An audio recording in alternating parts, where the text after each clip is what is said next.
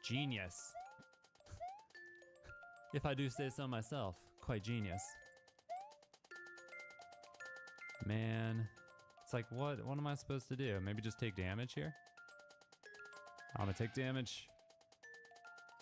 I don't trust the question block, I don't think. Maybe I'll check it out. How bad could it be?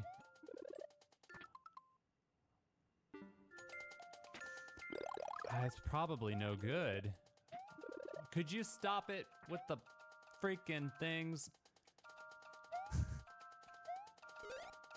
Oh my god. Well, we're back where we started. Okay, low jump. Maybe same trick. I mean, that seems pretty straightforward, right? Why wouldn't you take the right side? Why wouldn't I take the right side? There's like no reason I wouldn't do that, right? Or what if you can, what if you grab it just barely like that and then you go this way? I bet that was it. Yeah. Oh, dude, outsmarted. Okay, now what do I do? This sucks. Well, so much for my good luck streak. No way it continues, but we got really far on that last attempt. Just run! What? No, you have to wait for him to be going back, dude. Come on. What's up with that door? What's up with this door?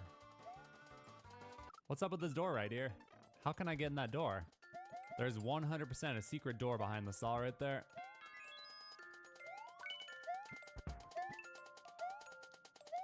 Can I get the power up from this room and then come backwards? I can, right?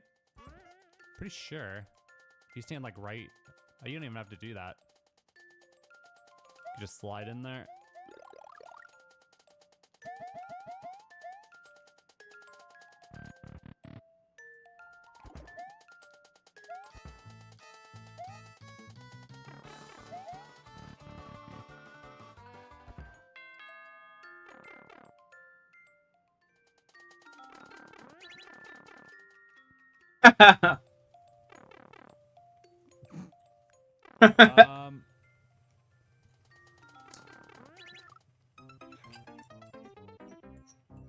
I don't know if that's a misdirect or not.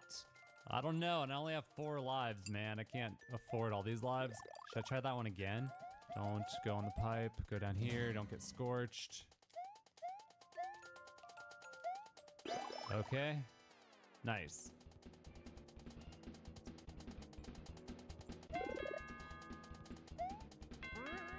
Can't go in there. Can't go in there unless I lose all my stuff. Oh shit. Dude, am I oh my god, can I not take damage here because of my freaking helmet? Oh. You can't jump it back across the other way. Hold on, I can do this. Hold on. Okay. There we go. There we go. There we go. Okay, so now I'm going this way. Right? Wait, what about the other way? Okay, somehow I avoided that one. Maybe left, maybe right. Why are there so many damn options? I'm stuck.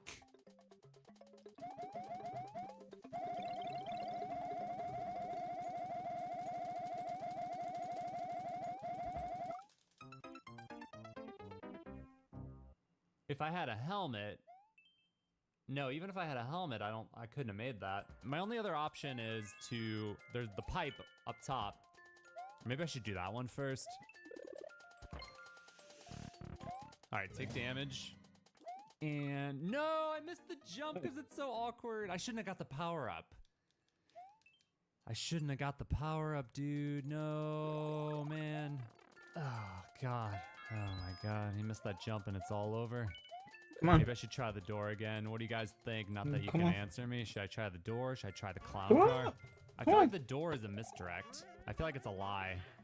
This is that kind of level creator, man. He's so sneaky with all his bull crap. Oh. Honestly, I don't trust him. Okay, go this way. Do not screw this up. Okay. We have enough lives to try this door or this pipe or whatever right here first. And if it doesn't pan out, we can try the door one more time. Okay. Don't miss this freaking jump, for the love of God. I don't see anything over there to the left either. Okay. How did I miss? That's insane. So I hit this block last time, but I didn't activate that. There's a hidden block there. Somehow I missed it. This right here. Oh, it's because I'm Big Mario. If you're Small Mario. Oh, I see. Yeah, okay.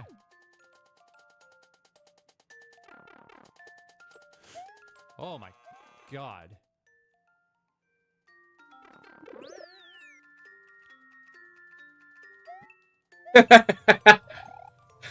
Well, I'm so glad I came here. Really? Yeah, Jump up my ass? that's crazy work. It just put it put him to the back of the CP1.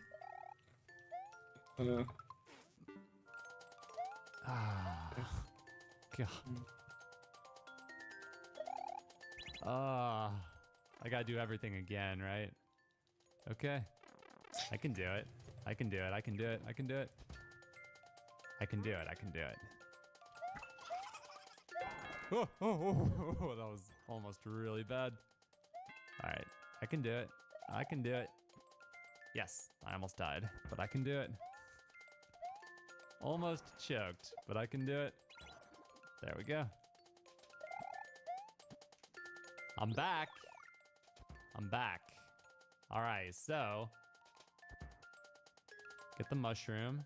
Hi. Take damage. Do not mess this up, please. There we go. There we go. And then this jump right here, very delicate.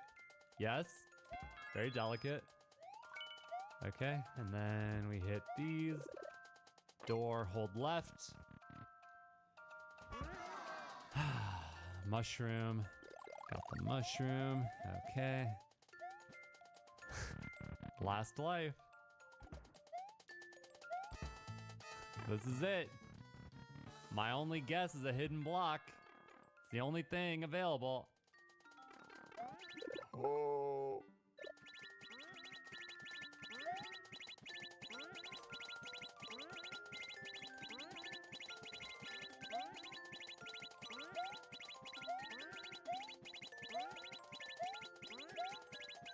Woohoo! Okay. Throw it. Oh. Dude. Please. Okay. I mean, just like jump and pray? What else can I do? No, I missed the jump! Hey, baby. I am so freaking disgusted right now. If this is how you beat the level, then like half of it was a lie. The second half, everything past this door was a lie. And a cheat. And a Decepticon.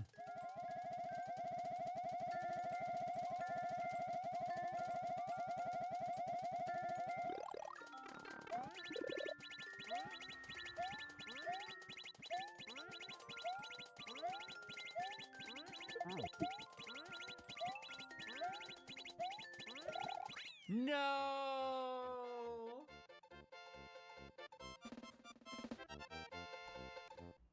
What could have been the most legendary clutch of all time will forever be known as the most extraordinary choke ever. Come on, man. Come on. It was good content, so I'll give it a like. Oh great, the chain chomp is back. Whoa. Whoa. Holy crap. This is awesome.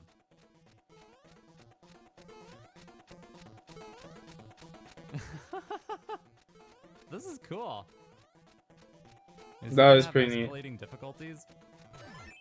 That's pretty cool. Yep.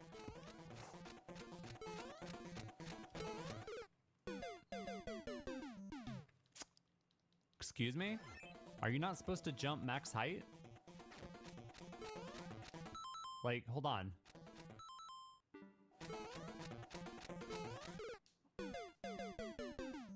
I'm confused. Am I not jumping high enough, or am I not jumping? Do you need a big jump or a low jump for that one? I think you need a big jump, like kind of back and forth like this maybe, like left, right, and get that big jump maybe. And then kind of hook back into the middle because they kind of linger on the sides. Maybe that's it. That's really crazy.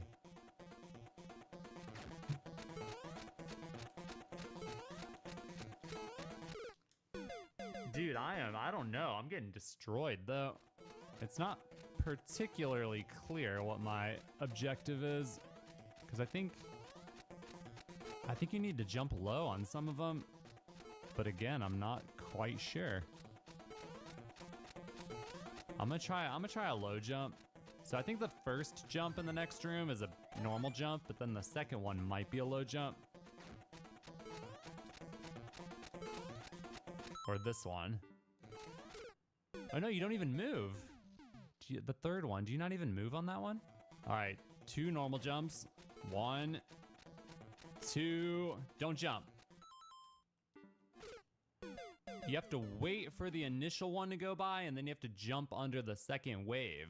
So apparently this is like a Dark Souls Mario crossover, and I gotta say, they did a bang-up job commemorating Dark Souls, because it is really all about just memorizing what you're supposed to do. Look. Duck, jump! Hoo-hoo-hoo! What? Third one is different? I don't know what is happening anymore. Dude, that's crazy. I couldn't do that. All right, normal jump. I couldn't do that. Normal jump. Duck, jump. Normal jump. Normal jump. Normal jump. Duck, jump. Normal jump. Normal jump. Normal jump. Duck, jump. Normal jump. Normal jump. Normal jump. Duck, jump. Got the pattern. Truly a Dark Souls moment, ladies and gentlemen. Unbelievable. Unfreaking believable.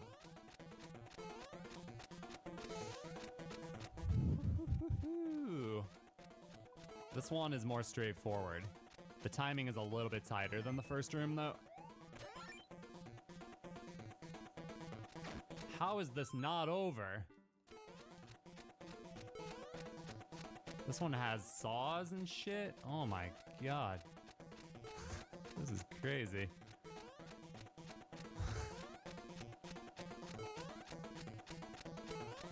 Come on. Come on. Come on, come on, come on. It never ends. 1, 2, 3, and I'm dead. Okay. I died on the third jump in the final room. For unknown reasons. This level is both cool and incredibly annoying at the same time. Truly a magical combination. Kind of like Dark Souls. Alright, so jump. Jump, duck, jump, jump, try duck, duck, jump, jump, duck, jump. Wait, it's always jump and then duck jump? I got lucky last time. I did it wrong before and somehow survived. It's always alternating jump and then duck jump. That's crazy. That's crazy. That makes it easier. Ooh, the timing on this one is way tighter. It's like if you jump too early or too late. Wow. Wow, wow. Wow, wow, wow. Right as they're swinging down. Yeah, yeah, yeah. Boom, right there. Yeah, boom, right there. Yeah, boom, right there. Yeah, okay. And then this one is the saw room. Yeah, saw room. Yeah, this one is pretty straightforward, right? It's like just good old-fashioned reactions.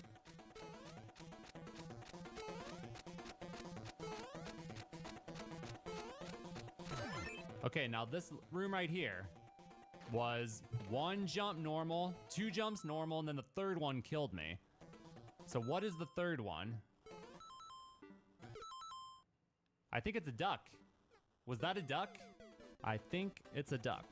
You know, it really does feel like Dark Souls, because in Dark Souls you get really far and then you die because you don't know what to do, and then you have to die like 1,000,000 times to figure out what you're supposed to do, and then you finally figure it out and it feels so good, but then you die a whole bunch more, and then you finally put it all together and you win, and it's glorious. What the? Okay, so now I think it's 1, 2, duck. Yup. Jump. And now it's like I have no idea. So 1, 2, duck, jump, jump. Is it alternating now, or is it 2, duck, jump? Jump, duck. Duck didn't work on that one. Oh my god. Slowly but surely, I've got to memorize this pattern. So it's 2 jumps, then a duck jump, and then 3 jumps. All right, 1, 2, duck jump, then 3. 1, 2, duck, jump, 3, or 1, 2, 3. And now it's like anybody's guess, dude. 4, 5, 6. Okay, now it's just jumping. Now it's only jumping. Wow. Dude, yes, did we get it? Yes. Did we get it? Did we get it? Yes, dude. That was crazy. Oh, man. That was pretty fun, actually. It's a little tedious replaying those early rooms over and over and over and over. And then the last one was, it's kind of weird, the pattern, right? It's like jump, jump, duck, jump, and then jump, jump, jump, jump, just nothing but jumps. I'll give it a heart. I give it a heart. It was pretty cool. Whoa, star run. For real? Dude, I love a good star run. Oh. And fire flower? What up, dude? Oh, this is sick. This is like a Mario Maker 1 level. I love it. Are you? Yep, that's a Mario Maker 1 level, all right.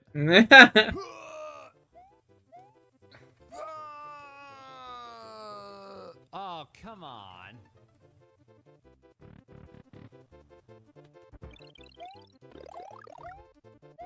No. Oh, no. Oh, we're good, we're good. Dude, I freaking knew it. Come on.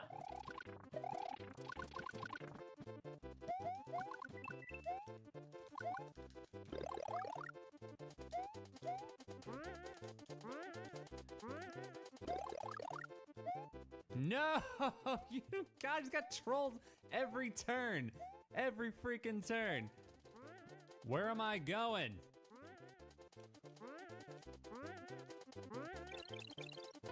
Where? Oh, up there. Dude. Dude. Am I seriously trapped again? How is it that you keep doing this to me?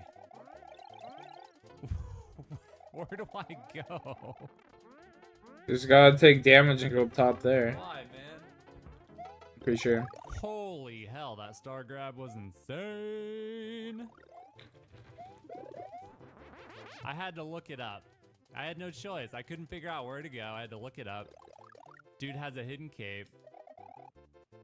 What a butthole. Yeah, right. Yeah, right, dude. Yeah, right. You think I'm playing your level any more than I have to? You think I trust you? I don't think so. I bet that other way is a trap. Let me be free from the tyranny of your crappy stage. You had something good going, man. You had something good. It was reminiscent of the good old days. But then you just went way too far, man. I wonder if he actually can beat it the other way. He had a hole in the top. It seems pretty clear that he won it. That's how he beat the level.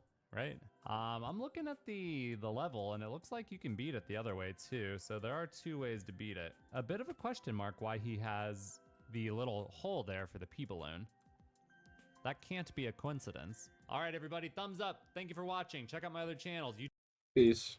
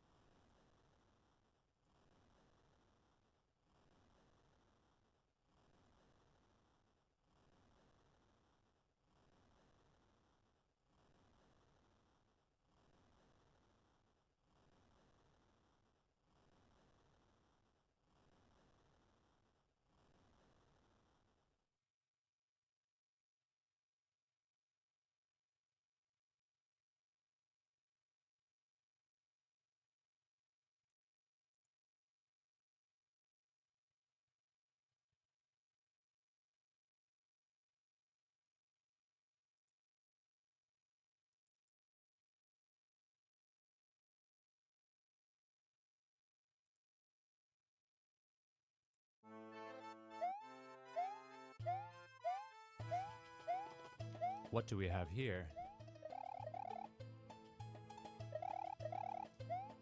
Yeah! What's up, guys? A slight overreaction, maybe. Maybe not, dude. Maybe not. Probably. But maybe not.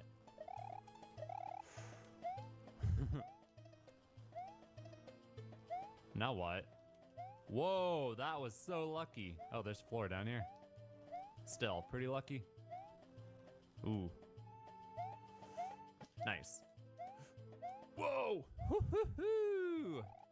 Dude, this is crazy. Kind of, kind of interesting, right? What the? What is this? Wait. Wait. Wait. Wait! Wait? I keep saying wait because I don't know what to do. What do I do? How do I get through that? How do you...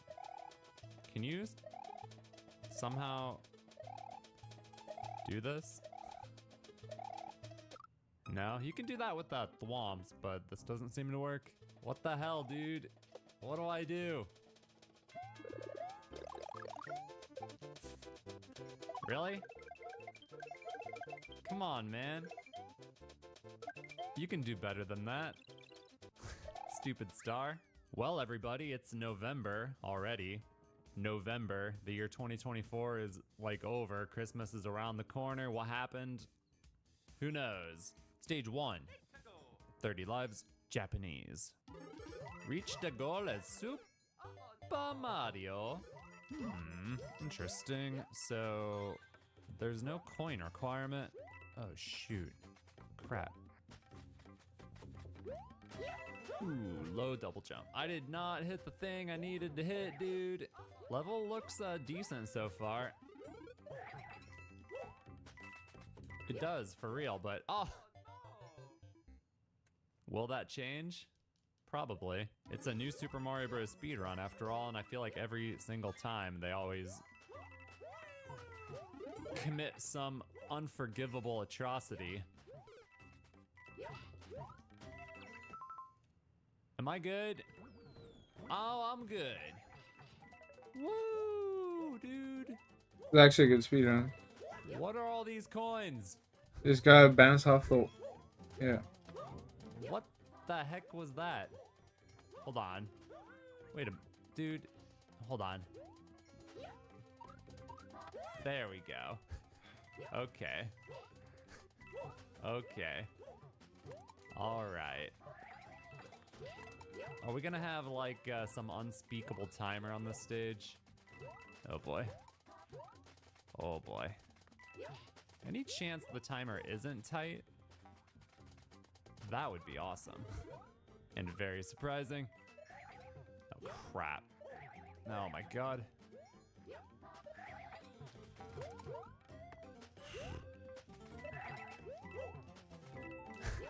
The design is good though, you know, it's like everything is pretty good to read, you know, all the setups are solid. World record is 1 minute and 18 seconds. 1 minute and 18 seconds, that's 80 seconds, right? And the timer is 80, which means the timer's pretty tight because the guy who got world record only had a second and a half or whatever to spare, whatever that was. That's not good. What? Are you kidding me? What? Are you kidding me? That's a pretty good part. You look comfortable. Maybe the person who got the world record had trouble there too. Right? What if? It's possible. Can't just be me who sucks. Right? Can't just be me who sucks. Oh, crap. Maybe it is just me. What? He went over?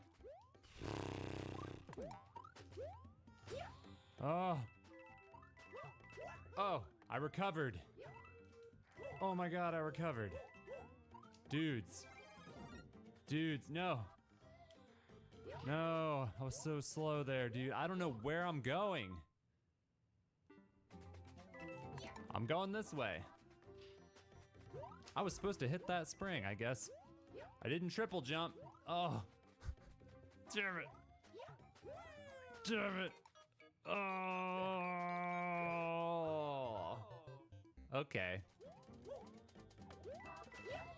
Okay. Do a nice wall jump.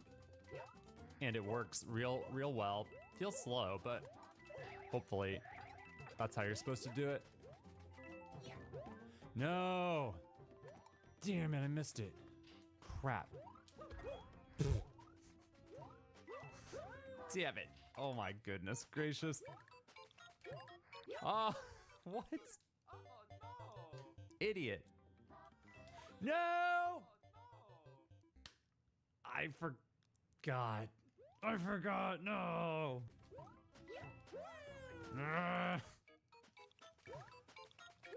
Keep getting stuck in dumb ways. No end in sight, man. Timer. Is there any way I can speed up this part? Like, what if I just go left, wall jump? Can I wall jump right into a double and then triple over the top? Because I could save serious time if I didn't have to do this weird trick. What? I landed on top. This is not going well. What? You didn't wall jump?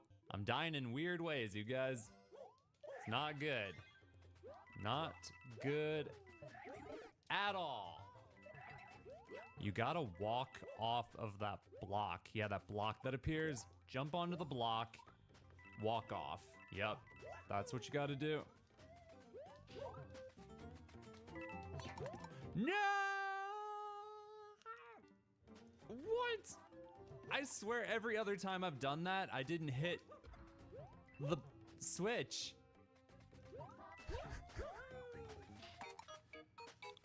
Well, I must not have been going at full speed those other times.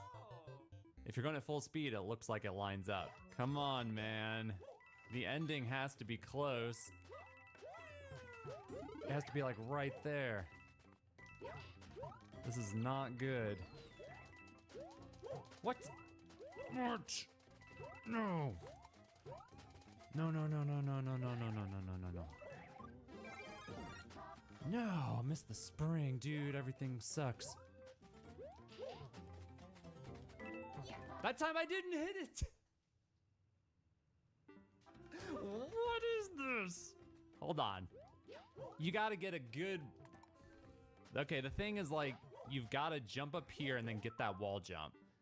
Like, if you get stuck on the edge like I do sometimes, then you won't have enough speed. If you have the wall jump momentum, then you'll line up with the switch. So if I get the wall jump, I know it'll line up. If I don't get the wall jump, it's over. I gotta skip. Gotta skip. Damn it. There was such a good chance of clutch on that one. Dan's Flaming Sausage Sizzle. Wow. Awesome. I'm sure this will be great. How do you even freaking play the game? Was I not supposed to get the power up, dude? What is this? Ah.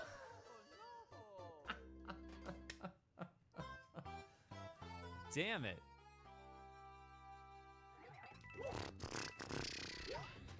All right. Are we gonna do it this time? I hope so. I got a good feeling about this one.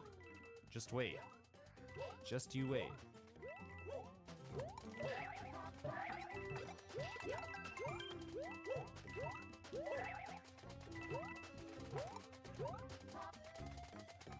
Got a good feeling.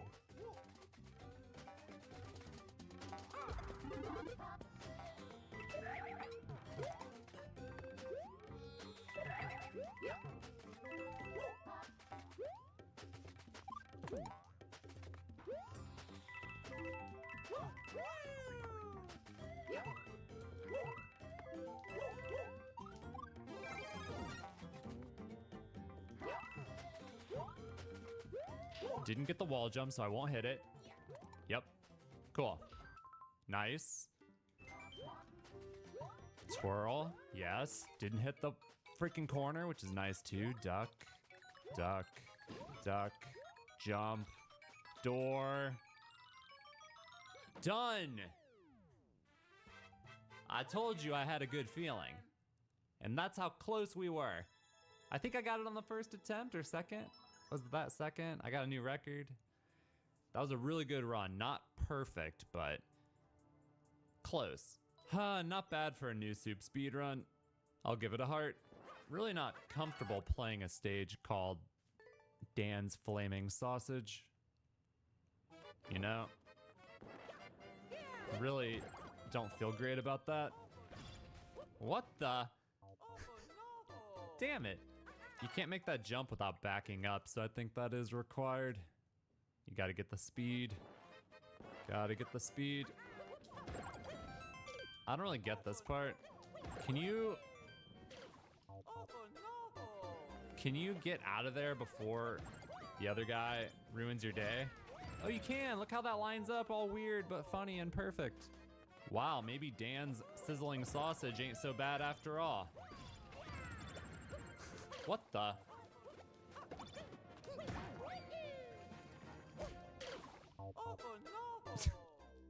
What?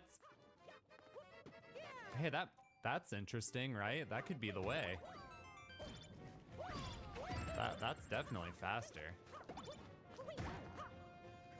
Oh, you're supposed to wall jump.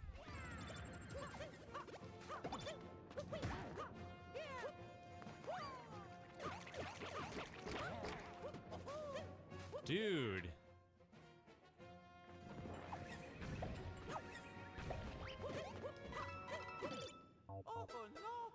Oh, what are these people and their freakishly tight timers, man?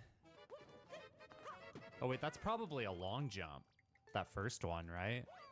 Yep. Yup. Yup, yup, yup, yup, yup, yup.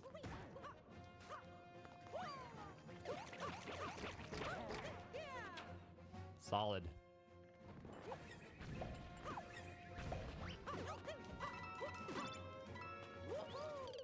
Not even close. Oh, you can make it. I didn't try hard enough. I didn't try hard enough on the beginning, dude. I did not try hard enough to make that. It is doable. 7 seconds.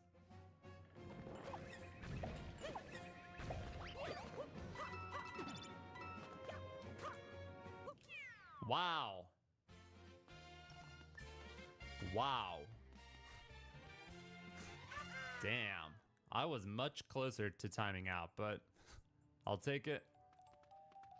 What is this? Ultra space with little spikies. Whoa.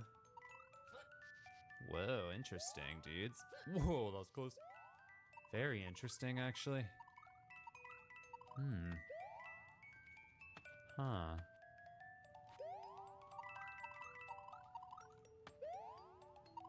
Actually, very interesting.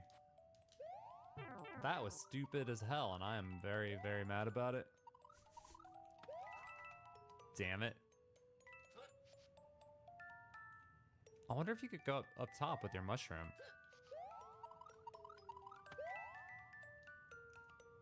Too bad I lost mine. And I may never know. I could probably go up there, cheese everything, you know? Could be beautiful, gorgeous, phenomenal. But we'll just never know, dudes. We will never know. That glory shall never be tasted.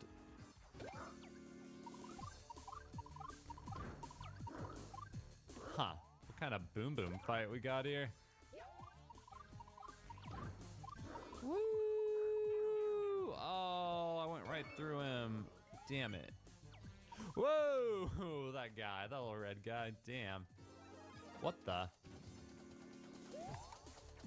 Oh, man. Wait, hold on. What's going on? Oh, I see. Can I make that jump? I think so. Oh, we pushed it. Where the hell did they come from? God, Boom Boom in outer space is even more boring than Boom Boom normally. However, this fight here is very interesting. Oh, shoot. Oh, come on. Oh, God, I couldn't reach. Bum, bum, bum, bam, bam, bop, bop, bop. Okay, I think you should jump on him right now. Right? Yeah. Whoa. Got it. Got me some salad. Dude, this is crazy. Got me a little bit of salad. How many times do I got it? Got me some rings. Okay, so you hit the switches a whole bunch. What's stopping me from just hitting this one over and over? Oh, some guys come down. Okay, What the? Oh, they rotate like they're Barrows. one and then they don't block the other. Oh, that was so sad.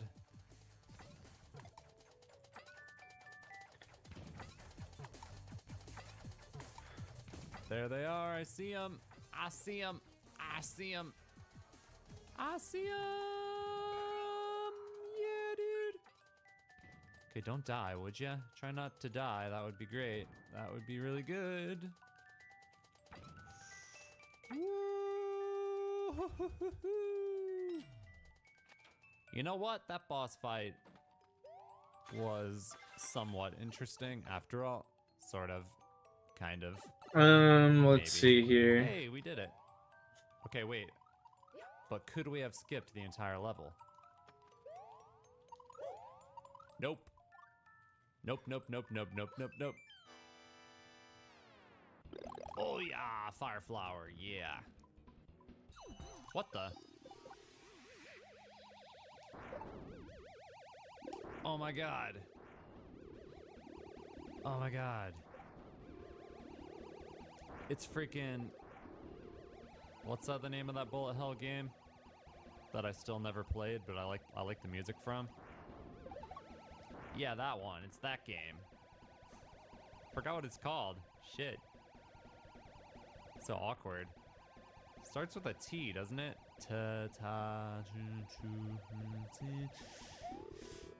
Ah, dude, what is it called? Ah, it's right there on the tip of my brain. Kill these guys. No, no, no, no. Damn it. Losing the fire is such a great loss. Ow, I'm getting freaking murdered. Okay, this is actually kind of difficult.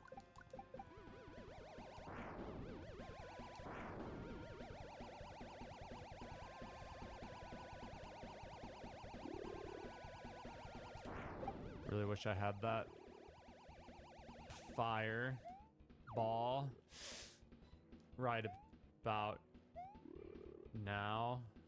Well, that's something that happened. All right, you know what? Stay up here, like way up high. Yeah, everything is off screen. Should have been firing my shots to kill those guys though. damn it. Yeah. Stay up top to off-screen everything, and then shoot early to kill these guys. Okay. Wow. I want to kill this guy by jumping on him, but it's too freaking risky. I can't even get near him. Not really.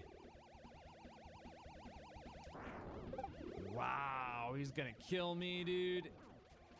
Oh, wait. Maybe I should get out of the clown car at that point. I don't know. Yeah, dude, off-screen everything and then just shoot to kill these guys. Yep, yep, yep, yep, yep, that's it. That's it. Oh, come on. That still hit me. Get out of here. Damn it. All right, jump on him. If you hit him right away, he falls and dies. Otherwise, you're gonna have to deal with them. Hell yeah, man. Okay, we're good. We're chilling. Right? I want to keep the clown car if possible. But there's a Wendy. This would be easier not in the clown car. Whoa! That was great. You get a new one. You get a freaking new one? Man, I was pulling off the moves of the century. That was crazy. Okay, what are we doing here? Whoa! I didn't even see what he did. Buddy. Okay. Oh, keep hitting it. Keep hitting it. Keep hitting it. That was nuts. Just keep hitting it. Am I winning? Ah. Okay, what's going on, dude?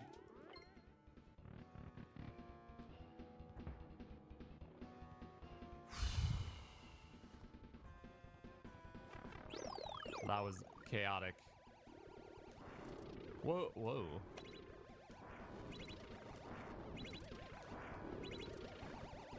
Fire bar, right? Yep, yep, yep, yep.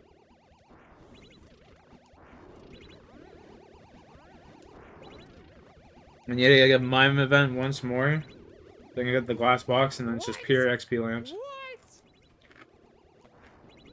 Have you ever seen such grace? Where's my key? How many times? Okay, did it break?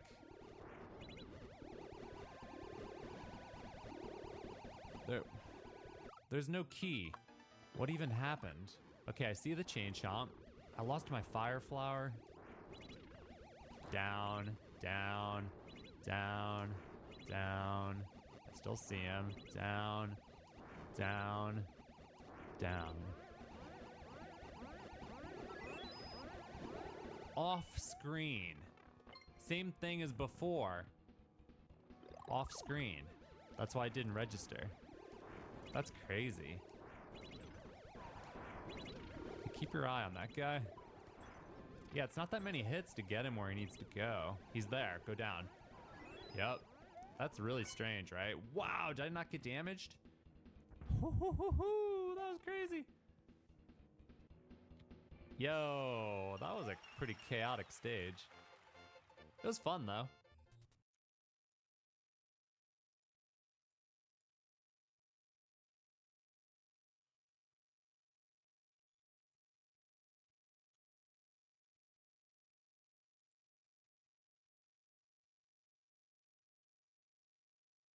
Revenge of the Sith was originally radically different and clocked in at 4 hours. There would have been no high ground. The opening battle above Coruscant would have been intercut with several other battles on different planets. The Jedi's going to arrest Palpatine would have put up more of a fight. Anakin's turn to the dark side wouldn't have been motivated by his desire to save Padme from dying, and Qui-Gon Jinn and Han Solo would have returned too. So why were all of these things changed? To find out, let's dive in and take a look at what could have been Revenge of the Sith.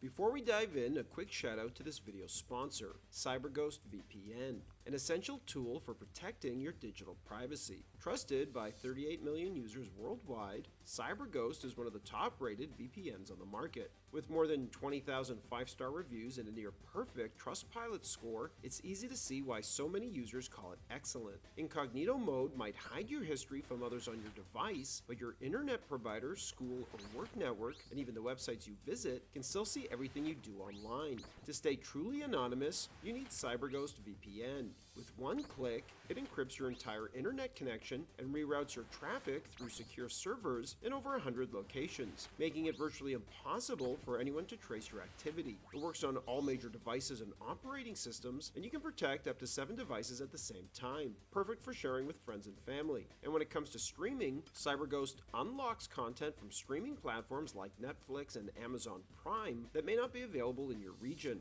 With just a few clicks, you can switch your virtual location and start watching content from around the world. CyberGhost is offering an exclusive deal: 84% off, 4 extra months free, a 45-day money-back guarantee, and 24/7 support, all when you use the link in the description. It's a powerful way to protect your privacy and access content from around the world. Don't miss out. Click the link below and start browsing safely with CyberGhost VPN today. Lucas originally planned to open the film with a montage of Clone War battles on 7 different planets, but ultimately decided to keep the focus on Anakin at the Battle of Coruscant. However, even this opening, which ended up clocking in at just under 25 minutes, was originally an hour long. It would have featured an extended duel with Dooku, in which Anakin blinds him in one eye and narrowly avoids getting his hand chopped off with a hefty drop catch of his lightsaber. Shock T also would have been slain in front of Obi-Wan and Anakin, who then touch parts of their faces to silently coordinate a plan, highlighting how close they've grown, before escaping by cutting a hole around them in the floor and dropping into a body of water, which they then have to escape. Plus, there would have been more hijinks as Anakin, Obi-Wan, and Palpatine try to get off the ship. Given the sheer amount of ground that the movie had to cover, Lucas would end up having to cut all of this out for time. One scene filmed, but ultimately cut from the final film, featured Bail Organa meeting privately with a small group of senators, including Padme and Senator Mon Mothma. In the scene, Organa reveals that he and Mon Mothma are quietly putting together an organization to preserve the Republic, fearing the unchecked power Palpatine is amassing. Padme and several others agree to join the cause, planting the first seeds of what would eventually become the Rebel Alliance. Anakin's reasons for turning to the dark side were originally very different, as was the moment he became a Sith. Initially, Palpatine reveals his true identity to him and tells Anakin that the Jedi are planning a coup to take over the Republic. Instead of running to tell Mace Windu like in the final film, Windu and the Jedi would have arrived after learning of Palpatine's identity from Obi-Wan, who recognized Palpatine when he saw Sidious on a hologram. As the Jedi ignite their sabers, Palpatine grabs Anakin's lightsaber with the Force, and the fight begins, as Anakin observes, staying on the fence. If you look closely in the final film, you can actually spot Palpatine using Anakin's saber in a few shots, a remnant of this earlier plan. The fight itself was also initially much longer. Rather than being dispatched in seconds, the Jedi would have put up a real fight. Palpatine was also meant to toy with Windu, showing off his superior skill before deliberately throwing the fight to manipulate Anakin's sympathy. Eventually, Anakin intervenes, allowing Palpatine to use Force lightning to hurl Windu out the window. Anakin then collapses, stunned, not just by what he's done, but by the terrifying realization that the Jedi may have been trying to seize power after all, as Palpatine instructs him to go kill the remaining Jedi before they retaliate. After screening a rough cut of the film, the biggest note Lucas received was that Anakin's turn to the dark side was weak. As a result, Lucas not only cut out as many scenes of other characters as possible in order to keep the focus on Anakin, but also went back for reshoots, rewriting key scenes to anchor Anakin's fall and his fear of losing Padme. Instead of political ideology, temptation by the dark side, or resentment towards the Jedi, Anakin's descent became a desperate attempt to save the woman he loved. The original duel, however, between Sidious and the Jedi relied heavily on stunt doubles, with Ian McDiarmid only appearing in close-ups. But after deciding to reshoot the scene, Lucas wanted Ian to perform the lightsaber choreography himself to better capture Palpatine's expressions and presence without relying on a stunt double. Ian, though, had no sword fighting experience and was taught the choreography right before camera started rolling. Because of that, the entire duel had to be drastically simplified. The other Jedi were killed off almost instantly, and the fight with Windu was shortened to work around Ian's limitations. Order 66 was originally much longer too. After cutting Shaak Ti's death earlier in the film, Lucas again tried to show her being killed off while she's meditating inside the Jedi Temple. We also would have seen more of the temple under siege and the Jedi being overwhelmed. When Obi-Wan and Yoda finally arrive at the temple, they would have been confronted by a group of clones wearing the robes of fallen Jedi in an attempt to fool them. The ruse fails and the clones launch a surprise attack, only to be quickly defeated. Afterward, Obi-Wan and Yoda enter the temple and review the security footage of Anakin's heinous acts, which originally included him killing the head of security for the Jedi Temple, played by the film's stunt coordinator, Nick Gillard. In an early version of the film, Padme didn't come to Mustafar to just confront Anakin, she came to kill him. Concept art shows her holding a knife as she steps off the ship. Originally, she embraces him and would have pressed the blade to his neck, ready to go through with it, but she can't. Despite everything, she still loves him. Unable to follow through, she lets him go. Then Obi-Wan would have appeared at the top of the ship's ramp before Anakin force chokes Padme, lifting her into the air and slamming her against a wall. And while the duel between Obi-Wan and Anakin was originally much longer, the end would have been radically different. Originally, there was no high ground moment. After swinging on cables, Obi-Wan and Anakin would have landed on the side of the volcano. There, Anakin would have quickly disarmed Obi-Wan and grabbed him by the throat, saying, "Sorry it has to be this way, my master." But as Anakin raises a saber for the finishing blow, Obi-Wan punches him, pulls his own lightsaber back with the Force, and in one swift motion cuts through Anakin's arms and legs almost by mistake, as Anakin's torso falls off his legs. Lucas, however, insisted on using the high ground, which stunt coordinator Nick Gillard and Hayden Christensen hated. And while fans would later come to realize that it was a callback to Obi-Wan's duel with Maul, the moment could have carried more weight if we had seen Obi-Wan tell the story of how he defeated Maul to Anakin, making Anakin believe he could succeed where Maul failed, only to fall victim to his own hubris. Additionally, after losing his limbs, Anakin would have pleaded with Obi-Wan for help, reaching out with his remaining arm and crying, "Help me, Master." Though this line was filmed, the audio was muted in the final cut, though you can still see Hayden's lips saying the words. Obi-Wan, devastated, refuses, saying quietly, "I love you, but I can't help you." However, McGregor asked Lucas to change this to the past tense, suggesting Obi-Wan instead say, "I loved you, but I could not help you," implying that the Anakin Obi-Wan knows is gone. Following this, Anakin's eyes would have changed to Sith yellow. Going even further back to Lucas's plans in 1981, however, Padme wasn't even present at the duel, and had already given birth to the twins, who were about 6 months old. After the fight, Obi-Wan learns that Vader has survived. Fearing what Vader might do next, Obi-Wan goes to Padme and tells her the truth, that Anakin is the one hunting down and killing the Jedi. Knowing how strong the Skywalker bloodline is in the Force, Obi-Wan suggests they separate and hide the children, believing they may one day be the key to undoing the damage their father has caused. Obi-Wan takes Luke to Tatooine and gives him to a couple living in the desert, while he retreats to a nearby hideout to keep watch from a distance, unable to raise Luke himself since he's now a wanted man. Padme and Leia travel to Alderaan, where they're taken in by the King, a close friend of Obi-Wan's. Not long after, Padme dies, and Leia is raised by her adoptive family, growing up with the knowledge that her real mother passed away when she was very young. This version of events would have also avoided the plot hole in Return of the Jedi, where Leia recalls memories of her mother, despite Padme dying moments after childbirth in Revenge of the Sith, which Lucas did to wrap up Padme's storyline at the end of the film. In the final film, Yoda briefly tells Obi-Wan that he's been in contact with the spirit of Qui-Gon Jinn, but originally Lucas wrote a full scene to depict this moment. After Yoda's defeat at the hands of Darth Sidious, he would have entered a deep meditation, where he hears Qui-Gon's voice speaking to him. Yoda expresses shame over his failure, but Qui-Gon reassures him. Through a new form of training Qui-Gon learned from a shaman of the wills, Yoda will learn to merge with the Force at will. His physical form will fade, but his consciousness will endure, making him more powerful than any Sith. In a quiet, humbling moment, Yoda accepts his new role, not as a master, but as Qui-Gon's new apprentice. Lucas also shot a scene showing Yoda arrive on Dagobah, but ultimately cut it out to reduce the runtime. Since Yoda already states that he must go into exile after losing to Sidious, the implication that he's headed to Dagobah was clear enough, and Lucas felt the extra scene wasn't necessary to make that connection. Lucas originally planned for Revenge of the Sith to include much stronger connections to the original trilogy. Early drafts featured a 10-year-old Han Solo living among the Wookiees on Kashyyyk, helping the Republic by tracking the movements of General Grievous. That would have been so Roles dope. were cast and the scene was dropped before filming. Another scrap moment would have seen Palpatine reveal to Anakin that he created him from midi-chlorians. It was a clear callback to Vader's famous reveal to Luke in The Empire Strikes Back, reframed with Palpatine as the father, but in the end, Lucas cut the scene, leaving Anakin's origin more ambiguous. In the end, Revenge of the Sith was almost a very different film. The original cut clocked in at 4 hours, filled with darker storylines, expanded subplots that fleshed out characters like Padme and Bail Organa, and featured more direct ties to the original trilogy. But Lucas chose to trim it down to keep the focus squarely on Anakin's fall. Anything that didn't directly serve his transformation into Darth Vader was either shortened or cut entirely. What remains is still the most emotionally powerful of the prequels, but the original 4-hour version shows just how much more layered and tragic Anakin's story. Fuck, I wish we could have got that, man.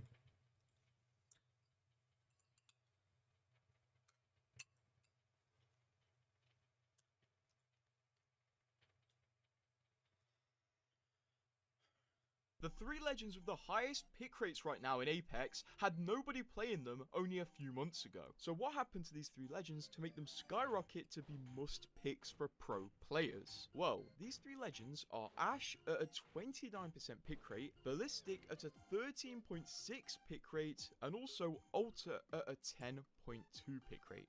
Bear in mind, Ash, Ballistic and Alter were not played only a few months ago. Let's start by talking about Alter though, who's now the 3rd most picked legend in the game, but up until season 24, she had literally nobody playing her. So why did everybody suddenly start playing her? Well, in the season 24 mid-season update, she got a set of buffs that not only made her powerful, but also made people realize her true use in the game. The changes start at her tactical. Respawn reworked this thing. They gave it a second charge, and they also gave it extra depth capability. So now you can use it a lot more often, and also it just became more accessible with changes to the portal's tail, a cooldown reduction, and also the highlighting of enemies upon leaving a portal. But the biggest changes were to Alter's ultimate, which is where her true power stands. Respawn changed her ultimate portal massively and made it reusable. They gave us the ability to reuse it every 30 seconds, which has now been nerfed to every 60 seconds, and also the ability to have 2 ults active at once, and also cool downed enemies back to the ult. And this is where the power lies in Alter. This is why she's so popular right now, because she's amazing for getting out of sticky situations. You see, at the end of the day, especially at high level gameplay, Apex is a team game. If one of your teammates goes down, you're at a disadvantage. But with Alter, if one of your teammates goes down, you can all just portal to a predetermined location and then reset and then go at the fight again, essentially giving you a second chance. And also the portal can allow rats to run away from enemies as well, so that is why Alter is suddenly so popular, because there's so much more power in her ult. And if someone's really good with Alter, the tactical can work insanely well for them. Of course, the other day, Respawn did push out a nerf, which did nerf Alter slightly, and also gave enemies the ability to chase her sooner after she goes back to her ultimate. But still, she's very powerful, and she's getting a lot of use where RP is an important thing to preserve. Also, let's not ignore the Skirmisher class being very powerful right now. They've received nerfs, but still, they're one of the better classes.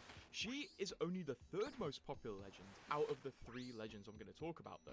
The 2nd most popular is Ballistic, who is a legend nobody would have expected to be competitively viable, because his kit's kind of boring. The reason Ballistic wasn't played much up until a few months ago is because his kit isn't the most fun thing in the world. I mean, for a moment compare Pathfinder to Ballistic, but once again, Ballistic got a buff back in season 24, which made him really powerful, and it did take a few weeks for people to realize just how powerful he is, but now he's the 2nd most picked legend at competitive levels, and people who fight against him absolutely hate him. So what did Respawn do to make him so good and so worthy and so picked?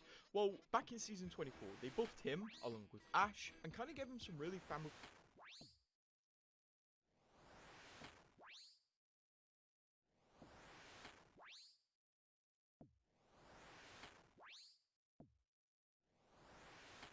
When Disney acquired Lucasfilm, they announced that not only would they be continuing the Skywalker saga, but they would also be producing standalone movies set outside the main series. The first was Rogue One, the second was Solo, and the third was supposed to be the start of a trilogy centered around Obi-Wan Kenobi, which not only would have been radically different than the show we eventually got on Disney+, but it would have seen the return of Commander Cody, Obi-Wan fighting a vision of an adult Luke Skywalker, and the return of Darth Maul. So let's dive in and find out what happened behind the scenes, and take a look at what could have been the Obi-Wan Kenobi trilogy.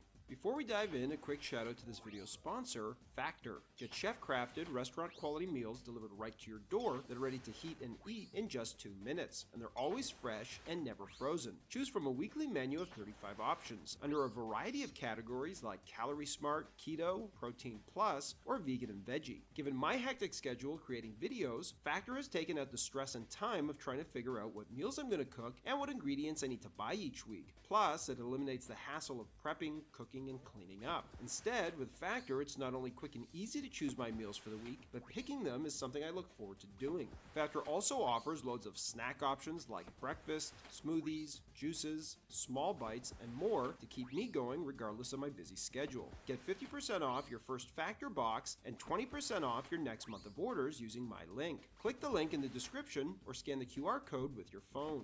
Prior to Obi-Wan premiering on Disney+, most fans assumed a movie or a series about the aging Jedi Knight would have taken place solely on Tatooine, with Obi-Wan watching over a young Luke Skywalker from a distance. However, when writer Stuart Beattie was asked to pitch his take on an Obi-Wan film to Lucasfilm, he theorized that Obi-Wan must have left Tatooine at some point during those 19 years living on the desert planet. And not only that, Kenobi must have at least had a conversation with Darth Vader. At first, Lucasfilm pushed back, saying that neither of those things could happen. However, Beattie insisted that they must have happened, pointing to a line in Return of the Jedi that alluded to it, and it's the scene where Luke surrenders to Vader and tells his father that he knows there's good in him. Later in the scene, Vader remarks that Obi-Wan once thought as you do. Beattie would point out that at no point in the third act of Revenge of the Sith do we see Obi-Wan feeling that way about Anakin. For example, not only does he tell Anakin during their duel that he is lost as they debate whether the Jedi are evil, but after Obi-Wan cuts him in half, he leaves him to die. So Beattie argued that there must have been a point where they met again between Revenge of the Sith and A New Hope, where Obi-Wan becomes convinced that good still exists somewhere in Vader, and potentially even tries to save him. After laying out his case, Beattie would impress Lucasfilm enough to win the job. Beattie would go on to write the script for the Obi-Wan Kenobi feature film, which was imagined as the first in a planned trilogy, as Beattie felt there were 3 different evolutions that the character has to make in order to go from Obi-Wan to Ben. The first evolution ended up being explored in the show, which was surrender your will to the Force and leave the kid alone. But in the movie, the events that would have led Kenobi to get to this realization would have happened completely differently. The film would have opened with Vader taking on 5 Jedi and killing them all. Reva would have been looking for them and capturing them, but Vader would have been the one who kills them,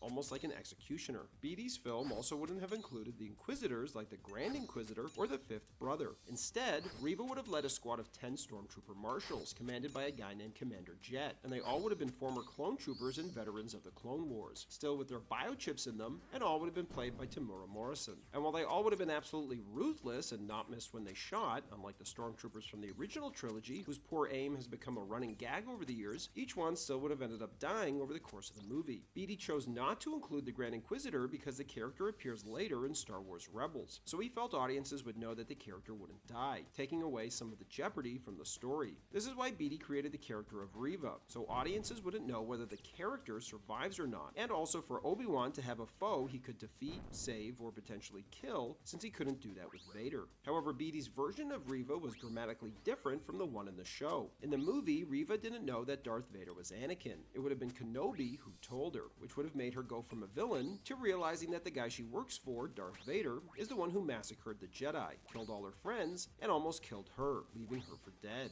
For his part, Vader would have been absolutely obsessed with finding Kenobi and getting revenge over what he did to him. Early in the film, Palpatine would have ordered Vader to travel to and crush a rebel uprising on a moon, but Vader would have pushed back, arguing that they should focus on finding Kenobi instead, calling him one of the 2 biggest threats in the galaxy. The Emperor then would have mockingly responded with, "Pity you didn't kill him when you had the chance," followed by Vader clapping back by reminding Palpatine that the other threat is Yoda. This would have enraged Palpatine, who tells Vader to know his place and let it go. In the Disney series, there's a moment where Obi-Wan briefly encounters a homeless clone trooper on the streets of Coruscant. However, in the movie, this would have been taken one step further, as Commander Cody would have played a major role in the story. In the Clone Wars series, it's revealed that all clone troopers were implanted with inhibitor chips, which is how Palpatine is able to initiate Order 66. By the time of the movie, Cody would have had this chip removed, and been racked with guilt over his attempt to kill Kenobi. As a result, Cody would have devoted his life to right this wrong and protect Kenobi at all costs. The first time we would have seen him in the film would have been near the beginning, when Obi-Wan goes into town. Cody would have followed him through the streets and attacked him, taking him into an alley with a knife to his throat before saying, "You're dead." From here, he'd lower the knife, as we'd realize Cody is making a point as he tells Kenobi he has to be more careful. This scene would have been used to establish how disconnected Obi-Wan is from the Force, which is why Obi-Wan doesn't sense Cody following him. And besides not practicing it while in hiding, Kenobi is also disconnected from the Force because he's forcing his will upon Luke to be the greatest Jedi ever and fix everything in the galaxy. Beatty drew inspiration from Superman 2, which sees the Man of Steel stripped of his powers. The idea, which Beatty says was kind of done in the final Obi-Wan series, was to finally have an amazing moment at the end of the film similar to when Superman gets his powers back and crushes Zod's hand.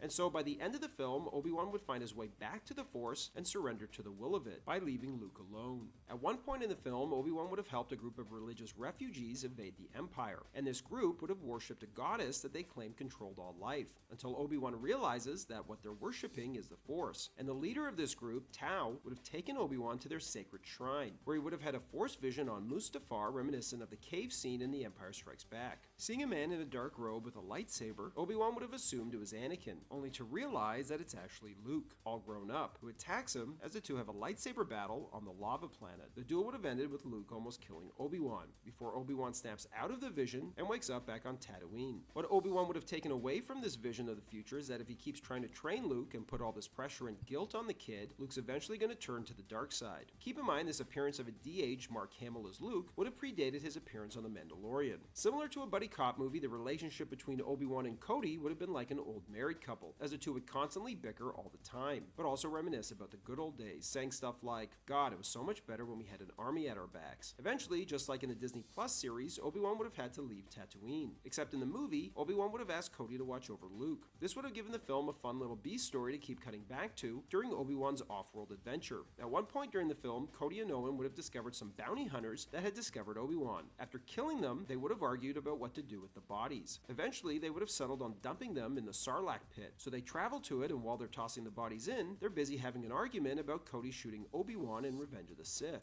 While this is happening, someone else arrives with a dead alien that they also want to quietly dispose of in the pit. Basically, it would have been exactly like this bit on The Simpsons. The whole movie would have built to a confrontation between Obi-Wan and Vader that sees the two men duel on a space station as it falls apart in the atmosphere of a giant planet. During the battle, Obi-Wan would have slashed Vader's helmet, giving Anakin the scar on his forehead and revealing his face under the mask. It's at this point that Obi-Wan realizes that there's an alternative to waiting for Luke to grow up so that he can train him to be a Jedi. Instead, Obi-Wan tries to turn Vader and bring him back to the light side so that he and Anakin can go pay a visit to Palpatine and take down the Empire once and for all. Unfortunately for Obi-Wan, he realizes that his friend is long gone and only Darth Vader remains. As they resume the duel, Vader pushes Obi-Wan off the platform they're fighting on as he disappears. As they try to find Kenobi to see if he's dead or alive, Reva tells Vader that she killed him so that Vader would stop hunting him, leading Vader to kill her in a rage. For the second movie, Beatty wanted to explore how Obi-Wan came to accept his eventual fate in A New Hope, as he felt Obi-Wan choosing to sacrifice himself was pretty sudden and required pre-acceptance that it was going to happen. As a result, in the second film, Obi-Wan would have either learned through a prophecy or from the ghost of Qui-Gon of a moment in the future where he's going to have to sacrifice himself for the good. Obi-Wan would have rejected this at first, arguing that he's here to help, but the film would have explored his eventual acceptance of the idea that he needs to die willingly at a crucial moment. On top of that, Obi-Wan also would have learned from Qui-Gon how to become more powerful in death than in life as a Force ghost. So what went wrong? After Solo underperformed at the box office, Disney canceled their planned Star Wars spin-off films and pivoted to making series for their new streaming service, Disney+. The first series would be The Mandalorian, with plans for an Obi-Wan series to follow. Unfortunately for Stuart Beatty, he wasn't asked to stay on to write the series. However, after the series was written without him, Kathleen Kennedy was said to be unhappy with the scripts after Filoni and Favreau expressed concern that they covered similar ground to The Mandalorian, as both featured a lone wolf-like character protecting a child. Allegedly, Darth Maul would have been one of the main villains in this series, but when the scripts were rewritten, Maul was cut out. As series director Deborah Chow would say that Dave Filoni did a beautiful job of telling that story already in the animated series Star Wars Rebels, and featuring Maul in the Kenobi series would be a little too much, considering Vader was going to be in it too. It was Dave Filoni, however, who suggested they include the Grand Inquisitor from Star Wars Rebels. For his part, Stuart Beatty would be credited on the first 3 episodes of the Obi-Wan series, as well as on the final episode, saying that they took elements from his script and turned it from a 2-hour movie into a 6-hour series, and that he was devastated that he didn't get to make his trilogy, as Ewan was on board, ready to go, and the pair were so excited about it. And while Han Solo was always one of, if not the most popular characters from the original trilogy, those films were made 40 years ago. And say what you want about the prequels, but Ewan McGregor's portrayal of Obi-Wan Kenobi was almost universally praised. As a result, had an Obi-Wan standalone film been made before Solo, it likely would have been much better received, regardless of the fact that it came on the heels of the divisive Last Jedi. And if that had happened, not only would we have gotten 2 other films to complete Obi-Wan's trilogy, but Disney would likely still be producing big screen standalone adventures featuring other characters from the Star Wars universe to this day. Thanks for watching, everybody, and don't forget to like and subscribe to Bullets and Blood. Rip. Star Wars used to be so good, man.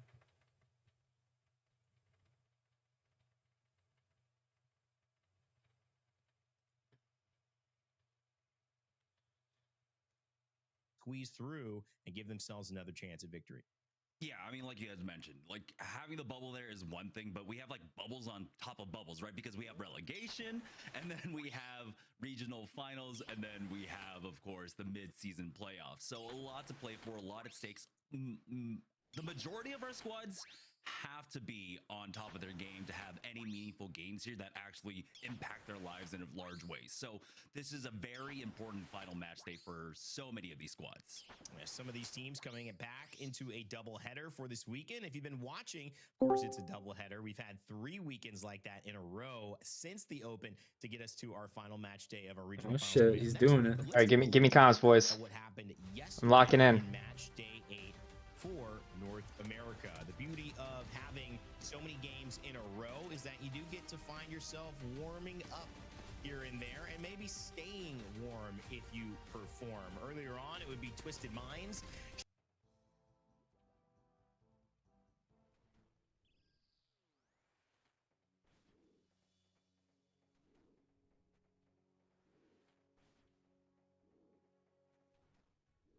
Oh, shit. Okay.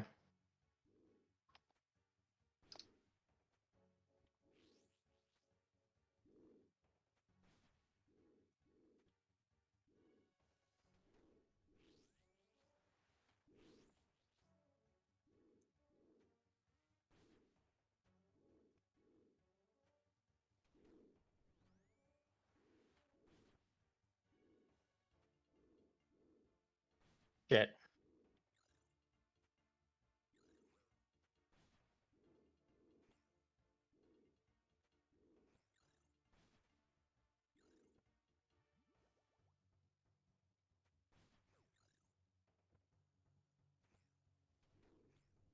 Is there still one healing him?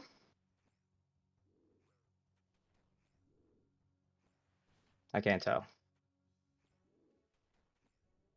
I think I got it.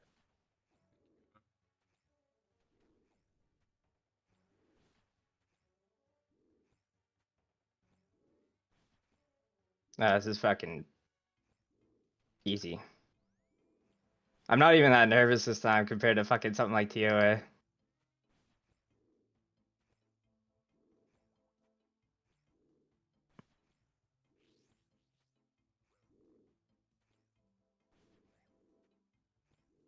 The burn damage coming through. There you go. Nice. Huge. I got a near miss too because I got hit.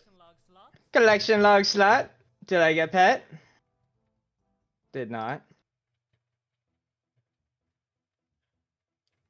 Look at that Pizzire cape. Yup. Yeah, now let me borrow that setup. My turn. Yeah. You gotta get 75 range, buddy. I'll let you borrow it when you get 75 range. Who is helping us out in the community. Keep an eye on this close race to top 20, and not just that, top 16 for Americas, especially Xander Commander, who helped put this together. I wasn't even that nervous that time. The first time I was fucking shaking and tweaking out. Oh, that wasn't your first time. I thought it was your first. Oh, that was a one and done on this account, but oh, on my main, I mean. And importantly, also advancing to regional finals. You know what I mean? A little bit lower there. It's going to be down at 50 Yeah. points, some odd, give or take. Oh, you meant like you just did one earlier and you're like shaking this shit. I'm like, really? No, that was one and done. I say you done TOA and shit, bro. What the hell? Yeah, that guy was easy, to be honest. And then they'll be fine. But It just takes forever if you make one mistake to get back to where you were. I know. That's the hour problem. And 15 minutes, and the kill was like a minute long. That's the problem. It's just the time it takes to get there, and if you die.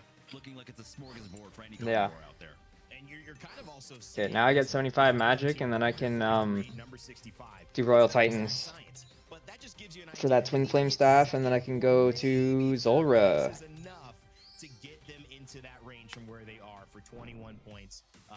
I can love me some Zulrah. Shit's fun. Same.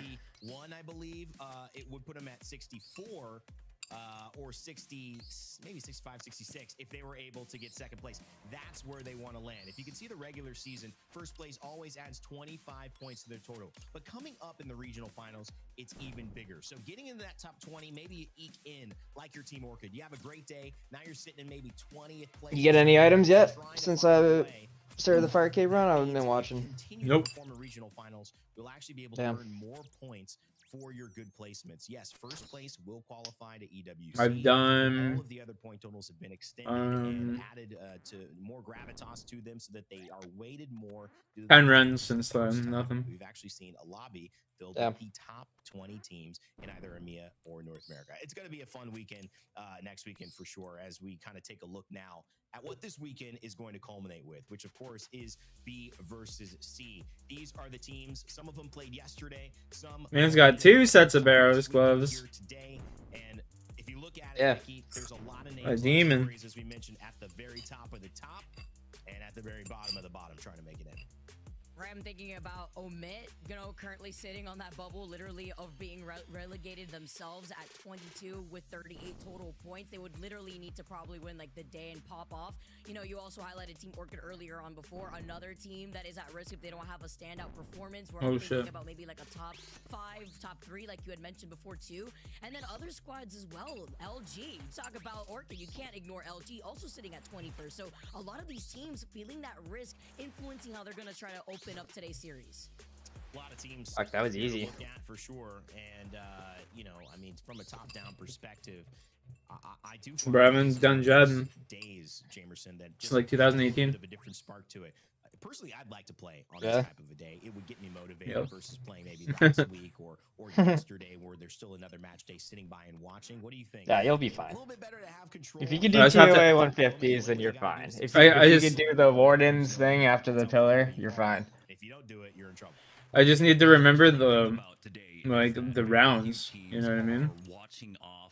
There's a track. There's a thing. There's a plugin. It tells you what's the next now? round. Yeah. Oh, I had it. Yeah, it's been out for a while. Dude, what the you can just turn the plugin on, and it tells you what the next wave will be, like 2 bats or whatever. That's crazy. There wasn't that when I used to play. Makes it very easy. You used to just have to like fucking memorize that shit. Yeah, that's easy skate, bud. You bet. That's crazy. That was the hardest part for me before. Was just like memorizing what was next. I would always have the wrong shit on. Being fuck. Did them like probably 50 or 60 times.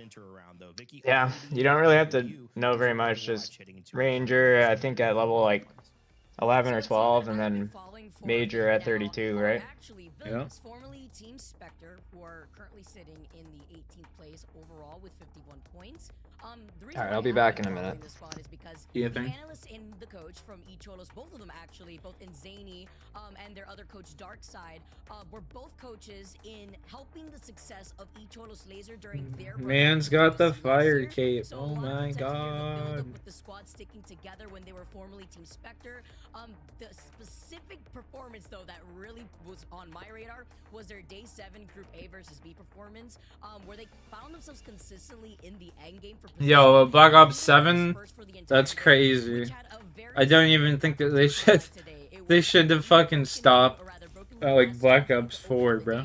It's the opposite for today. So it was like a night and day performance compared to what they did for day number 6, where they finished in 8th. And it's also crazy how they don't have the original voice actors and shit. What they need to do, what they need to work on. I do believe this is a very momentum-based squad. That's just crazy. After already I'll be back. Performance from day 7, that's what you want to carry over, since that was their performance in a stacked lobby like with groups A versus B. As we take a look at their match day 7 results, not a single win. Double 2nd place, 3rd place, 4th place are getting the KP, but that win still failed to reach them. So So today, you know that they're vying for that opportunity, as I know, Jamerson, you wanted to talk about CTE.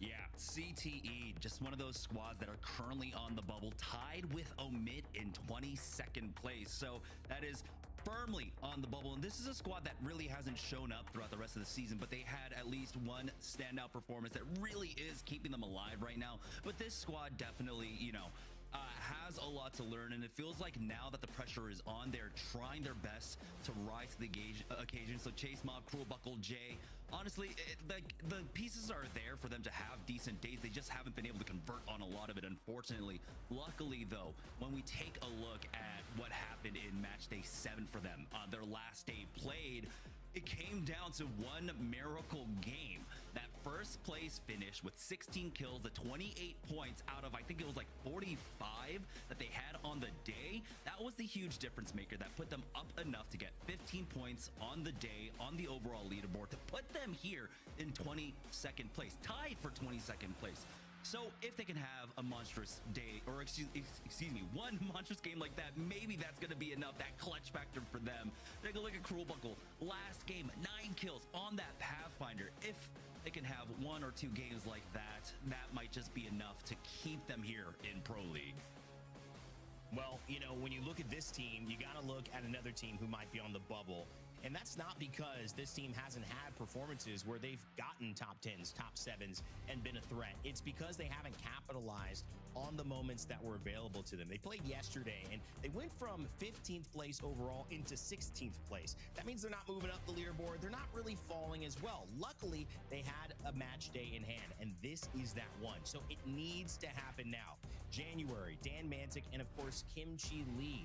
These 3 players having some history in the ALGS, but not really the most historied team or a couple of players to join Kimchi, who recently was with Complexity and of course has that beloved friendship with Monsoon, as they have recently split ways and gone their own directions heading into the end of this split and heading towards midseason playoffs. Kimchi being inserted into Dan Mantic's squad, who has placed 30th, 20th, and 21st in his Pro League sessions in North America, is looking now to improve upon that, not only ranking his highest ever, which is at this point 16th, but trying to push the envelope so they can feel secure going into regional finals, that they have a chance to be one of the top 16 teams in North America, which would guarantee them a spot at the midseason playoffs. It is a night and day difference if you've joined us from EMEA, because enjoy the ALGS your way. And of course, if you're sitting back relaxing with a nice beverage in hand or maybe some snacks,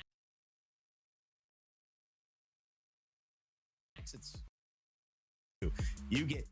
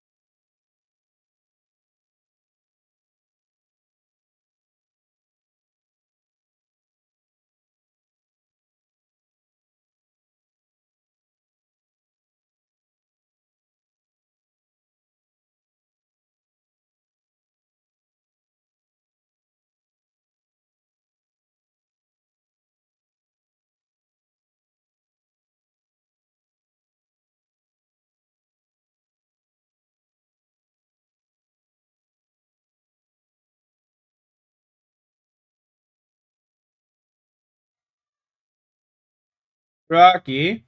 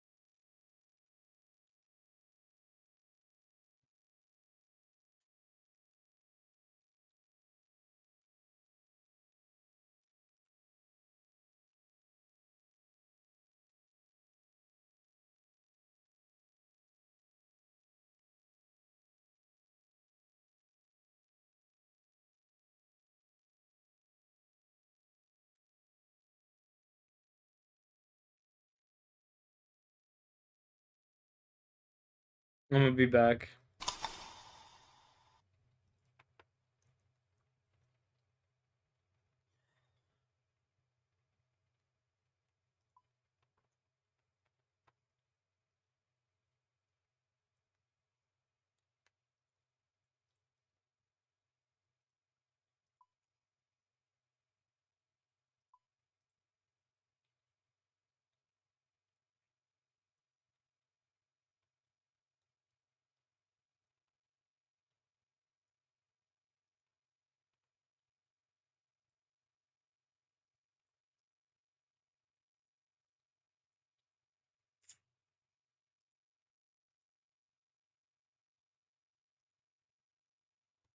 I'm gonna be back.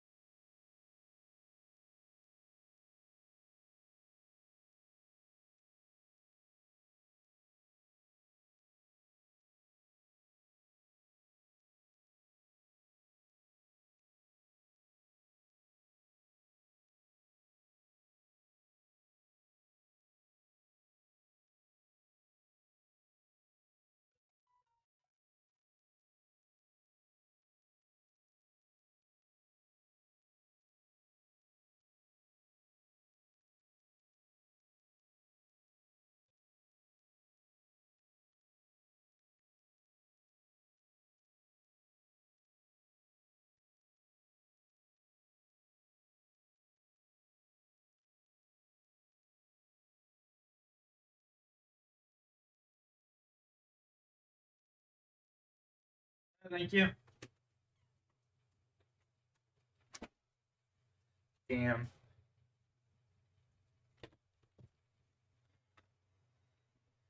This is the best weed I've ever gotten from a dispensary in my life.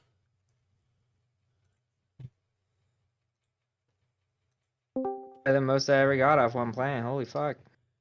I just went to the dispensary myself. I'm talking about a fucking. I'm talking about a whiteberry bush. Yo, can I have 20, a whiteberry? 29. Can I have a whiteberry? You need? I need one for a quest. Oh, I got a million, yeah. I literally just need one. Oh, I got you. I've been thinking, yo, that's actually huge, bro. That whiteberry is actually huge. Why? Like, what quest do you need it for? I'm pretty sure I can't remember what quest, but I know I needed it for a quest that was like annoying the shit out of me. I got like a million of them. Check all items.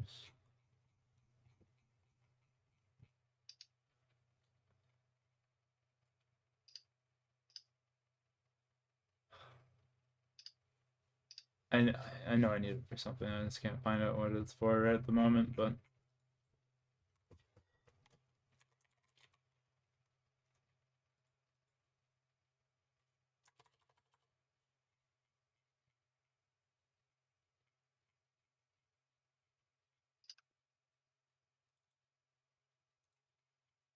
I got 300. I literally just need one.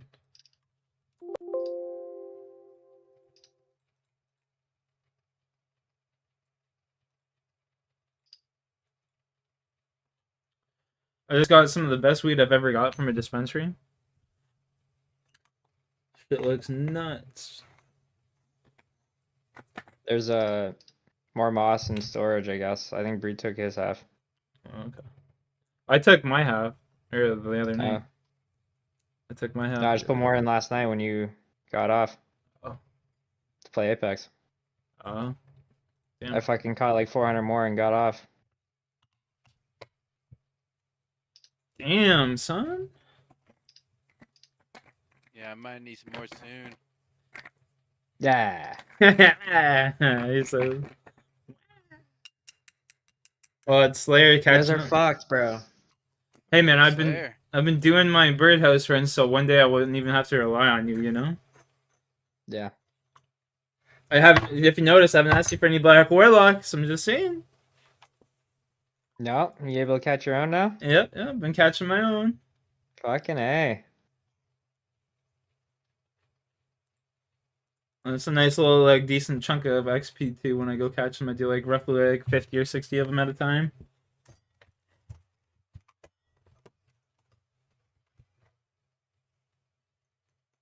Bro, this. Yeah, once you get access to the farming guild, you can just run in and bank them. Yeah, it's way better. Way better for sure. I need 45 farming for that, right? Yeah. That's a solid 10 levels. 8 levels. It's not too bad. I could honestly probably just start planting, if I really wanted to, just start planting the herb seeds that I have collected up and the Hesidius herb patch and just get the guaranteed XP off of that every time. Yeah, like plant the allotments, they help a lot too. I don't even and really give you have some any tree seeds. I don't have any allotment seeds or any watermelons or any of that shit. Yeah, just do the other ones. Do the lower level ones like sweet corn and shit. It adds up pretty quick. Okay.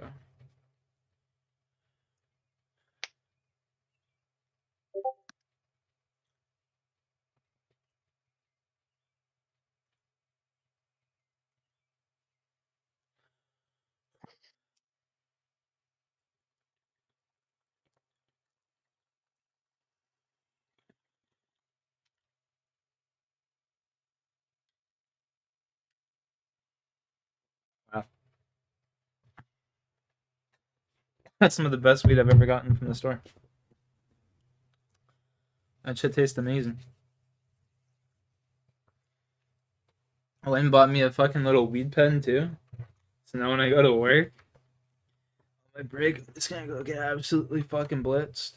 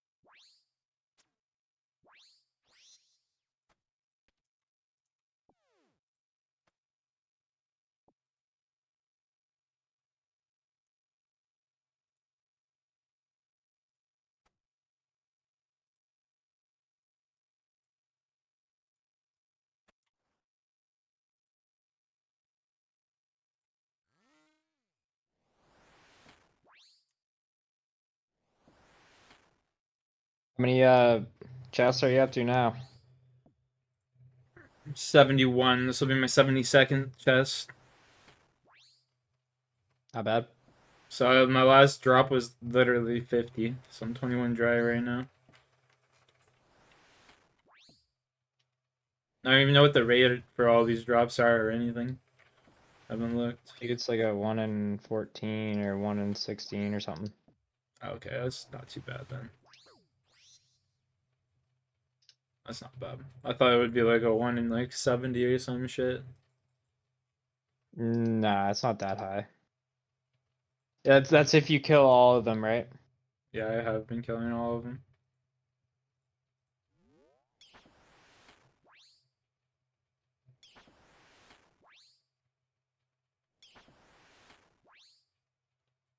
Does anyone have full mithril? I probably do. Like the hat, the top and bottom, right? Yeah. I'm about to go get my defender. Just wondering if y'all have any before I go buy. Yeah, probably do. I don't think I do, to be honest with you. I would have high looked it after I was done with it. Yeah, it's in the storage now. I just put it in there. You shouldn't really need moss for the small guys. It's just when you go in the basement, you might get fucking rolled. Just get the potatoes with cheese or whatever. Yeah, potatoes with cheese, bro. Those, the Huh? potato. Front of me or him? You. You shouldn't use the moss until you're in the basement going for the dragon defender. Yeah, use those You shouldn't have potatoes to with use them. cheese. Shit's actually huge. It heals like 16 or Yeah. something. Yeah.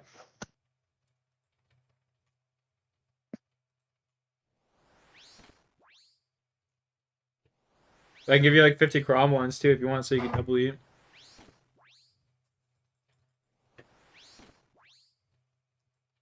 I probably won't be that serious. Best food right now is freaking swordfish. I mean, you're Yeah, about to fair. get potatoes and cheese. With what money? They're like fucking 5 GP each or something. Yeah, the cheap. Down to fucking 12K. Ah, you got enough. That- You'll make it back in what the the Elks in heck? there. I got lucky and got a rune helm on this task. Nice. There you go. There's your bank value. But shit, wasted about 50 fucking butterflies. I mean moths. Damn, Stress. you should have said something. I've been high looking like scariest valuables. I could have been giving you all sorts of shit. This is task, greater demon task. Oh, fair. I would range them, but then again, I need money for the bolts. I would mage them, but then again, I don't need money for the goddamn runes. No, you don't. You can do Guardians of the Rift. Yeah, fuck that. You tell him. I've done and sacrificed half of my fucking game time to Guardians of the Rift. Guarantee that. Yeah. Yeah, guarantee that. I already did a slow ass skill. I'm not trying to do another one. Oh, I hear you. I can't do Guardians of the Rift for more than like 4 hours, or that's start losing the fucking my soul. Right, I can't even do like 30 minutes. Yeah, I can't even do 1 hour. So, hats off to you, buddy. I do 2 rounds and I'm fucking ready to get the hell out of there. Yeah, I can't handle it. I did 9 of fucking Temperos, pulled a bucket, never went back. I don't blame you, man. I had to go fucking 383.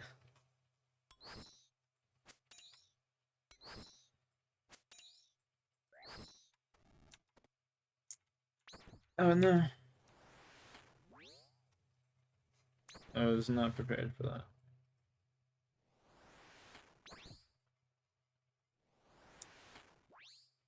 Fuck, I might go for a Berserker ring then today. As well. May as well. Can get some magic EXP while I'm going for the ring.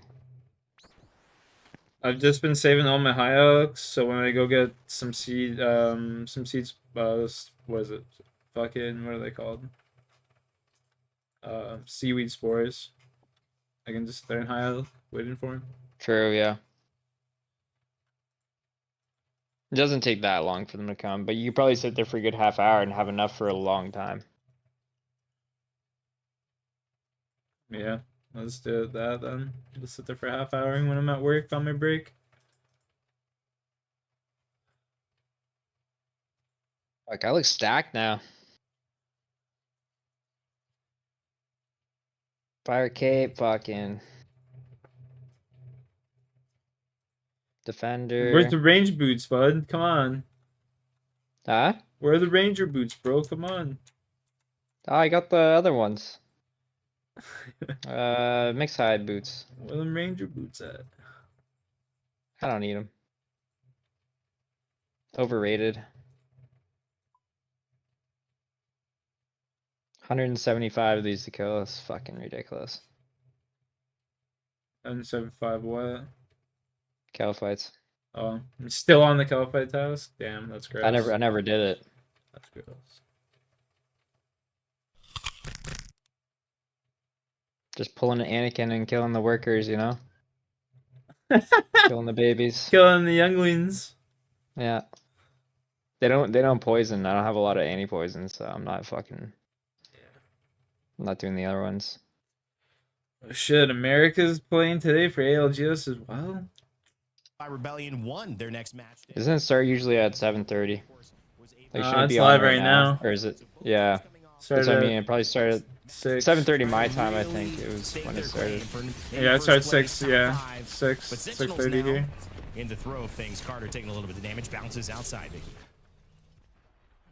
Popping a show back, but it's Riley who needs the most help. He needs more cover fire here. Oh, Slaughter's gonna be able to what send out the that knuckle fuck? cluster to just cut off that rotation if they It have just keeps making my stream like super loud. What the hell? hold the angle for him. Gets the knock. They do lose out on Loader because Riley cannot engage in this fight as he was also low. Doesn't get rid of the spikes. Realized having to divert their attention over to the left side, and then in the distance. Got match 2. Okay.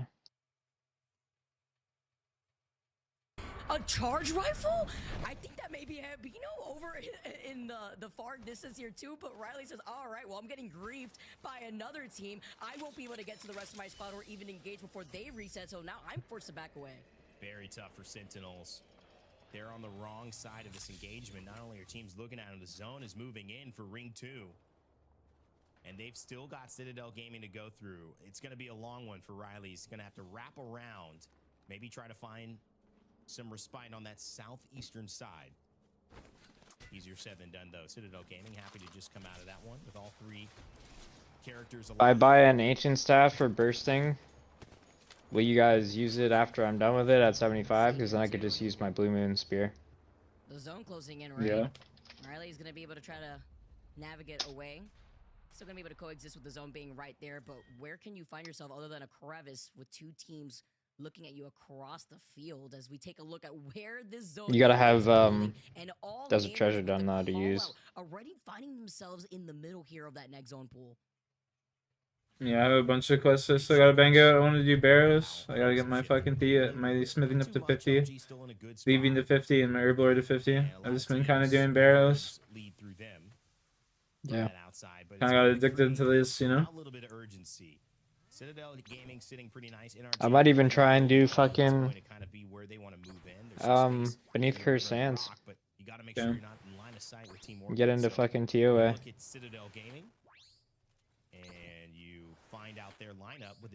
Maybe spoon myself a fucking Fang before the rates go up. Yeah. In relation to a Sparrow, a Wraith, and a Catalyst coming from Team Orchid. That would be a G. That would be actually really good. I ain't putting that in storage, I'll tell you that right now. Yeah, never get that thing back. In my bank. I never get the thing back. Yeah. What thing, bro? I don't know what you're talking about. Trade it over for fucking gold on your main account.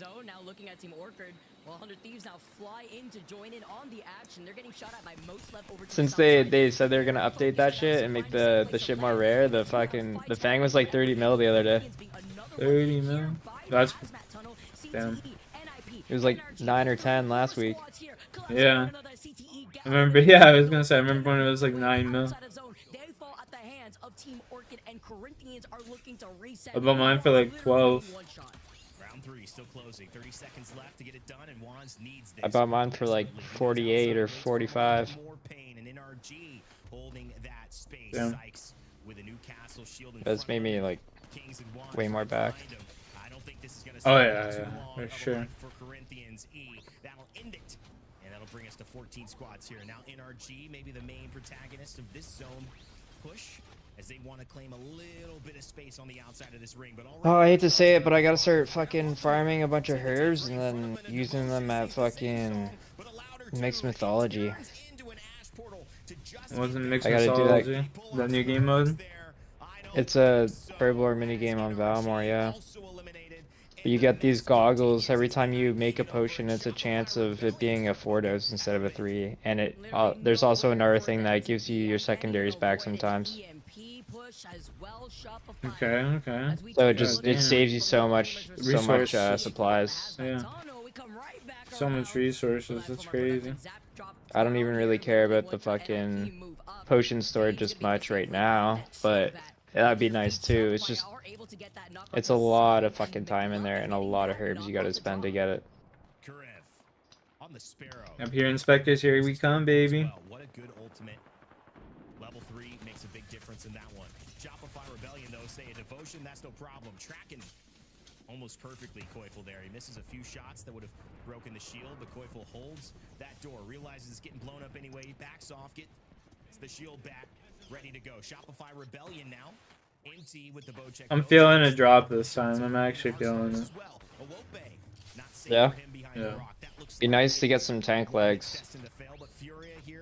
Have you seen a tank body yet? I know you got the Varric helm like I got. I got Guthin's helm. I got 2 Varric foils. I got any tank body or leg? No. I got the Guthin's War Spear. Assessing the situation that was happening inside with Shopify Rebellion, but they're getting pinged in the distance by Most Love, who have been ignored until now. They walk up, Motherload called in, Keon is one, cannot get away before the rest of Most Love now move up, and they lose out on Lazar, with Shopify actually kind of helping out Furia here, because very little cover unless you manage to try to climb up and get out the LOS of the team that is shooting at you from the low ground there. Keon might have just bought a little bit of time. Nox gonna have to go big here. They brought him on the squad for this! And that's where he earns his paycheck. Can Furia stay alive, though? It's madness now as the IGL is gonna have to play big. Somebody said he sounds tall. Well, he's gotta play tall right here. And stay alive. Koifel. Well, I got a tank body I can give you when you do moons, but you gotta get your own legs. I'm not going back there. Maybe when I get a twin flames, staff, I'll go back. But Can he do it again? He cannot, and that will be the end of Orchid. Is Citadel Gaming clear that side? He said, I'm not going back there. Bro, fuck that. I did in welfare shit, and it was just horrible. You can see on your feed from Villainous before they try to take the fight versus Citadel. AG2 still playing off that low ground, still looking at the team that is right next to them between Villainous and NIP. It's a fight that's been going on for the last minute and a half now, and it's still happening with Skittlecakes being on that crypto, still getting a scan to get information while being invisible. Yeah, you missed the stream, buddy. You weren't even watching. Zap dropped and Skittlecakes. You may not recognize the org, but you're certainly going to recognize the players. They're sitting in 6th place, 71 points, with a possible 97 as the leader in Falcons in terms of topping North America. So sitting just a little bit under. I guess this is the Nice last having game. cheesecake. Here to be the best. They are certainly performing well. What? Got a nice low ground spot. This is the last game, like last game for our last set of games for the split. Joining the squad, he's firing down on Kimchi. Yeah. Fusion avoided with the Quarterfinals. Yeah. forced away. LG stay alive to fight this. Everyone trying to find the right target. Vicky seeming a little lost. Do I play low ground? Do I try to peek? Do I try to poke? And sometimes you get it wrong. Well, that's the result. You go down. What? Wait a minute. And then 100 Thieves getting that Hail Mary res here too, seeing if they can survive with the zone now closing in behind them, losing out on Naughty and Shubi. LG only having Nocturnal to stay alive. Of course, it's the Ash player who manages to dash away. Fusion still alive here. Shopify Rebellion get eliminated. 5 squads left. Huge moment for January. You know that Fusion need this win. They've got to find a way to get in to the zone. It's just up to Dan Mantic. It's not looking good.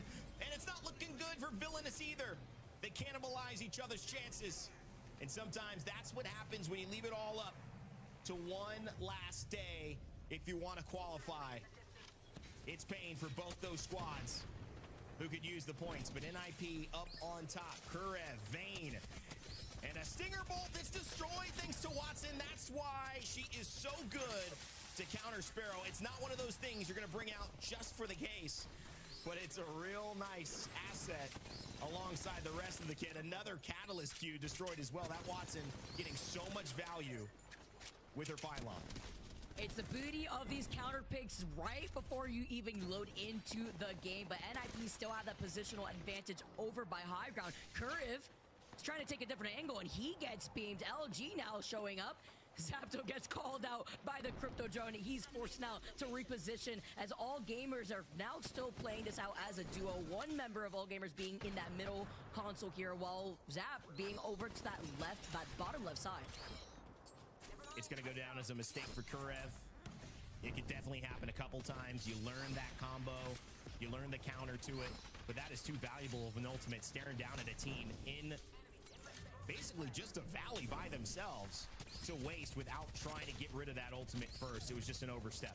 Things will happen. What can he do? Well, Kurev responds with a kill on the Zapto. It seems like they're going to go down anyways. And the good news is he's chosen 3 of them. So he's actually got another one to spare. Opting for the multiple but smaller ultimates.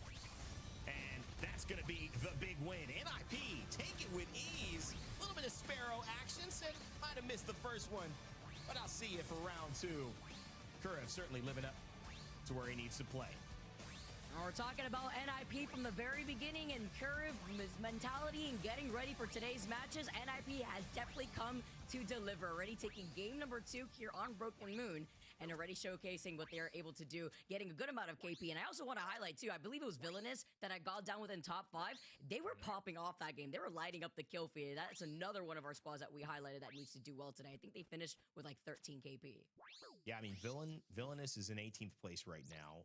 Fusion is in 16th. For those trying to keep track of all this stuff, you know, top 16 are going to go to midseason playoffs. That's a trip over to EWC, and that's a big, big deal. But top 20 are going to make it into tomorrow. So Villainous, you know, with Team Orchid behind them, with Citadel Gaming behind them, with Luminosity Gaming behind them, those are 3 teams right there that have a better day than you, and they're jumping you almost in those statistics. It is not that far-fetched to think the Villainous know if we don't perform today, we may not even make it to regional finals. So a big moment for them. Kind of cut short a little bit by Fusion, but they, you know, will be happy with the 5th place as well. Vicky, as NIP take the top spot with 22 overall points. Villainous right behind. We highlighted that Villainous had no issue getting into the late game. Yeah, they didn't get the dub, but so many different second place positioning, and as well as getting KP. Now we're showing, or we're being showcased that Villainous has the potential to get the KP that they need. And now, on top of that, the placement here after that game number 2. I mean, second place overall in the lobby in terms of points. That's really what you have to pay attention to at the end of the day. You know, second place in the match does kind of tell a little bit of a different story, but it doesn't matter. They were able to get it done. Bucks, Gyozi, Cheekies, you gotta love it. And they are certainly playing like they have something to play for. Overall, Kura, Vane, and McLovin continue to be a threat. CTE stay on top after that big win in game number 1. NIP right behind them as they command game number 2. Vicky with 100 Thieves, Fusion, and Villainous here in our top 5. And LG being able to sneak even extra points right there too allows them to be in that top 28th spot if they want to compete in the regional finals, but they want to get more than that, Rain Day. We have to see what they bring to the table for. So if we get to Royal Titans, Fire Giant task counts as the fire one, and Ice Giant task counts as the ice one. Yep. Yes, sir. That's what I was doing on my main for like 6 KC. Oh, you tried it? Yeah, just did a solo run. I haven't tried it once. It's pretty It straightforward. looks pretty easy. It's pretty straightforward, you know what I mean? Yeah.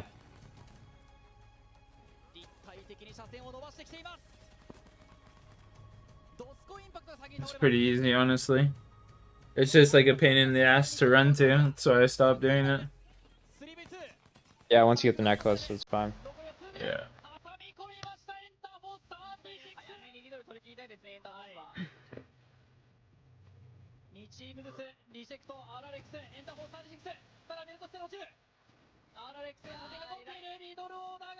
You got nothing there? No item? No. Rep.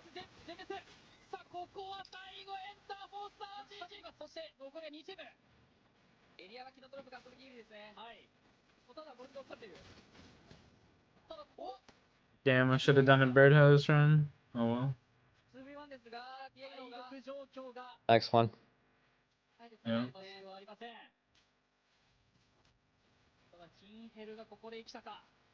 2枚で襲いかかります TI 見事なチャンピオン獲得離れも伸ばしている01マッタイキ横に展開していきましたジュスナーがそこを見ているリドルオーダーが先に倒れます残りは3部隊エンターフォース今日本日3度目のチャンピオンに大きく弾みをつけている残りは2部隊取り切りましたエンターフォース 72 now, I'm assuming. 73. Talk to me, homeboy. What you got for me?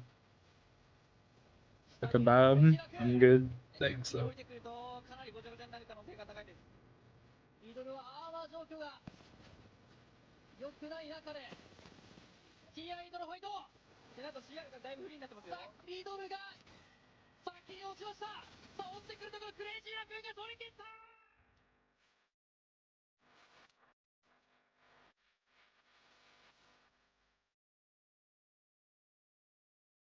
Sony InZone, the official monitor of the Apex Legends Global Series.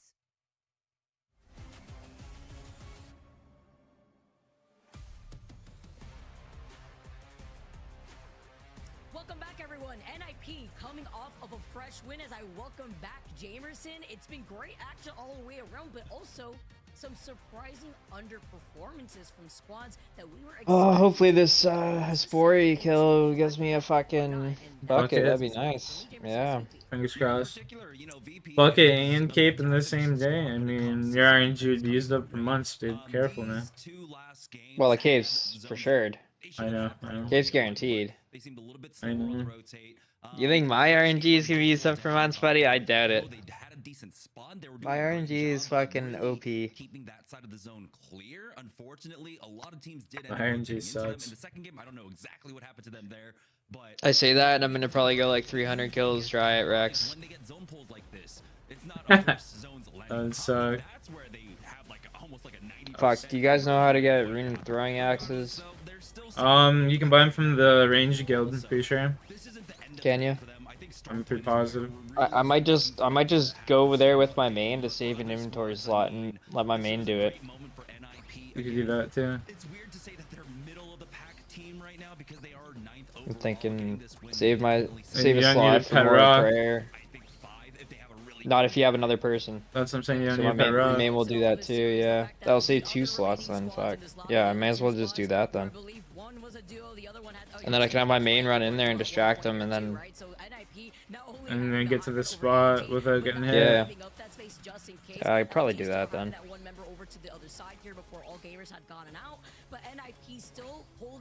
Make sure you just turn off auto attack.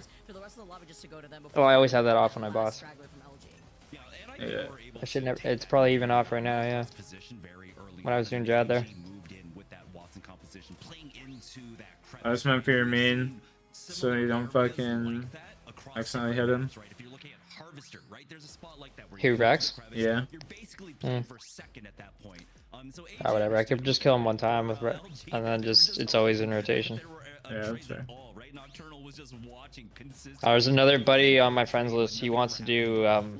He already has a Zerka ring. He wants to go for the other 2 rings. So maybe I'll see if he wants to go. Get that Archer's ring out of the way. That'd be nice. I'm not doing those. Fuck that. They're pointless. I'll rock Zerka ring and then I'll get Light Bear. There's still so many teams behind them that can catch up. Unleashed, leave no witnesses, Corinthians. I gotta do the fucking Amir arena though. Yeah, Get some abuse girls. That's just so ace. I'll just go there with my main. Let myself kill myself. This guy. What? I was gonna kill myself. Yeah. I'll just keep killing myself over and over again. It's get some of that rankage up, you know. I just need the points for the view scroll. I'll probably end up getting 2. I'll get 1 for a ring that I could just swap around. And then I'll get another one for helmet, Slayer helm. Yeah.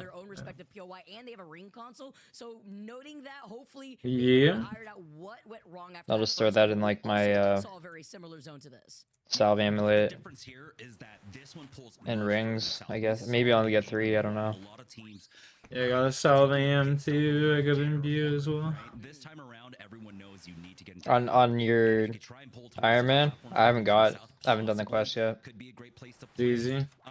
Again, this is a third opportunity. VP, you need to try and convert this into a top 5 for most. Ton in mine, right? Yeah. Yeah. A lot of teams making that early movement. You can see CTE, 100 Thieves, LG, Yeah, it's not hard. moving, even Omit now coming in from the hazmat tunnel. You were wondering, LG and Omit, how is LG going to avoid Omit? Well, it's pretty difficult too because they're at Terraformer.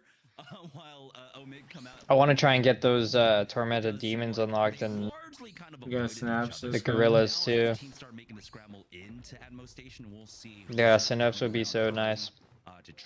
Then I can try and do Zammy and get a spear before I go to fucking TOA. And with white armors, luckily for them, leave no witnesses, don't want any say in this. They want to take early position if they cut them off in this fight.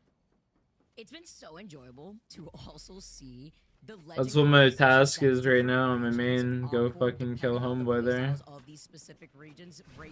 What? The what's his name? Crow, I think, or whatever. Yeah. Get that reset though, are able to bunker down, utilizing these cat barriers from inside of the building. Chase Mob holding a different angle, but saying that the door just got blown out right before his Oh, eyes. buddy's pulling items. Yeah. Buddy in the clan, he just got a blue moon helm and then he got a blood moon tasses. Damn. Like fucking 10 minutes later. Full blood moon, he says.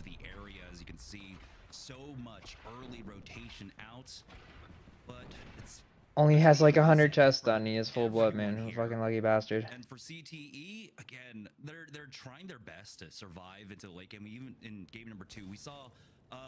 God, give me RNG. I think it was like dry gulch or something. They took a really weird rotation when they saw that there was a lot of friction on their rotate for CTE. That'd be nice. Now, though, getting a knock onto Riley, we'll see if they chase after more of this. Are you doing what's it called, Brute? Fucking, you going for your defender now?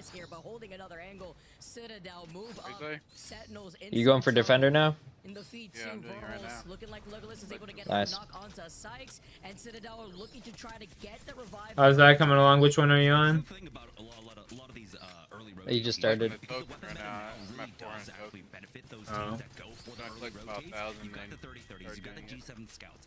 You're seeing so many kills coming out from on the other side of the ring. Yeah, you can't go more dry than I did. When you're taking these fights in the center zone, you don't have the same kind of freedom that you would have in like EMEA, where in that 828 Cyclops killed. to try and fight and really solidify your position here. Every single spot is Not hard bad. fought for, and you have to do it quick. Not that bad. Without any losses. I think I spent like 12 or 13 hours just getting my dragon one. 272. You got the resets, and Yeah, that's like a quarter of what I did, and so it's just or maybe like a third. in the middle of the map right now over at Ammo Station. You didn't do like your brother Orchid, did. they're playing on the edge here on the north What? side of this What do you mean? next zone. Looked like they were trying to gatekeep Fusion, and they have been successful Took at like it. 2-3 days. And looking back I don't too, think he with ever Omid got the still dragon. being in that northern Mine part took of 2 Ammo days. Station, Fusion now And I was focused on playing like wraparound 10, through 12-hour the days. eastern choke. Very quick here from Luxford. Back and forth, getting fucking mobs coming back. Before seeing Not a good experience. coexist for now, being on that low ground here. Not a good experience. Game number 1 and over to their side aside from CTE Unleash all That gamers was isolated not a within good the southern experience. I did so many weird things too. I killed those angry barbarian spirits for the myth grapple drop. Right now, it's a pretty To do a quest, I think it was. across this Damn, I may have to do that. teams coming in, so there's no real huge pressure points. It is slowly building up on that western side. I think I did it because I needed the myth grapple to do the Gloffery shit. I'm pretty sure that was it. To the second one where you unlock the warp scepter guys that you kill. Yeah, I had to grind one of them, and it's like it was like get fucking 58 smithing, and I had like fucking 35 or something, or go kill these guys. Yeah. It was like 58 smithing and like 60 fletching or something. I was like, fuck that.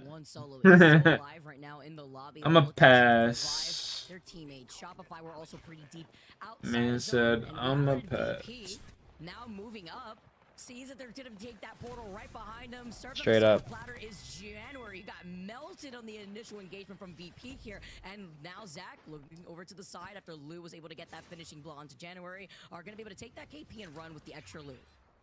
I think one of the differences here for this fight is that I'm pretty sure they were not playing the ballistic in game number 2. So when they took that early fight in game number 2, they were up against a ballistic on the other side. So you're talking about having the auto reload. You're talking about having the movement speed that they didn't have in the team fight. This time around, they do have that. They'll use that to their advantage. We'll see if this translates into a better position for them. At the very least, slowing down one other squad coming from the eastern edge. Absolutely nothing. They still have to deal with Furia to their back. LG playing that southeast side. Furia ends up getting a knock onto Madness, but that is Nothing, eh? And looking at the mini map, yeah, it's pretty far off. We'll see if Furia can actually punish that. Early spot here too on the outskirts with VP looking at Furia. You'll get one Waiting soon. for them on the other side of the choke. This is gonna be a difficult I'm road saying to within like the clear. next 5. Unless Furia can make magic happen, you already see Madness in position inside the drone to get information while he was already in the animation to pop that. If you got tank legs, you could just leave. You know what I mean? Getting that knock here too, following up from what Noct was able to provide. Slayer going down first here. Yeah. Furia now get the KP that they need, and now this also forces VP back to get pinched by LG, who add on to the damage, finding Lou as that last member for VP, and it's going to be inevitable to see Furia versus LG here. Yeah, Nocturnal pokes his head out on that raid. Being really aggressive to try and find that final kill, and that is an important kill for them to pick up, not just because of the KP and the ramifications that have, but just because of the position that they're playing off of. I was talking about seeing this ring pull further south than we had in game number 1, and it's Most Love and LG playing off the platforms on the southern side of this zone.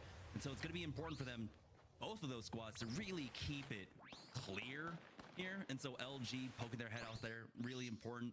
We'll see all gamers is also in that general vicinity. For Shopify Rebellion, though, they're working their way in all the way on the western side. It's Corinthian Esports on the other side of this fight. Poking across with a 30-30.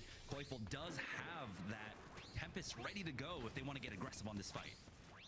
And Dino with that mother load here, too. And back to back here. They don't want to expend too much, though. Getting pinged in the distance by that 30-30. There's that Tempest, as you mentioned, trying to utilize the speed boost to avoid getting hit while also prioritizing their rotate. You could see with round 2 closing in, they would rather just wrap up a round, get into a way better spot here for the rest of Shopify, because we know that this squad has no issue taking their time to rotate from deep. Bro, making Broken Moon is such a bad map. After their reset are My also God. making their way outside of I don't mind it. zone after they took their time to finally get both members up. I'd rather play that than World's Edge. Shopify Rebellion, but Porphyria here now with the zone closing in behind them. They have to deal with Citadel Gaming, who are getting tagged by Fusion from across the ways, and they're looking for a moment, clearing out. I'd rather watch World's Edge. People watch play it. Watching Broken Moon sucks. Where's the end zone there? Is it in Terraform? They're usually always like fucking Terraform or Bionomics. I don't even know the name of the POI, to be honest, where it's ending. Terraform is that massive one with the things that spin around and shit. I know that. Yeah.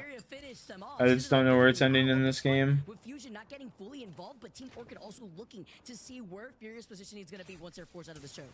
Shopify Rebellion are Looks like Terraform to me. Corinthians right now. Remember, they've already popped their Tempest. They do not have the extra movement speed. They're going to try to take to the skies here, and it looks like they'll avoid a little bit of the fight on the ground. But they still have a huge fight ahead of them. Sentinels playing on the other side of this one. You've got Corinthians who can now just wait things out. And it might just be a war of attrition here for Shopify Rebellion. War of attrition. Just go down when they run out of meds. I remember the one chick that used to say that every other word when she first started casting. It was so annoying. Spider Tuff. Yeah. Yeah, that chick, yeah. The blonde one or whatever. Yeah. It's a war of attrition. Yeah. It's a war of attrition. Yeah. It's like, oh my god, shut up. Stop that. Oh boy. Yep. 2 separate fights actually taking place here, but unfortunately, you know, for Shopify Rebellion, all the action's coming their way. 2 knocks, that's gonna be Koi. It's a war of attrition, buddy. Dude, just in time. you don't say. Need to heal up. The ring actually doing a decent amount of damage to them. What does that even mean? For them, not having to worry about their back. A war of attrition means that consume your shit. Like can like try not to waste your shit or something. I don't know. War of attrition. Like, don't waste your fucking heals. Yeah. Play for the long game. And they're just gonna go ahead and completely avoid this fight. Oh no, bro. I might skip that. Steel Dragons, fuck you. I'm skipping. Don't fuck me over, Neve. Hellhounds, okay, I'll take that. I could do those in Catacomb and get some fucking things going. Don't fuck me over, Neve. No, fuck, I only had enough for one more skip, so it's like, I'm not fucking doing Don't you fuck me, Neve. Yeah, you can look but no touch. What am I doing here? Do I have a hard glue in here?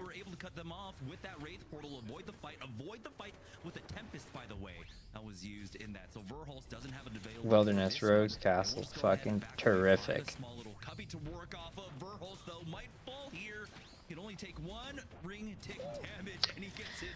Oh, fucking A.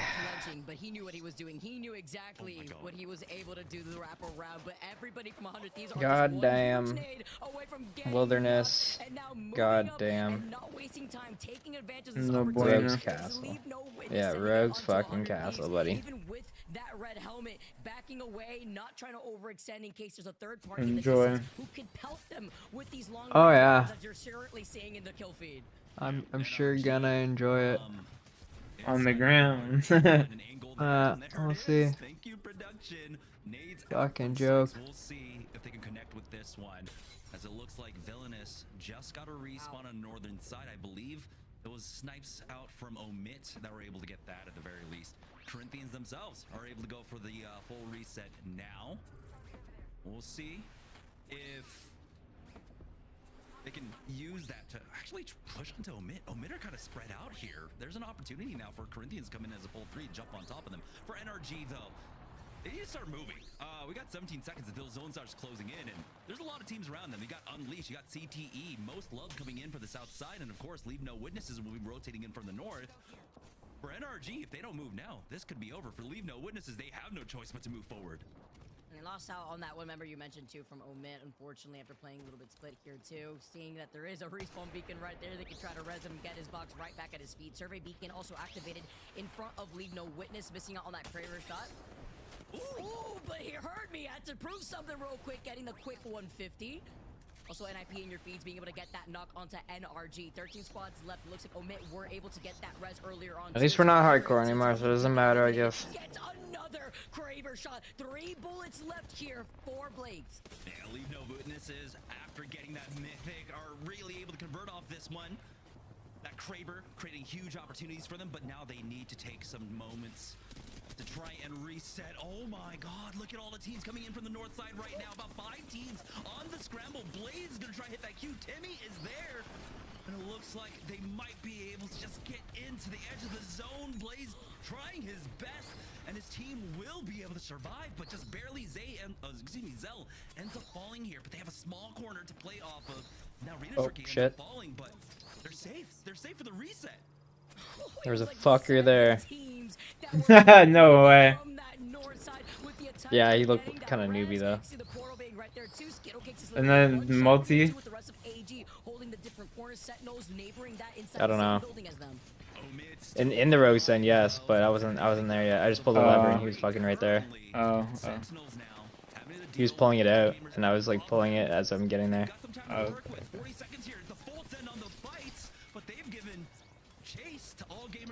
Them all. Sentinels now clearing out this side, but they've got a third party laying in wait. It's Villainous pushing forward. Pretty fucking cringe, if you ask me. Up from the other side here, gonna be able to hold on to high, and with a PK, you want to try to take these fights close range is even better for you. But Cheeky's falling low, force it back. Yeah, run by the goddamn elemental too. Luckily, they are on the catalyst, so this works out great. 10 seconds for the reset. They need to heal. They need to get him up fighting fit, and they need to hold the line as Sentinels are trying once again. EMP comes in. Chicas tries to hold it here, but it looks like Nukes will just go down once again. Gyose taking a lot of ring damage here, might just fall as Chicas will try and wrap this one out. Sentinels pick up some of that. Unleashed falling as well, and it is so many smacking me. falling to the ring right now. 7 squads remaining as Orchid now Oh, there's some fucking weirdo here too. And he's PKing. Get me out of here.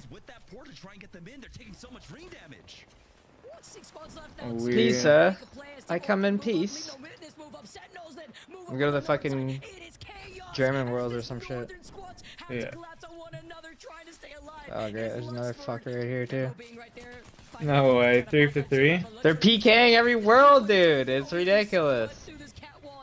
Sentinels using it to their own advantage. Let the Devo sing in their hands as Team Orchid get eliminated.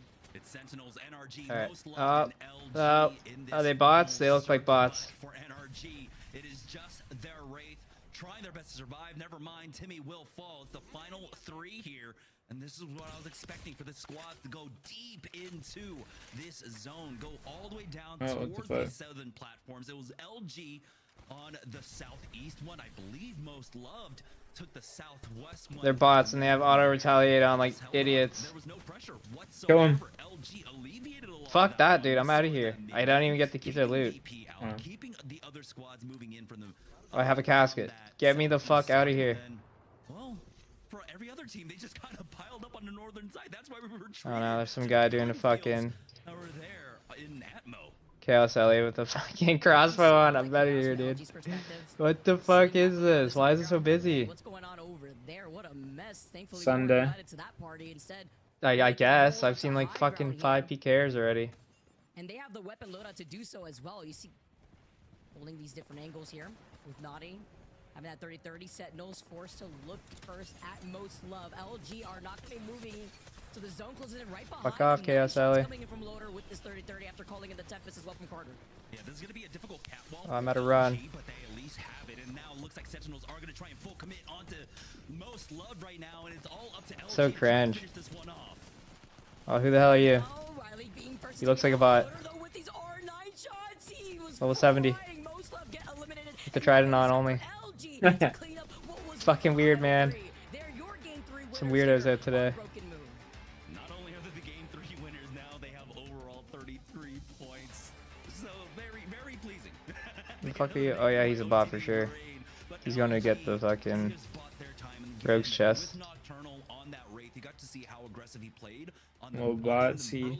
Yeah, there's a whole fucking bot farm right now. That I love to see when he was going in for those third parties, pretty far off from his squad, but he was on that Wraith. He's got that experience. He Alright, we'll knows see if this fucking to really be able to push was worth with that anything. Wraith, and Running into the wildy. alone really was the biggest contributing factor to their win here in this game. Yeah, also the fact Oh! that he noted Oh! what the positioning was Oh, I just made it out. He had a that fucking... goes hand in hand with the fact that not only did they win, they only secured 6 KP, but that's Fucker was right there too. Alright, let's see what I get. Yeah, all that for a Bandos page? Yeah, Black DI body, I guess. Yeah, you have to remember that LG come from Terraformer and VP come Rip. from Bionomics. So Is it hard clue? should have had the priority Yeah. on that position. They should have been able to take that. But LG just moved a little bit faster. I don't know what happened with VP on that rotate, but LG were able to isolate that one out. Great job. Again, Nocturnal, one of the best IGLs, I still say, hands down, especially when it comes to late. Bro, I've got so many of these. Oh my god. I mean, it was a pretty easy trip, right, coming up from Terraformer, but they were still What? able to notify. Just like bird's nest with seeds and jewels. Like I gotta have like at least 60 each. You haven't been opening them up as you've been getting them? I always open mine up. There's so much to break down. Just stacking them. LG's performance in that game alone, in the overall standing, they've jumped on top of VP, which highlights that VP's early success within Pro League, you know, been faltering a bit. They could get the KP, but they haven't been able to get those placement points. Save up like 100 or 2 each and then open them all at once, you know? Yeah, I just been opening them up as I get them. That gap is so small here. You can separate it by a pixel as Sentinels are right behind them with 67 and 46. That's not bad. back Rain Day to talk about the action that we just saw within that third game. You know, a huge moment here for LG, guys, as they're trying out this new roster, Nocturnal, figuring out how he's going to look without Hodsick, without Fun, and going into now his new journey of deciding what he means as a pro to this LG team who have, you know, been a mainstay for so long, but their identity has shifted. Is this a new identity? This is a big, big moment if they can keep it that way. Like you mentioned, Vicky, excuse me. Wow, allergy season. Bless starting you. out. Thank you. But, you know, I just want to wait for the close-up till that happened. You know, LG is specifically, as it stands right now, 16th place is where they would be. That's more than enough to get the job done at regional finals and trying to keep improving on that in order to make it to mid-season playoffs. Would certainly love to see it, but I'm not a pro. We watch the pros, but I'd love to hear a pro's take on what they're seeing so far after 3 on Broken Moon, and that's why I decided to treat you all with the man Crook from Twisted Minds, sitting in 6th right now, sitting pretty, no longer having to work this weekend, so taking it easy. Crook, welcome back. You got the jersey on. It's good to have you here, man. Hello, good to be here. You know, Crook, I don't know. Did you get inspiration from the little guy behind you in your camera? Is that what you decided, or did he get inspiration from you? I'm just noticing the similar. I definitely got inspired by him for sure. Yeah, my main inspiration. Like a smart guy. Oh, totally. You know, Crook, I want to obviously walk through that last zone with you. You guys have been really successful this split. You've been doing a lot of things right, especially in zones. Walk me through how LG comes across this one, and then just what you saw overall in terms of the dynamics between these teams in this last game. Yeah, I mean, LG just had the whole entire zone to control to themselves. They had the whole high ground in the building. It was really much needed game for them for their split, so I'm really happy for them that they were able to get that game across. Looking at this too, you know, there's a couple of teams on the bubble. How do you feel about being in a position like this on the bubble? For you guys, does this give you more energy, or is this something that you want to avoid at all costs? Definitely something we want to avoid, you know. I did have full mithril. We've been Damn. in, like, weird situations to split where, like, we've been doing good and we've been doing bad. Like, we haven't really been that consistent, so we want to really, like, Well, improve too late and now. just show as much as we can. You know, I'm pretty sure we're, like, confirmed regardless for EWC, but definitely want to put a really good performance in for the last day of the split in regional finals. Yeah, I mean, we're talking about LG, you know, in 22nd right now or something, trying to make it in. If you guys aren't confirmed in 6th, well, let's just stop. Let's stop the broadcast right now. I'm pretty sure you guys are going. But I do want to ask you this question. You know, you guys seem to know Zone so well. We had Al talk with us a little bit at the Open. He said, you are somebody that knows the Zone so well. It allows him to open up his play and be the player that he can, which we know, flexing, making plays, making moments, but you always seem to get them in the right positions. That's why I had so much faith on you guys in the final day. What is it about your process that allows you guys to continually find yourselves in successful spots? One of the things that's helps out a lot, like so much throughout the split, is definitely been like Hodzik. Hodzik has really been ingraining in my brain that every zone, you just go zone by zone. Like you don't take it, like you don't try to do too much. Like if like we've been doing like too much in the beginning of the split, and it really cost us. And then like during the LAN for like it'll just open. Like the whole time, like every single zone. That guy looks we nerd. didn't do too much. We just waited for the zone to play. Like you would out, not want to and we fuck with played our him. game off of that. Yeah. So, Ultra nerd right there, bud. been like the main success. It's great to see that synergy coming into play, man. Well, He's fucking ultra nerd, my guy. And then it's happened again. I mean, I'm waiting for a third time here. I haven't said Hodzik in a few weeks. So, okay. All right, Hodzik, we got you. You guys are doing great. I want to now, you know, get into the conversation. Goddamn. I don't know if I can do another Barrows run right now. For our segment. Come on. Love to put our pros through. One more. Where you guys I want to go get a fucking Slayer task and see what that is. on all things Apex Legends or ALGS. It's up to And then you. I'll So, do a Crook, Barrows run. walk us through what is your hot take? You're about 40 seconds or so to prove your point. Let's go. Let's hear it. You start your farm runs, buddy. Hot take right now is I'll do that the too. Recon, like Legends definitely need some adjusting. I think that Crypto and Sparrow have like a really big gap in between the other characters, and that really needs to see them like buffs. Because like Sparrow and Crypto can both hit like beacons from really far away, and then the other ones like you have to be close to the recon scan to actually hit it. So it's like a detriment to the other characters, and there's no reason to like play like Vantage or Seer or anything like that, just because like they don't have the ability to be fast and like make the pace of your game like really fast compared to the other characters. Is like the main thing, and like that's pretty much it really. It's just like buffing like the other recon legends. I can't believe it. I can't believe it. It's 2 broadcasts and 2 Seer buff requests. What is going on? What's happening around here? Who has gotten into these pros' minds? Crook, that's pretty hot. Vicky, you know, are you know, is that too spicy?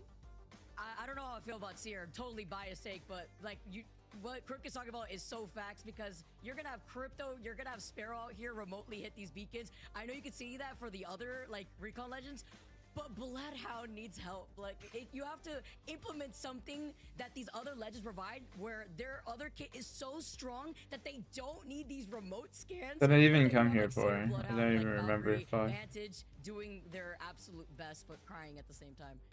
Jamerson, I don't know. We haven't had a Sparrow season yet. We're upon it right now. Bloodhound, Valkyrie, they've had their seasons. Seer, they've had their moments. Is Get it a their Slayer time? Do task? you agree with this or not?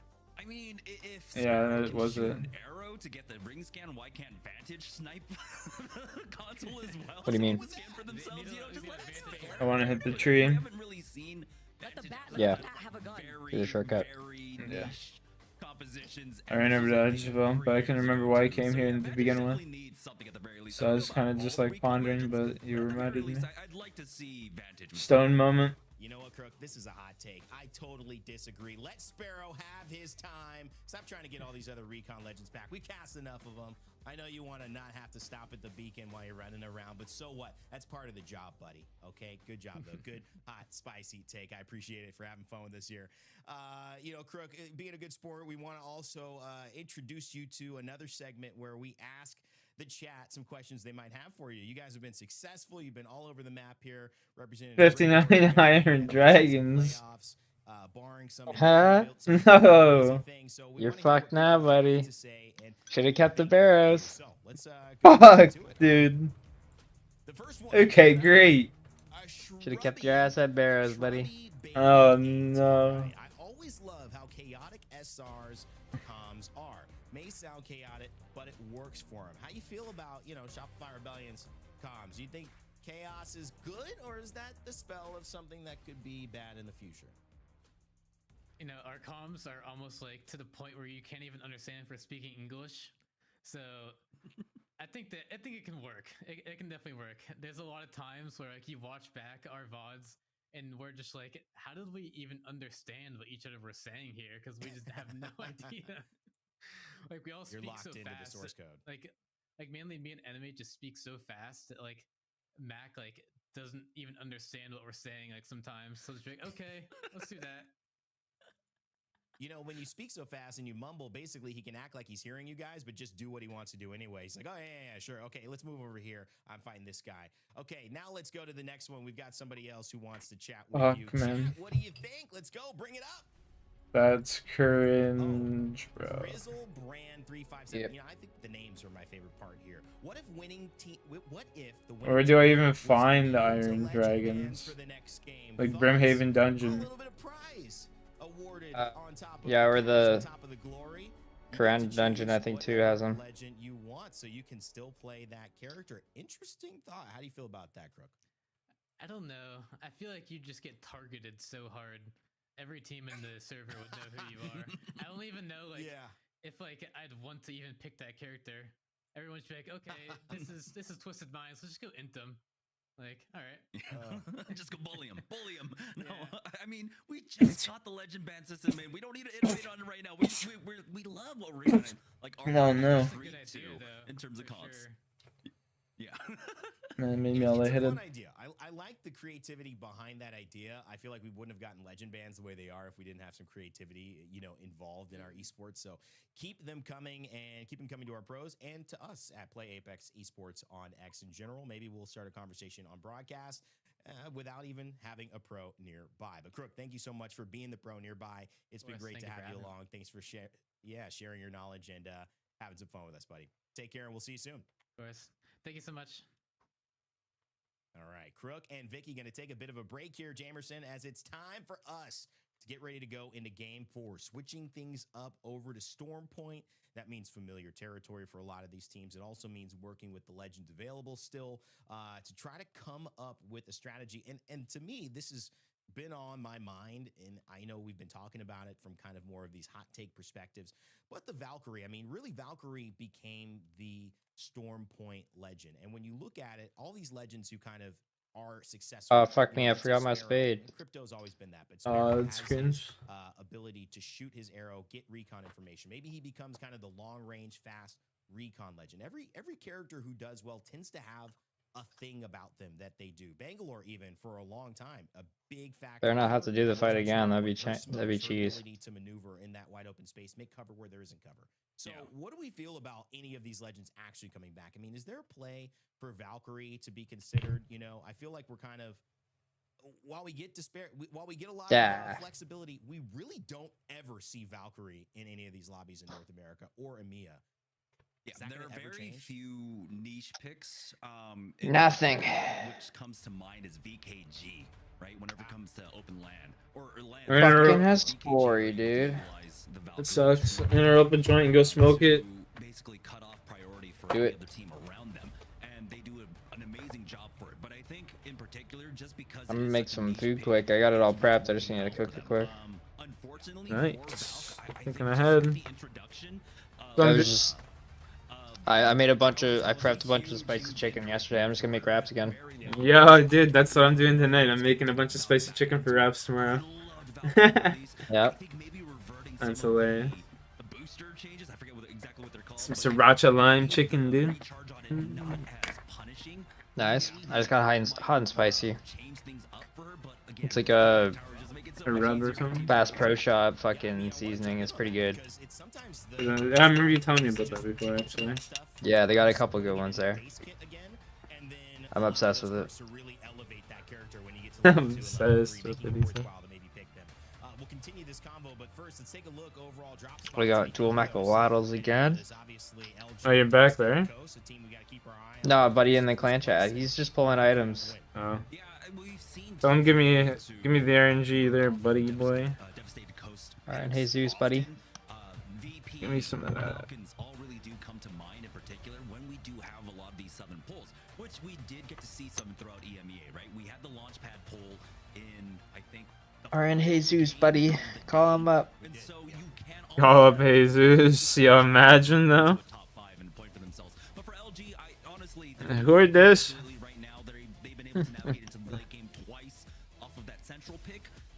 Tell him it's your best friend. Hey Jesus, how's it going? Fuck you! Explain to him the sifting thing and he'll know who it is. Oh yeah, because I just saved so much time and money at work. I got like $1 million raise because of you, kid. Yeah. Thanks, bud. $1 million Christmas bonus. I'll be right back. I'm gonna smoke this joint. Same. I'm gonna make this food quick. LG coming off a win. We're talking legends. We're talking stakes. LG, one of the real, I think, teams that have the most stakes in here with Nocturnal joining this squad, making the change after the open to get rid of Sorcerer, bring Nocturnal in, and really combine that experience and that IGLing with Naughty and Shubi. It's worked out so far. First place with that last win. Ooh, look at this. Corinthians here. Uh-oh. Setting up a little trap. It's not Halloween, but this could get scary. It's Villainous on the other side of this one. They see some util being thrown out, and instantly they want to try and punish this one. Unfortunately, was not quick enough. Corinthians taking a page out of a Mitz book there, but they will just go ahead and back away. I mean, they figured, and that was a pretty good read on the lobby to try and play the lurk off of Jurassic right there. But unfortunately, now that does kind of delay them. Villainous are able to get past, or maybe not. Oh, wait, did a tree eat one of those shots? I feel like Ben might have been able to get the knock there. Ben is so close, and you can tell. I think we've all been there with the Sentinel. He knows where he wants to go. It's the door. Timing and the aim just a little bit off. And he hits that one shot at 158. That's going to cost a lot of shield cells. Or shield back. Good luck that it's good thing that it's early, as the pylon seems to be a hotspot for sure. Corinthians and Villainous already there, fighting a little bit for position. And Villainous going to hold that building or the top of the ridge, where they know a lot of teams from Echo, Coastal, Devastator are going to start rotating. And right there, that's going to be a collapse here. Sentinels, look at that, Jamerson as well, wrapping around. This is definitely getting to be a hot spot here. It's going to be interesting to navigate that. Yeah, this is one of those difficult zones, right?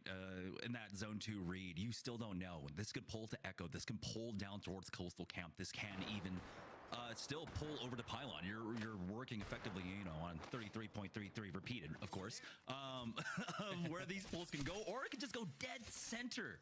Never mind, it's 25% across the ways, and then you got the dead center pull that could happen in between Echo, Coastal, and Pylon. But right now, we've got a lot of movement, actually, as teams are starting to work their way into Echo HQ instead. LG have opted into the Echo HQ pull as well, so don't know what's kind of spurring this move from out so many of our squads. NRG could have stayed in Coastal Camp if they wanted to, but they decided to make that move instead. For Orchid Gaming, who have been quietly finding their points across the last 3 maps, really keeping themselves within reach of trying to get a win on the top of the day. They've done a successful job securing at least 6 points per game. And Team Orchid, we were talking about it with production, you know, this is one of those squads we always root for because we just love them so much. Yeah, great players, great stories, a lot of family in there, a lot of incredible moments, things that would be hard to happen twice that have happened here. Zion losing a 1v1, that would be hard to happen twice, but it happens.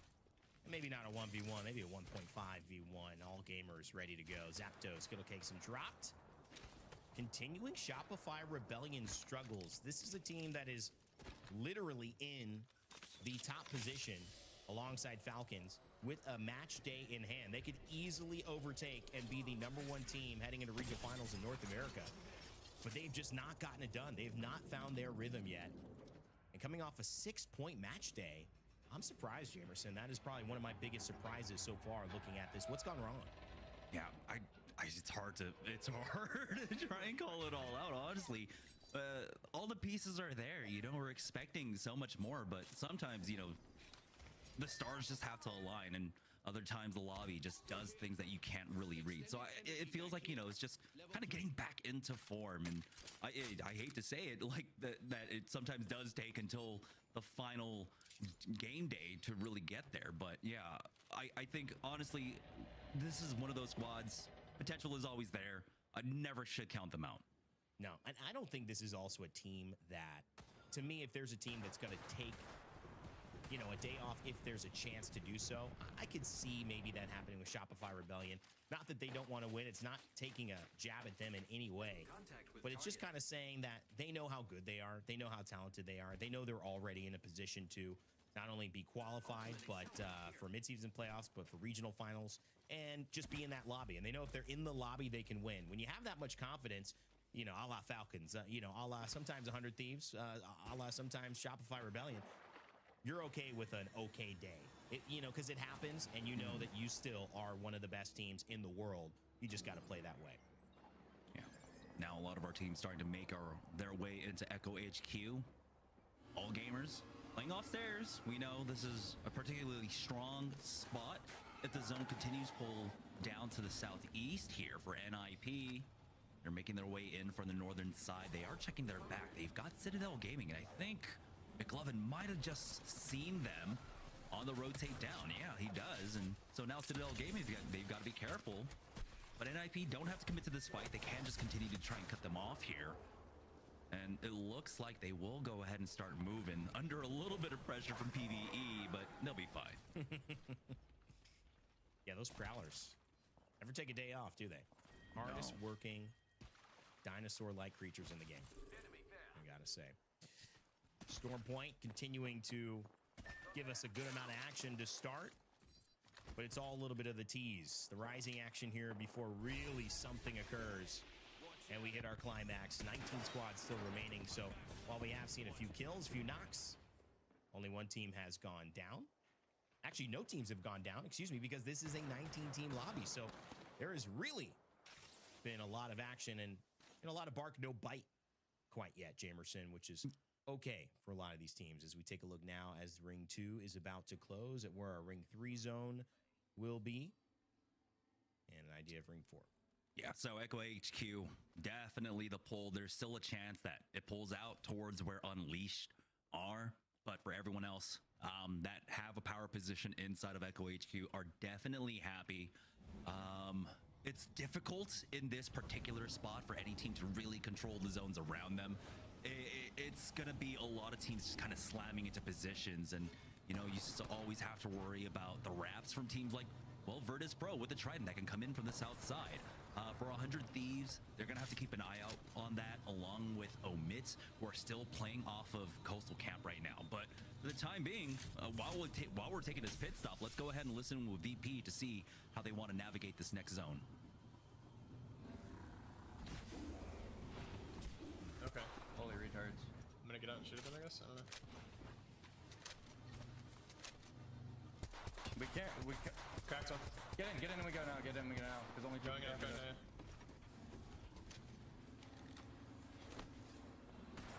We're fine. I'm not gonna boost. I'm gonna put the car here sideways and just get ready to fight. Play on the right side of the car. I'm gonna bat. Yeah, remember this fair shit. Bro, we just hit for coastal UAV? I don't see. Yeah, don't forget there's only one team in coastal, so they can kill us too. We need to get to like right here. You know the big rock? Yeah. Claire, can you get in? Make sure you use boost if you can. I'm gonna get out here and heal. Yeah, I think we get out here and stop. Wait for a boost. They're on that rock. There's one guy on that rock. Wait, why left? I'm fighting this. I'm fighting our back. Okay, I'm coming. He's not like swinging. He's just holding there. Right here. Right on this corner. Someone died? I think they died. He might have. Bro, I think this is a solo, but I tried the UAV, Zach. Yeah, he is, but he was by himself on the UAV earlier. No.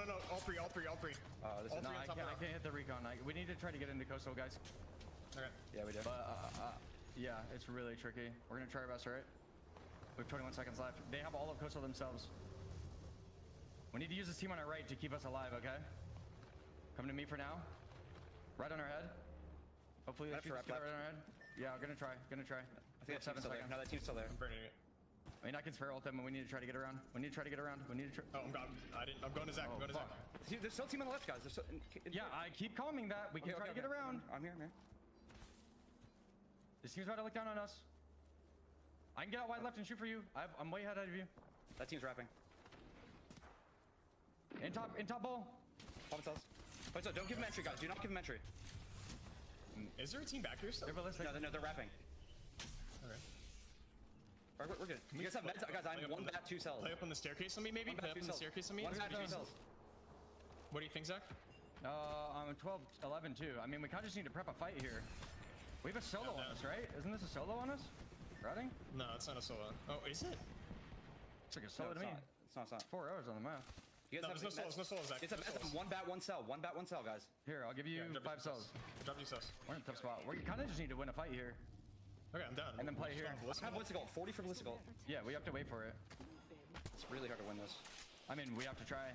We can't. We can win it with Ballistic easily. Yeah. We sort of have to go around to the right. He dropped down. They're pushing us, I think. Yeah, they drop Ballistic right there. Come back. Come to me. Shoot. They ulted. No, we're good. Come to me. I fuse out to them, guys. Killing ballistic. I'm killing the ballistic. I have to shoot this. Ballistic 1. Ballistic literally 1 shot. I'm going in. He's above you guys. Crack. We can use Play slow. I'm betting. Play slow. Yeah, try slow. We're gonna get 30. I can't. 1 HP. Where's the... Get on the res. Play for the res. I'm playing for it. Yeah. Hold me. I'm weak, so... It's a spread with no ult up. We just need to get in the building. I'm getting inside the build. Batting in the building. Care for third party. You need to get on the roof and just chill, bro. You can't let anyone into the POI. Team Fu behind us. Yeah, we'll kill them all in zone close, bro. Look at the zone close. Play on me. I'm coming to you. Zach. On you. Yeah. Slayer, on you inside your build. One, get it. Nice. I need armor swap. I think on me. I'm not sure though. I see 2 guys on me. I'm coming to you, Zach. Bro, dead. Crack some. Slow, Lou. He's too late. He already played. Yeah, no. I'm with you. I'm not getting. Nice. Good shit, guys. Alright, well, again, we need to play for this corner. There's gonna be a team in this rocks, and I'm not gonna have spare ult. Do we have any ults at all? No. I'm looking for all the cells. Yeah, I think there's a rat. Well, Virtus Pro find a way to make it through the chaos and navigate it into a building. That was one of those, Jamerson, that was tricky. Kind of like going from our comms here, third person in a novel, to first person. You get to hear all the confusion, all the hesitation, all the maybe nots, but you get to feel just as elated as they do as they finally find a way to reset and get that kill on the CTU. Push them. Oh boy, most love though. About to take a fight up against Shopify Rebellion Laser. About to laser them all down. That's 2 knocked. We'll see if he can finish him off, but he'll fall to the ring now. It's Awape up against Zainu, taking a lot of ring damage, and they both will fall. Zainu actually wins out on that duel, but will Shopify Rebellion be able to survive throughout all of this? It does seem like they do. Never mind. The ring will ultimately take him here. You can see now. On the northern side, the fight's not over. It's NIP versus Fusions. Difficult rotation from Shopify Rebellion. Zainu does well to clean it up, get the extra KP, and get himself into the top 15 to earn that placement point, but it is not the type of day so far Shopify Rebellion we're hoping for, sitting about middle of the pack in about 15th position right now, 14-15.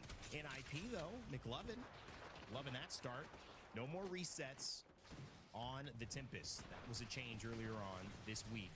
And so that 45 seconds with the perk at level 2 is all you're going to get. So they're starting to slow down a little bit on this push, or they're going to speed up knowing they've only got a few seconds of time. And a devotion bullet, that was just so close. And McLovin is going to pay for it. Zell with a headshot, finishing him off now. Vayne, though, is in a position to try and punish them if they overextend for this one.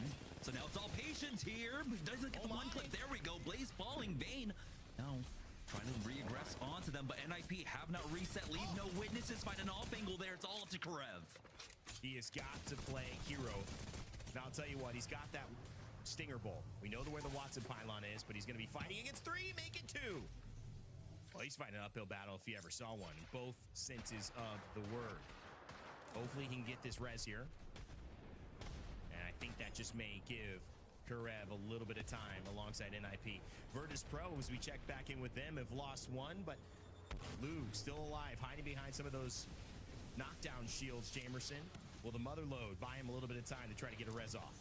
Yeah, no team really want to try and peek out from this. You got NRG and Sentinels in the area, but they don't really want to give up their spot. They don't want to over-aggress because they know that they have so many teams still in the area that can take advantage of them. Might come down to 100 Thieves, maybe wide swinging a little bit here as NIP end up falling, leave no witnesses, still pushing forward. Unleashed, though, as a full 3-manner, just absolutely gatekeeping them. It's all up to Azazel, and he will end up falling, bringing us now down to 10 squads remaining. Unleashed has that north side of the zone clear. VP ultimately get cleaned up. AG find that angle onto them. Now, despite the heroics up against Omit, VP falling, they had a great opportunity to try and get back into this one, but at least they picked up KP along the way. 17th position, 10 points only for Virtus Pro. You can see how hard things are just to try to get in the zone. So while it felt like maybe they were on the right side of this game, certainly we'll be hoping for more with 2 games to come after this one. 9 squads left. Ring 5 about to close. 100 Thieves, Sentinels in a pretty good spot. NRG have the other building, but that's an easy walk into zone, and plus a lot of chaos is about to happen now as people try to descend all of the slopes heading into Echo HQ. A team we talked about earlier, Team Orchid, Hambino on the scout with a devotion in hand and a Stinger Bolt for an ultimate if things get a little hairy inside. Got to make sure not to hit it into Rambo's pylon, but aside from that, will be a big game changer if they can do it, as Echo HQ becomes the center of attention here in round 5. Yeah, we got 4 teams basically stacked on top of each other. Furia, LG. Never mind, AG actually making their move early on, so they're going to avoid a lot of the fighting here and play on the low ground. But for Team Orchid, they have to fight their way through. Furia ahead of them now. They can try and swerve around with AG actually giving up some space here on the south side. So Team Orchid, we're going to take the path of least resistance throughout all of this and allow Furia to play to their back. 400 Thieves, though, they're just trying to clear this one out. Getting a knock onto 1. We'll see if they can find a little bit more. One of the big elements of this Tempest as well is that it applies, if you do need it, 2 care package weapons. Nocturnal does have himself a Kraber, but right now the Devotion has just proved too valuable, too dangerous to pass up. Newcastle Wall goes down from Shubi, and that puts them in a pretty decent position. They're going to have a lot of angles onto this team who's inside Echo as it stands. Orchid underneath it all. They're going to run into AG, so has to sneak by this, and now it's going to be running into LG. Rambo just trying to do his best to slip and slide his way out of trouble. You see that little car that Virtus Pro left behind, and he sees 100 Thieves up on top as well. There's a pylon there, but I can't imagine that Rambo is going to have too much time to live again as 100 Thieves realizes it and takes him out here. Verholz with the final kill. Orchid not able to secure a little bit more placement points for themselves, but again, it's just about those small incremental gains that they've been able to make all series long. For LG, it was a great move to pull to the bottom of this cliff site. Having Sentinels to their top made it very easy to just put your back to this wall and allow Sentinels to deal with the threats behind them. They still have AG keeping an eye on them right now. 100 Thieves, center zone, playing off rock here. And LG will have to deal with NRG. There's an opportunity, though. If Sentinels can bide time, NRG might actually just drop down onto 100 Thieves here. You can see NRG are keeping an eye on Sentinels for the time being. Sentinels are trying to apply that pressure onto NRG, force them down to the low onto 100 Thieves. Oh, we got ourselves a good one here at the end of match number 4. 5 squads in the mix. Timmy on NRG working with Sykes. He has to dodge that one. Gets clipped, and then Phony gets clipped as well. This is all gamers pushing. They're not going to make it. They'll be blinded a little bit, but they have just the right amount of an idea on where their enemies are. All gamers looking to finish off 100 Thieves, and they will. Zapdo will get the final kill onto Jin Burton. And now AG are in a pretty decent spot. Sentinels going up against NRG up on top. LG waiting this out. Not involved in the engagement. Looking like a top 2 is almost secured for them. If they can play this right, Timmy goes into the drone, looking to maybe get a little bit of vision on top of that as he stays alive, and all gamers just watching the chaos from afar. Yeah, NRG tried to just full send it on Sentinels there. Did not work out. They didn't get the entry, and so it's all up to Timmy to try and keep this one alive for as long as possible. In drone right now, LG, they've got Sentinels above them, but they are damaged. All gamers will eventually have to be poke out from this wall, but it looks like they're just biding their time. LG, AG, Sentinels resetting up top. Timmy somehow still alive in the middle of nowhere. They don't see him. They cannot see Timmy. He is staying alive right now. Boy, oh boy, it's not Saturday night. It's Sunday. But that's a good fever to have if he can keep it up. He hit the shield bat just in time. It's a shield swap instead, actually. It's too fast. LG realize it. They want to play for first. They've dropped down to second because Sentinels have been that dominant, but it's all gamers who watched all the chaos and found a way to come out on top.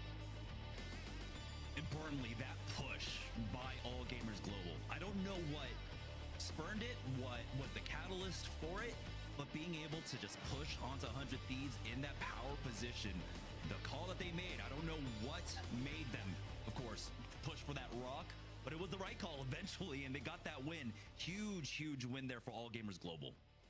Yeah, it feels like when Iron I look at Defender. the presence in this lobby, Sentinels certainly, we haven't seen as much of them on screen, but we know we felt them in those final zones. We've seen a lot of LG in those final zones. All gamers as well. Earlier on it was CTE. We've seen early on Corinthians, but really I think that all gamers have had the most impact in this. Sean, I literally just smoked a toke with my mom, but I'll take a hoot off this pen. It's put them in a spot where not only do they get this win here, they're getting rewarded with taking games over spots where you're looking at, 100 Thieves. I mean, they're on this mountain. They've got high ground. Do they make a bad play there? Do they call trying to third-party something? Sentinels as well as LG. I mean, Sentinels was fighting NRG earlier on. LG was on the bottom ground, low ground. Could they have waited that out? Did they get a little too greedy trying to think this is the chance that we have?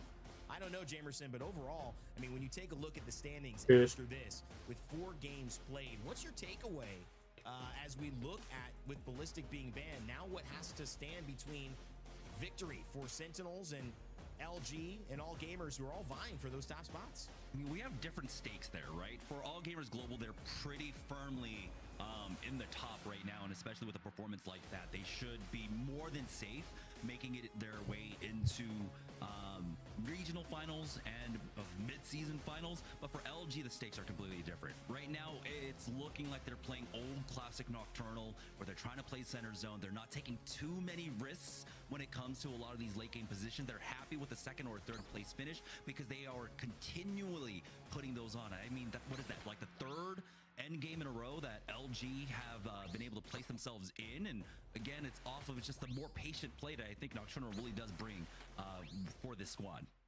Yeah, and you can see that there are moments where you have a bad situation or a read that doesn't really put you in the position with, great weapons or things like that, and you don't get a lot of kills. In this last game, while they got second place, still only 1 kill, and that is a surprising element of it compared to the 12 kills, 13 assists for All Gamers.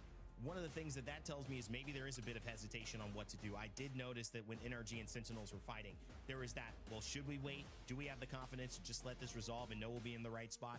Should we push? What does that look like in terms of LG finding their rhythm? Well, so far, so good, except in terms of kill points, kind of the anomaly, Jamerson, in our top 4, considering that all the other teams have 20+ kills. Either way, they're getting the job done here in third place, tied for second with Sentinels, rounding out our first place position.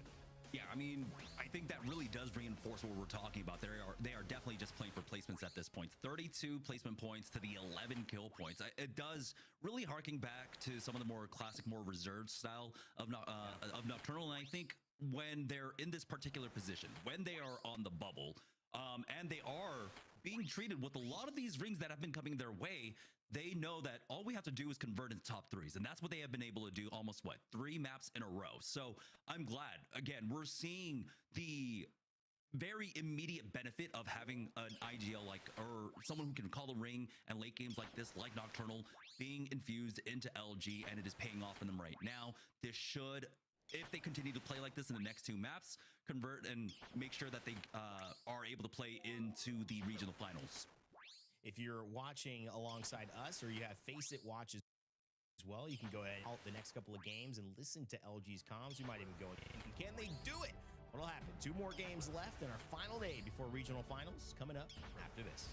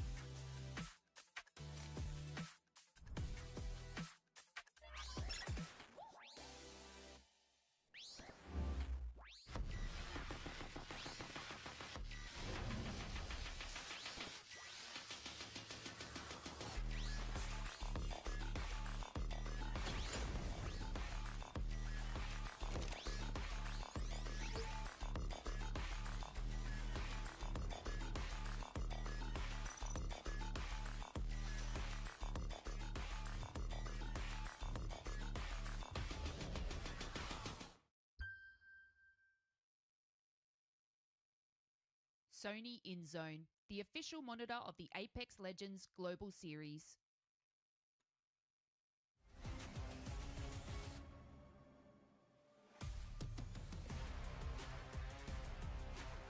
Welcome back, everyone. Game number 4 in the books. I'm coming back here with Jamerson. Got to kidnap you away from Rain Day because all gamers, they take the dub. 12 KP. Also, we're one of the squads running that Crypto Watson composition, holding that position in a great fashion on the outskirts of Echo HQ. Yeah, what's that, 2 games in a row or 3 games in a row where they're able to really utilize that Watson? I believe, yeah, it was match number 2 on Broken Moon when we had that Terraformer ending. Right, where AG were able to, I think, secure 2nd place for themselves. So they are doing fantastically, and honestly, with a position that they were able to earn for themselves effectively, right? With that rotation now from the southeast side, swinging down, taking away that position from 100 Thieves forcefully, that was really nice for them. And we get to say goodbye to the Ballistic, as Ballistic was the legend that was most picked within that 4th map. So now getting set up for match number 5. The question comes for squads like CTE, considering the fact that they were, I believe, the 2nd squad to go out in that Game 4 lobby. They're one of the teams on the outskirts of the top 20 team relegation, so they definitely want to be able to secure the KP that they need, looking at where they and even Team Orchid stand in the overall standing. Team Orchid having a total of 55 total points with 79 KP throughout the course of the split, and CTE being with 52 points and having 89 KP. Yeah, if it comes down to just that one game being the important difference maker for CTE, it would be crazy because, again, it was match day 7 for them where they got that final win. It was a 16 kill point win for them in match day 7 that really did put them into contention to avoid relegation. If the win here today in game number 1 is the difference maker, that would be crazy.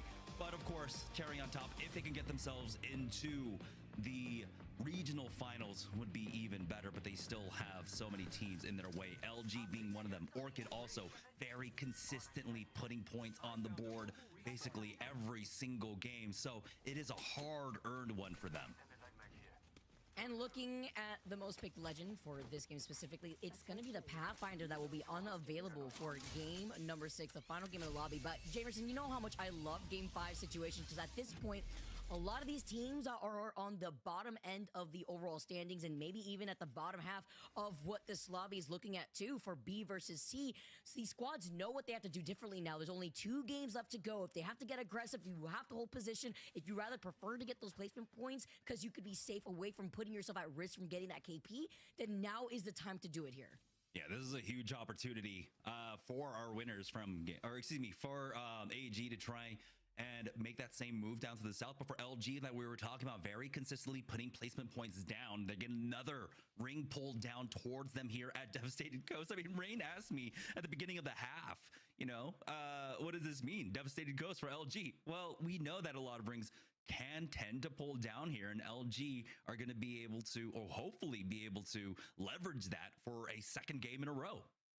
Every time I see zones like this, I always have to give a shout out to my girl Spider Tiff, because whenever her and I usually cast Storm Point zones, they just ends up pulling back to back over by the outskirts of Echo HQ and Devastated Coast. So it always throws me back here, and it's looking like a very similar situation to maybe a little bit more so to that north side here too. But looking at teams like Furia being able to secure their POI here just over to that south side, having that ring console, Corinthians now making their way to the north away from Furia, LG and Villainous, more teams, Team Orchid, Leave No Witness, Shopify already getting ahead of their rotate. Yeah, I mean, we have a similar quotes ring that we had to last ring here, but this one is very clear, right? You need to be on the Echo HQ and Devastated Coast side. We're no longer going to have teams kind of lazing about over at Coastal Camp or at Pylon. It's going to be very aggressive moves to get in. It looks like LG were able to get there. For Sentinels, it seems like they might run into a little bit of friction here, as it's NRG still at Coastal Camp, but it's Corinthians right now fighting early off the rip for this early position. It's Furia and Fusions in the area right now, but it does seem like with the Watson setup, they'll be okay. Helps them out. You can see the survey beacon scan to know how many other teams are within the vicinity. Where can they play from, or rather prevent other teams from moving up in? Of course, with the Trident acting as some makeshift cover, Sentinel's going to be able to get the care pack too on top of it all. And great here, just making their next move on where they want to rotate. But also time to highlight the amount of cryptos that we may have in this lobby too, with a wandering Trident within the vicinity. Yeah, that was CTE squirting on us. Yeah, squirming on by, and they will not have any of that action whatsoever. But I did like the opportunity there, at least for Sentinels, and they knew that this could have been an isolated fight for them. This is an isolated fight, though, up against NRG, as we take a look at the eastern side of this zone right now. A lot of teams starting to move on, and you can see that we got LG, we got Corinthians.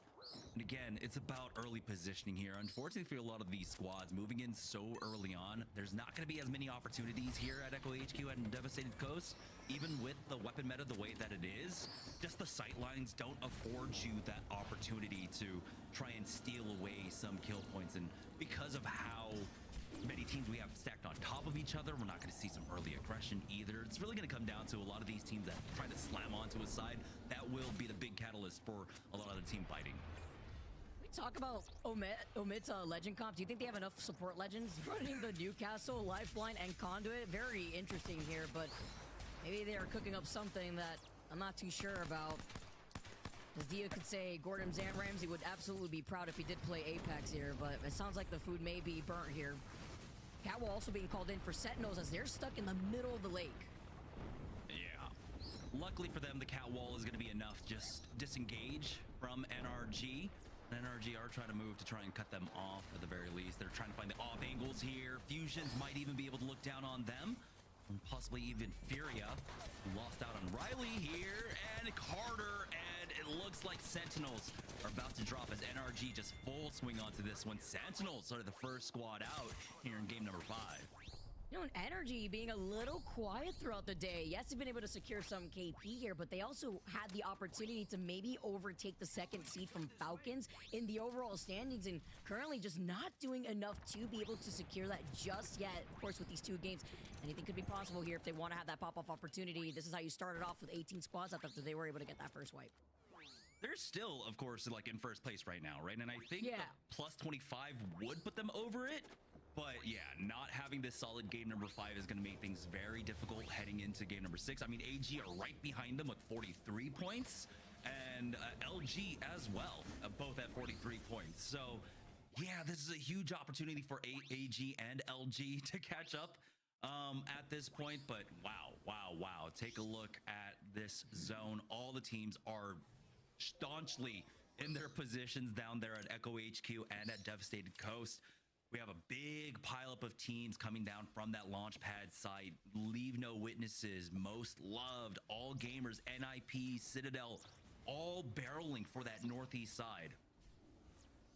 Your energy right now, and you're able to get info on the teams that are going to be rotating from the south side, the teams that are already situated in Echo HQ with that lone house available over to their north side, and NRG are one of the squads also rocking a Pathfinder. So quick repositioning opportunities and having a crypto to scout ahead too puts things into perspective on how they want to approach this zone, because it's going to be so difficult with the amount of teams that were able to get ahead on their own rotate earlier in the game. Yeah, one thing that I want to point out is that no one's actually like playing off tree and rock in between Devastated Coast and Echo HQ right there along that mountainside. And I think that does really come down to the weapon meta right now, you know, with so many G7 scouts and 3030s. While it can be a very strong spot with so many teams that can poke you from that angle with the current weapon meta, you just don't play it at all whatsoever. So it's kind of interesting to see how much of a no man's land it is right there in the dead center of the zone right now. Yeah, and how weapon metas too influence the positioning that you want to sit in aside from where the zone is too. Zainu being able to get that initial knock onto CTG, and Koi dropping down to try to fully capitalize. Shopify, and taking maybe a little bit too long, are just going to opt to go right back up onto the high ground here. They don't want to take the risk with another squad shooting at them from distance. Yeah, I mean, for Shopify, they have nothing to lose, right? Like, in second place right now, they've got energy right behind them, but they're not risking anything at this point. Again, I think just the prestige of being first in Americas is enough to kind of temper a lot of the aggression that we might see typically out of a knock like that. But for Shopify Rebellion, yeah, they are definitely looking to still have 2 solid games here. Game number 5, game number 6. This is definitely a game that they can win. If it pulls away from them, it could be a little bit difficult. They would have loved to have dealt with CTG, but that would have just left themselves open to so many third-party attempts, possibly from Leave No Witnesses, All Gamers, all coming in from that eastern side. Now here, though, with Omit, they are working their way into Echo HQ. A lot of that has been left open, and so they'll be able to walk freely up onto the upper catwalk of this area. Triple support composition right here. Devo in RKN's hand, Prowler in the other. From ahead here while they still hold on to the high ground. They're looking to their left after they were able to walk here for free with Fury, giving up some of that space that we saw them in earlier because they were trying to hold on to that survey beacon that now Omit is going to be able to get information from. And look at the difference, too, between Fury's Evil Shields currently after they were situated here very early on versus what we're currently seeing from Omit, who've been playing a little bit more objective to rotate here. Yeah, this is what I was talking about. There just aren't too many opportunities from inside of Echo HQ to really find the line of sights, to get damage, to try and sneak away some KP. For VP, that was slow rotated in from the eastern side. Right now, they're stuck at launch pad. Got a few teams there on the northeast side right now that are looking to continue to gatekeep them. All Gamers are up there. Leave No Witnesses as well, playing that area between Launchpad and Devastated Coast. You got Most Loved coming in from the northern end, but I think right now a lot of teams are just on a holding pattern, not really trying to risk anything as they wait for the next zone information, and they'll know that they're pretty much in a decent spot, but they will be forced to move eventually. One team that isn't worried about taking their time is like NIP right now. There's no threat whatsoever on their pylon angle for CTE. They're playing here on the south side. I think they'll be forced out of this position, and they're probably in one of the prime positions to try and sneak a lot of kills from the teams that'll be rotating in from Echo HQ. And you highlighted NIP. They're by Pollen because they're about to get the Mythic bin, actually. So they're going to be coming out, getting some great loot before making their rotate, either through that north side of the zone. It will be treacherous, honestly, and a Hail Mary evac will not really result properly looking at the way that a lot of these other squads are already situated. We highlighted Fury before, and of course, with Echo HQ being their POI, that's kind of the inevitable circumstance when you can't play objective and maybe get the KP or damage that you need depending on the weapon loadout that you're forced to rock. We saw them earlier that they were playing off that low ground over to the right side of Omit. And then other teams like CTE, playing on the outskirts of that Lone Rock over to that south side. Villainous over to their north, already predicting where that next zone pool is going to be. Well, for CTE, that zone pulls down towards them. They're actually well within it, and so this is a huge opportunity. Playing off the rocks, the safety of the rocks and the Newcastle wall that they have set up to use the weaponry to try and sneak some kills away. It's a little bit difficult because a lot of this fighting is, of course, on that high ground. But eventually, when all the teams are going to be forced to drop down low, there's a huge opportunity for them. All gamers, though, trying to control on this side, up against Leave No Witnesses. You gotta watch their back, though. Virtus Pro are coming in from behind them. They need to make this fight a little bit fast. Dropped. Might have seen VP coming in from behind, and now AG are getting sandwiched. This actually could work out for Omid, too, if Leave No Witnesses gets pinched in a situation like this. But AG just backing away, not liking that VP, and now wrapped up on the other side of them. This also allows Leave No Witnesses to maybe get involved into the party a little late. And with VP getting the initial knockdown onto Zainu, Shopify now forced to hang out in those boxcar. Yeah, they're fine, right? Yeah. They're up on that high ground. They're up in height.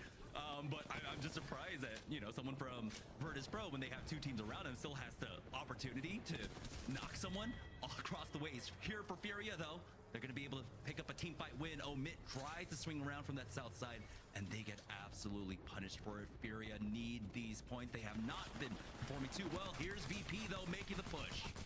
That was crazy to see Omid go down right there, too. When they currently wanted to survive purely because of that better total match score versus Leave No Witnesses. They're still in, and they get eliminated, as we say that, from VP on the other side of that building, but still out-surviving Omid here alone, as VP look ahead at the squads now rotating from that bridge side.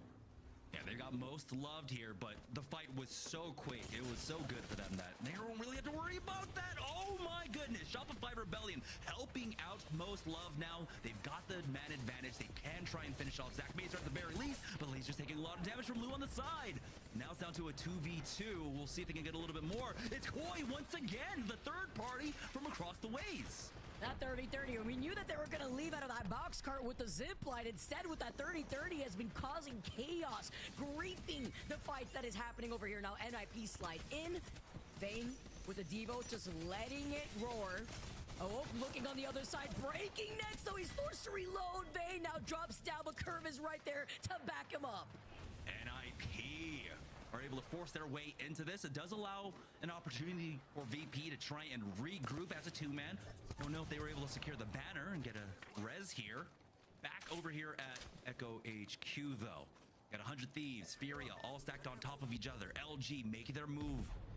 Very similar to what they did in game number 4. For 100 Thieves, they've cleared out a lot of this western side. They've got Furia underneath them to deal with, and they'll be continually peppered by CTE, who are playing inside of the zone right now. LG's positioning right now, too. They got the death boxes at their feet, the catwall being called in. 100 Thieves finding their stride this time around. Tony finally getting the KP2 that he's needed. Total 8 KP throughout the course of the day, backing away now as the zone's about to close in. They've already used up that catwall, and they're currently staring down the barrel at Furia. Zone's closing in, but this is the slower side of the zone, so they do have a few extra seconds to work with. They're going to start working their way to the north side, dropping right on top of NRG and LG as well. 100 Thieves now about to get sandwiched with the zone closing in behind them, though. They're able to set up with this wall. Burholz has another ready to go as he's holding it down, but it looks like AG are getting into a fight up against Shopify Rebellion on the eastern edge. While this action is breaking down on the west, we'll see who comes out on top. Here's AG making their move with that Pathfinder, but Zap will get knocked. Dropped is down to no HP. Citadel Gaming will barrel ahead and take them out. Future almost lost that, and he was one right in front of him, but they survived. He survived with 1 HP, and now Furia stay alive too. 100 Thieves get eliminated. They could not hold it down right underneath before getting pinched. Now it's LG at the bottom of the stairs right now. Furia, though, moving past just to reset. Keon needs to hit that bat. You can see LG trying to set up for themselves for NIP, resetting here on the northeast side of the zone. They're fairly free, getting a little bit challenged by Unleashed. Nice little knock there from Karev. As now Furia, they've got LG right underneath them. They want to finish them off. these isolated fights from each corner of this zone while it closes in the next 50 seconds. Madness still staring down from the high ground. Catwalk called in from LG right below, but everybody are taking shots at LG, including Furia, including Citadel, CTE, who are the only team inside that next zone. Yeah, CTE are looking at this. 2 members are on it this entire time, so I'm surprised no one from Furia is actually taking damage from that. Madness does get cracked, and they are forced back. Fortunately, though, they're just not able to find that opening to try and knock out LG. It's 7 squads remaining. You can see Unleashed are keeping an eye on them. And this is the biggest thing right now. Because of the pressure from Unleashed, Furia aren't able to full send it. You can see the whole Newcastle wall being set up. And they can't even peek on over. This becomes a very difficult spot. As it looked like Unleashed might just force all 3 teams to go down here. CTE are continuing to keep an eye on things here, but no real pressure is being applied. And so CTE will just wait things out. And while Furia are able to get some of these knocks, they can't give up the high ground just yet. Now that the zone starts to close in, though, you see zipline for zipline from each angle of that zone. NIP looking at Villainous. The NIP holding onto high ground here, too. Knuckle Cluster from Furia also going to be able to get that knock onto LG as they are being focused by so many other players. And NIP with the Bocek, with the Devo, he needs some ammo to work off of. LG get eliminated, 5 squads left, and it is only Madness left from Furia. Yeah, Unleash move center zone, giving that freedom up to Furia to be able to finally take that fight up against LG. Mobile respawn beacon down, and it is plugged in for Keon, but how safe will it be? NIP moving in from the north-hand side. They do have an angle onto it right now as Furia are getting full sense from NIP. And it's all up to Vayne to try and keep them alive, secure a little bit more placement points for themselves. You can see CTE are trying to hold out here as Unleash are peeking that angle. They've got Jay back up on his feet in just a second. Chase Mob just holding down that angle with the Devo. And that'll be enough for the reset as Fury get eliminated. Even more important was that fight with CTE versus Unleash. Holding this angle means everything here for CTE to hold a much more split southern side of the zone, forcing Unleash to fight NIP and Citadel Gaming before they're forced to then take that fight with CTE, and they can just walk in the third party as Citadel, as a duo, slide in. Future was able to get that initial knock here too. Unleash get eliminated, and looking out in the distance is now Citadel as a duo versus CTE. CTE don't have confirmation that it's a 2-man, but they'll feel a little bit more comfortable with the zone closing in behind them. And you just get the Iron Defender, that was it? Yeah, I only got those 2. Damn. I mean, you got a Cyclops Eco. Peace. Catch y'all later. Peace, peace. This is all up to Citadel Gaming if they can find an opening here, but it's a 2v3. It's a difficult task. CTE might just secure their spot in top 20. And the bottom side of the call out too. While CTE desperately need this win. Jay loses on his shield. Honestly, forgot I was even in a Discord call. With the G7 hipfire assault, CTE take the dub. A team that was sitting at 22nd before the day, on the cusp of being relegated, are currently now sitting with that dub.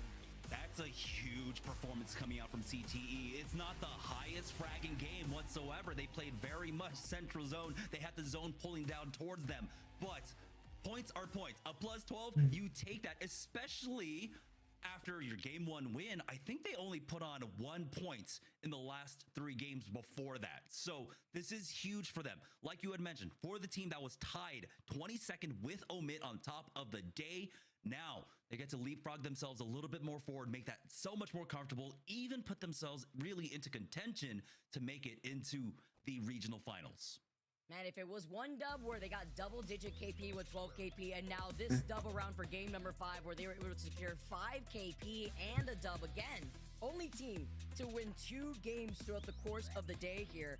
As we take a look at Citadel, also with 5 KP, Unleashed with 4 KP. It was chaos though for a lot of the squads that had to come in from that Echo HQ side, out in the open where there was little to no cover. Really only the Pathfinder that was there to help close in that gap. You don't have Ballistic anymore. You'd really have a Catalyst with a wall that would have came in clutch for a situation like that. But man, also the Devo with the weapon loadout meta right now that we currently are seeing, Jamerson, also make that difficult.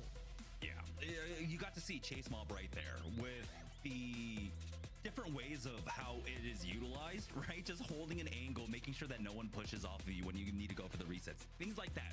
Very, very crucial. So I'm glad we got to see, it utilized in that regard. For Citadel Gaming, a team that we really haven't talked about that much.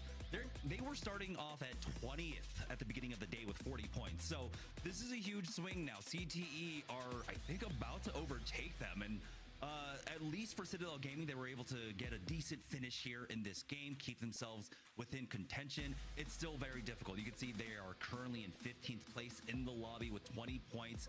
They have a very, very big uphill struggle ahead of them. They need like a 25-point game here to try and catch up with CTE. Although, where you highlighted where Citadel was before the day started, sitting in 20th place and looking at their performance in that game alone, I believe that also pushes Omit into the relegation spot. So with only one game to go, Omit are in some trouble. Yeah, oh man, I was trying to. There's so many things that you're trying to comprehend at the same time. I was trying to see where Unleashed were, where Corinthians were, because again, these teams right here on the bubble, there are so many trailing behind that a swing in any way can keep them alive in Pro League. So we'll check in on that on the break. But I mean, there's just so much going on. Game number 6 is going to be pure chaos. I cannot wait to see the action that goes on for our final game here within the Americas region for groups B versus C. Don't go anywhere. It's coming to you on the other side of this break.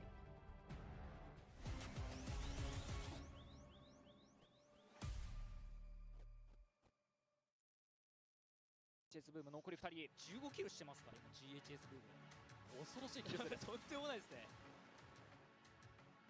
ただ外で待つのはスプリットマントップのチャンピオン数を誇っているノイジーボックス現在8つのチャンピオン大台の10に向けて SBI の立ち位置に襲いかかる今日の前半では久々のチャンピオンを取りました今日2度目のチャンピオンあるのでしょうか万別2家の立ち位置180度挟み込んでいきましたただフナティック全滅 Got me a Guami. そうですねアルデブが介入してきてフナティックが先にアルデブに狙われてしまったので後ろにはロスト上からレッドラムズの車線が通っているアルデムここで全滅これ3対1ですねレッドラムズいい勢いが出てきた絶望的な順位から踊り出ることはできる後ろにキャッスルウォールただ上から一方的に打ち下ろせるのは SBI ですそうなんですよこれディボーション球無限ですからねテンペスト起動中のディボーションは圧倒的争点全滅残り2部隊です残っているのは下のアーミー広く展開している SBI が圧倒している複数方向からのディボーション地獄削りただポジション自体は有利なんですが SBI 蘇生通してるので、これはちょっとリアルピンチエゴイスト上がったエゴを見せる単独勝負後ろ間に合うかゾーン2横からイグリュウが落としたさあ Hey, Limp Fruit. 昨日の取り切った待ってますねこれは分かんない Limp Fruit Seed. We take those. デフドール残り1人ただ取ったのはリアライズノバ CR と一騎打ちどちらも苦しい立ち位置から上がってきたお互い取っている CR 残っての30おボンブイは取ったクラッチあるか 1v1 体力苦しい取ったのは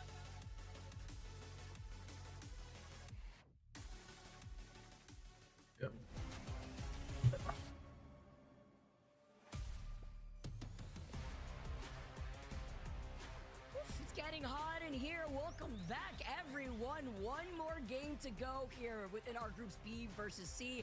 And after reviewing the overall standings right now, the updated overall standings, NRG are 1 point away from overtaking that second seed from Falcons. But let's go back at that final circle because it was chaotic for the teams that were forced out into the open. The teams that were forced to really take that Hail Mary zipline, praying that they won't get taken out before they get to their destination. Yeah, whether it was from the west or from the east, CTE were just sitting smack dab in the middle, awaiting all this action and for the placement points to really just come their way. And honestly, no one really expected this one to pull so far out into the open like that. I don't know Well, the last time I saw a zone like that, but you can see all the teams just scrambling for every last bit of KP that they could get because they knew that it was pretty much impossible with a team as entrenched as they were, CTE here on the south side, to really get that position away from them and get the win.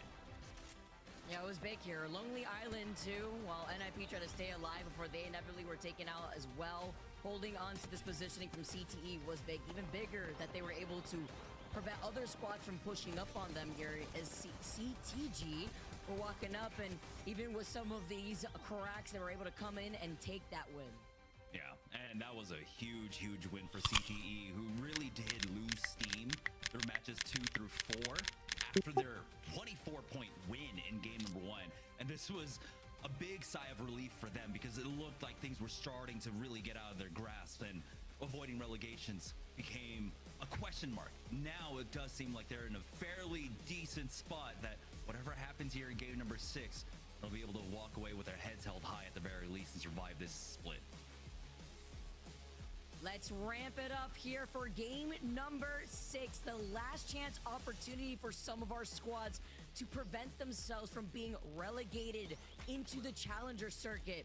Bangalore being the most picked legend for this final game. Something to note for the teams that will find a little bit more comfort depending on where these zone pools are going to be taking us in Stormpoint, but even better for the teams that may have little to no cover to work off of.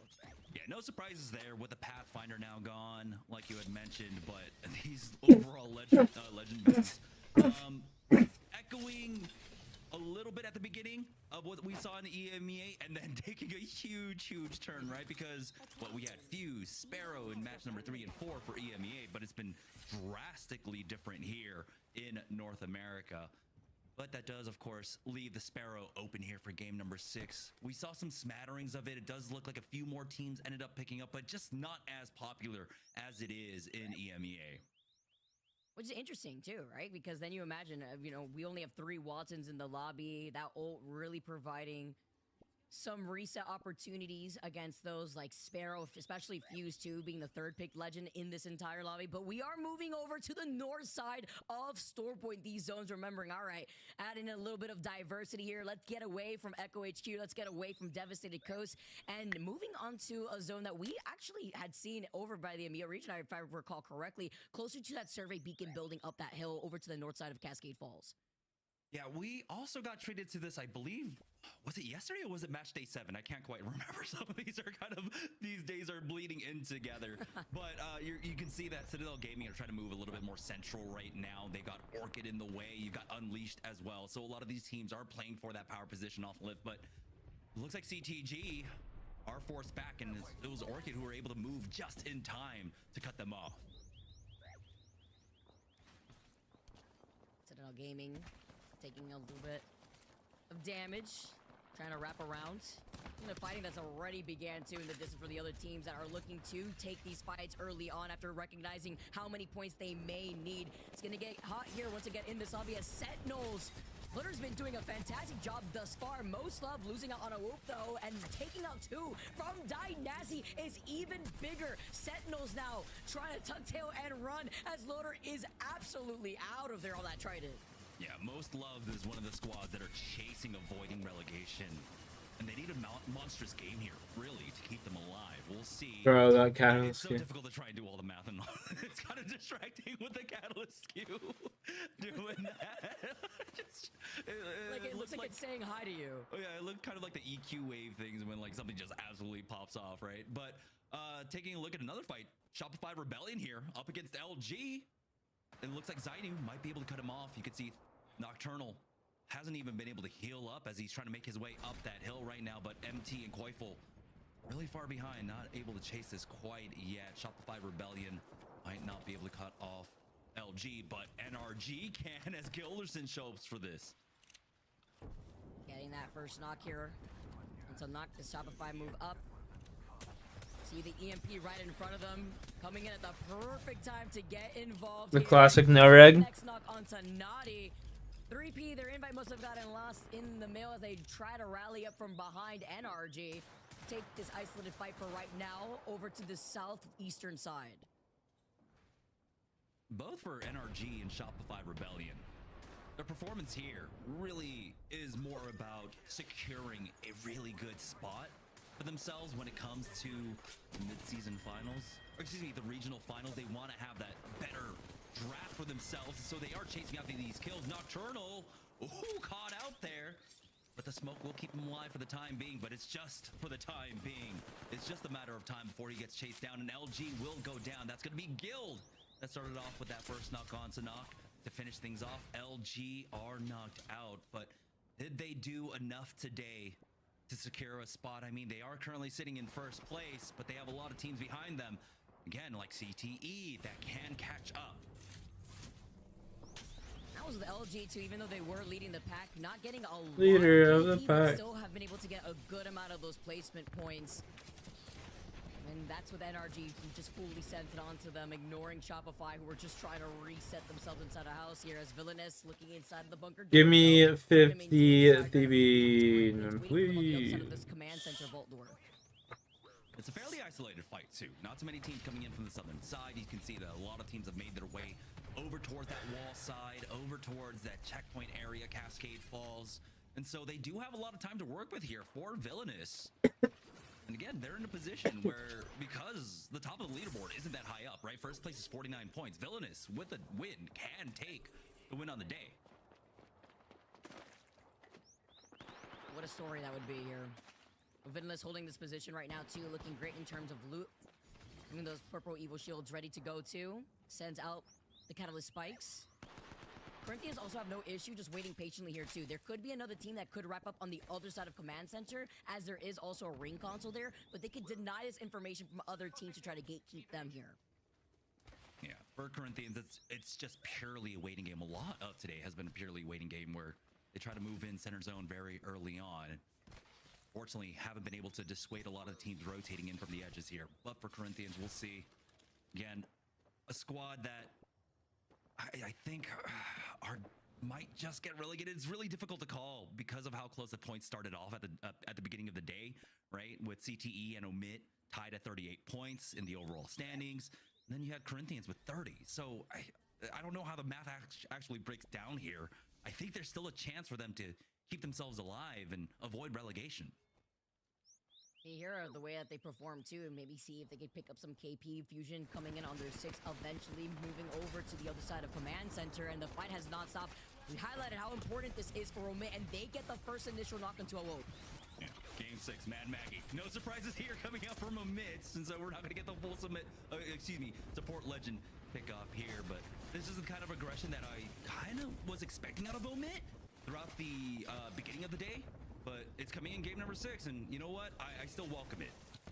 Better late than never, I can always no say here. You have space. to avoid these nades, creating so much space, deleting RKN. Shield, Sang's the only one more than healthy to try to provide that suppressed fire. Nice quick shield swap, it looked like as well from RKN. Cat spikes for days, by the way. These cat spikes have been there forever from the first fight that we got to see. But Omit backing away in time. Awoke getting res here, even bigger for this reset. Ooh, but the nade from Sang re-gets the knock here onto Awoke.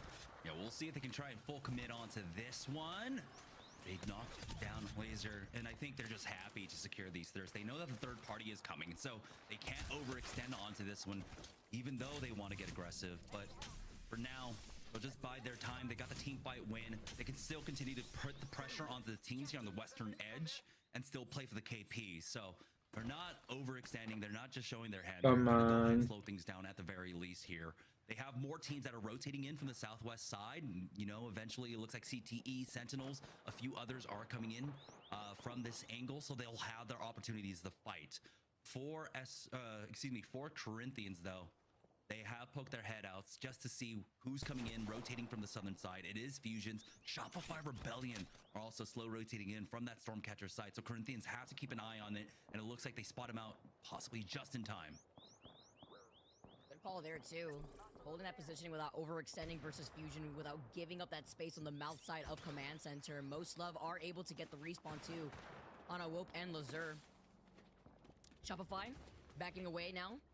Seeing they did hear the fight, maybe the 30-30 shots from the distance earlier on. seeing that there's nobody engaging, they back away from Stormcatcher, may want to just wrap around entirely into the south side of this next zone, or they could actually approach utilizing Survey Beacon over to the south side of where Fusion was spotted in, as well as through Cascades Falls, where there's another Server Beacon. Yeah, we do have another team rotating in that way, though. It's going to be Furia that might cut them off just in time, moving forward with what looks to be a Trident. For Unleashed, though, holding dead center of the zone. All about trying to pick up. What are you doing in me pockets? The Sentinel in the hands of Legatron. Imagine that dig along with Glorzy have the long-range weapons to try and steal some KP away, but unfortunately for them, so much of the fighting are on the edges of the zone right now, so they just don't have that opportunity. For CTE, though, now in a fight up against Omid. Purples on either side, but it's Cruel Buckle that gets the initial damage out. The Stinger Bolt will force them back, and Chase Mob taking a lot of damage there from that flank from Sang. It's a 1-for-1 exchange, but they have been revealed. Good awareness too, though, from Cruel Buckle so that we can provide some suppressed fire here. Even with the Havoc, he switches his attention with the car. He misses out on that one single shot, literally leaving Cody one. Sends out the spikes, knowing that's all it needs to be used. Damn. As Omid get eliminated to 18th. Even bigger for CTE to clutch out this win here for Cruel Buckle. And they stop Omid's opportunity from even trying to catch up with what CTE have been able to do. 2 wins on the day now, taking destiny in their own hands here as Furia starting to rotate, but they are taking a lot of zone damage. They got Most Love gatekeep them currently, and here's the peek out. Owope won't even have an opportunity as Laser goes ahead and finishes off Madness. We'll see if they can get a little bit more. They do have to worry about possible third parties coming in from behind. They will slow things down and not overextend themselves here. Most Love need a solid game. It is so congested over to the outskirts of this southeastern side, and then while all these squads were looking to engage, and maybe 3P or 4P, the Mythic Fin spawns on the outskirts of where Fusion was holding. So both Energy and Fusion, they back away 100 Thieves. Lovely R9 shots, and then the follow from Phony on the bow check as Jen holds onto the high ground. Look at this catwall, the way it's traveled uphill here, just to get awareness as well, and to get out of the line of sight of the other squads that may be coming in from the north side of that hill. Villainous end up getting eliminated here, but they should be fairly safe with the performance. What are you doing in me pockets? With so many teams still alive, like Orchid, like CTE. I can try and overtake them here. Sentinels going down. No real stakes there for Sentinels, but they are now down. We have reached placement point territory. 15 squads remaining here as NIP starting to turn the screws on. They were able to take out Kings. We'll see if they can get a little bit more. Time being activated, Faye now moving up. NIP finding themselves in the outskirts of the command center vault, where we saw Villainous there earlier. Looking at the squads right in front of them who maybe have already taken over that building where that survey beacon usually is. That's going to be Team Orchid that have not left in that positioning. Same thing could be said about Unleash. A lot of poke pressure done from both these squads as Most Lev also make their move. You can hear an evac tower out in the distance. Yeah. This is very important. Like you had mentioned, Orchid their center zone for them to survive, to scrounge up every last point that they can. They started off the day with 19th overall for Most Love. They need a bigger game. They need like 45 points off of this one. So they need every single kill to come their way right now. This fight up against NRG is going to be a difficult one. You got Furia in the area. You got Shopify Rebellion, CTE even eyeing this one from the northern side. It's just one member of Furia, though, trying to run for their life, while Shopify, Fusion, and even NRG are currently looking at that solo. Most Love hoping that with this distraction they can wrap around to the left side of NRG, but they won't be isolated because CTE are also looking at the cluster from that exit point from Cascade Falls. Most Love now slide in. Dynasty left one shot. Lazur also one shot here too. Dynasty gets taken out, and so does the rest of Most Love. NRG, while they were fixating trying to take that fight, this is the green light for CTE to walk up beyond the other side of the Evil Harvester. Shopify Rebellion trying to get involved in that, but again, in that confusion, Furia were able to at least survive. Knocked 13th, 12th. Oh, unfortunate for Furia going down here, but that does leave us with 12 squads remaining. And this pileup on the southern side is being absolutely brutal for the teams that just were not able to move in time. We had a lot of friction there, a lot of fighting. CTE still finding opportunities here on the edges to get some damage off, but now they really have to start worrying about their rotate in. This ring continually pull up towards that wall side and actually does favor the wall over the lift. And so it's teams like Leave No Witnesses, All Gamers Global that find themselves basically in the center of the zone, and they're just working with the natural terrain to keep the teams out from the western and the eastern edges. And it also looked like right there too, with Timmy just trying to hide inside that crypto drone, the Sparrow tracker dart exposing where he was positioned to. Another look at how Sparrow could provide. Hey, I got another Ram seed. Cryptos in the lobby looking Let's go. visible. It's really nice, the kind of passive that helps with the recon dart, right? Because we see it littered all across the maps when so many more Sparrow teams are being played. It's not as much here in the Americas region, but we still have a decent amount of it. I think 1, 2, 3, 4, 5, 6 Sparrows still alive in this lobby. Here now, as the fight to get through this choke commences, 100 Thieves forced to take the evac tower. They had double evac tower though, just so that way they can navigate around. Have teams focus on one or the other here. Drop getting a big knock two onto Slayer. G looking to get involved is Unleashed. They have been inside this building from the very beginning, still on full blue Evo shields, and the same could be said about Citadel Gaming. Yeah, for Citadel Gaming, it's gonna be a tough fight. Leave No Witnesses though have split their attention with the aggression that was happening on the northeast side, but it looks like All Gamers Global will be able to deal with the VP, and so now Leave No Witnesses can just all three-man peek over towards CTG, but they are set up with their walls as we have about 5 teams collapsing here on the southwest side. Valorzy ends up going down to Fusions, who are playing outside the building right now. CTE are able to secure a spot on the other side of this wall. 100 Thieves going for the peak. That's going to be 2 down. Cruel Buckle, the only one up. And that is CTE eliminated, but I think their job is done. I think they've done it to be able to secure a spot for themselves. We'll see if it's enough, though, to secure a spot in the regional finals. Even better for 100 Thieves to get extra KP to their name. CTG are the next victims, it looks like, as Blaze is also the other perpetrator here in getting that knock onto Pluto. Team Orchid from inside, Fusion from the outskirts of the other side of this building that 100 Thieves is currently holding. Yeah, Orchid, Fusion all stacked up here. Citadel Gaming just trying their best to survive. We'll see how much longer Future can survive for, but this is a difficult one. 7 squads alive, all full. You got Leave No Witnesses right above them. You got 2 teams stacked on top of each other to your south right now, and I think they sense that Leave No Witnesses are going to look to try and finish things off, but 100 Thieves are taking this fight up against Orchid. 100 Thieves now trying to peek through the stairwell here. Luxford was caught out of position though. Following up, Burrows is able to get that initial knock here. Phony follows up, swings together, and Team Orchid get eliminated. Nice team fight potential here for 100 Thieves in that 3v3. NIP throughout all of this made the aggressive push onto All Gamers Global and actually take out 2, secure their spot here on the eastern side. Fusion slow rotating in from the south side. NIP have the angles with that Kraber. 3 shots to make a difference. Leave No Witnesses still left on blue armors. That next shot misses, but Kurev does not as he gets the knock onto Zell with that bow check and the finish. This is all NIP. It's going to come down to 100 Thieves and Fusion. Can they stay healthy on this rotate up? They've claimed their space here on top of Pryrock, also looking at Leave No Witness over to the other side. NIP holding a split angle to prevent Fusion from walking up. 100 Thieves are going to fixate on Fusion first, and NIP have to make sure that 100 Thieves don't get the opportunity to reset, while Leave No Witness still playing things out here on that northwestern side as a duo. 100 Thieves are able to clear out Fusions without taking any losses themselves, so it's going to be a 3v3v2 here for Leave No Witness, who were not able to get a mobile respawn beacon down. They had an opportunity, but they're just going to make the push for the second place finish. Rena Tricky does some damage, but he backs away. Now it's all oh damn. Oh, they fully sent it, but because they went to green for 100 Thieves, this is just a green light for NIP to walk up with the Devo Courage with the final melee hit as NIP are your champions for free, taking that game number 6 in terms of their positioning. And it's not just taking the game, they might have taken the day. NIP had a lot of KP in this game.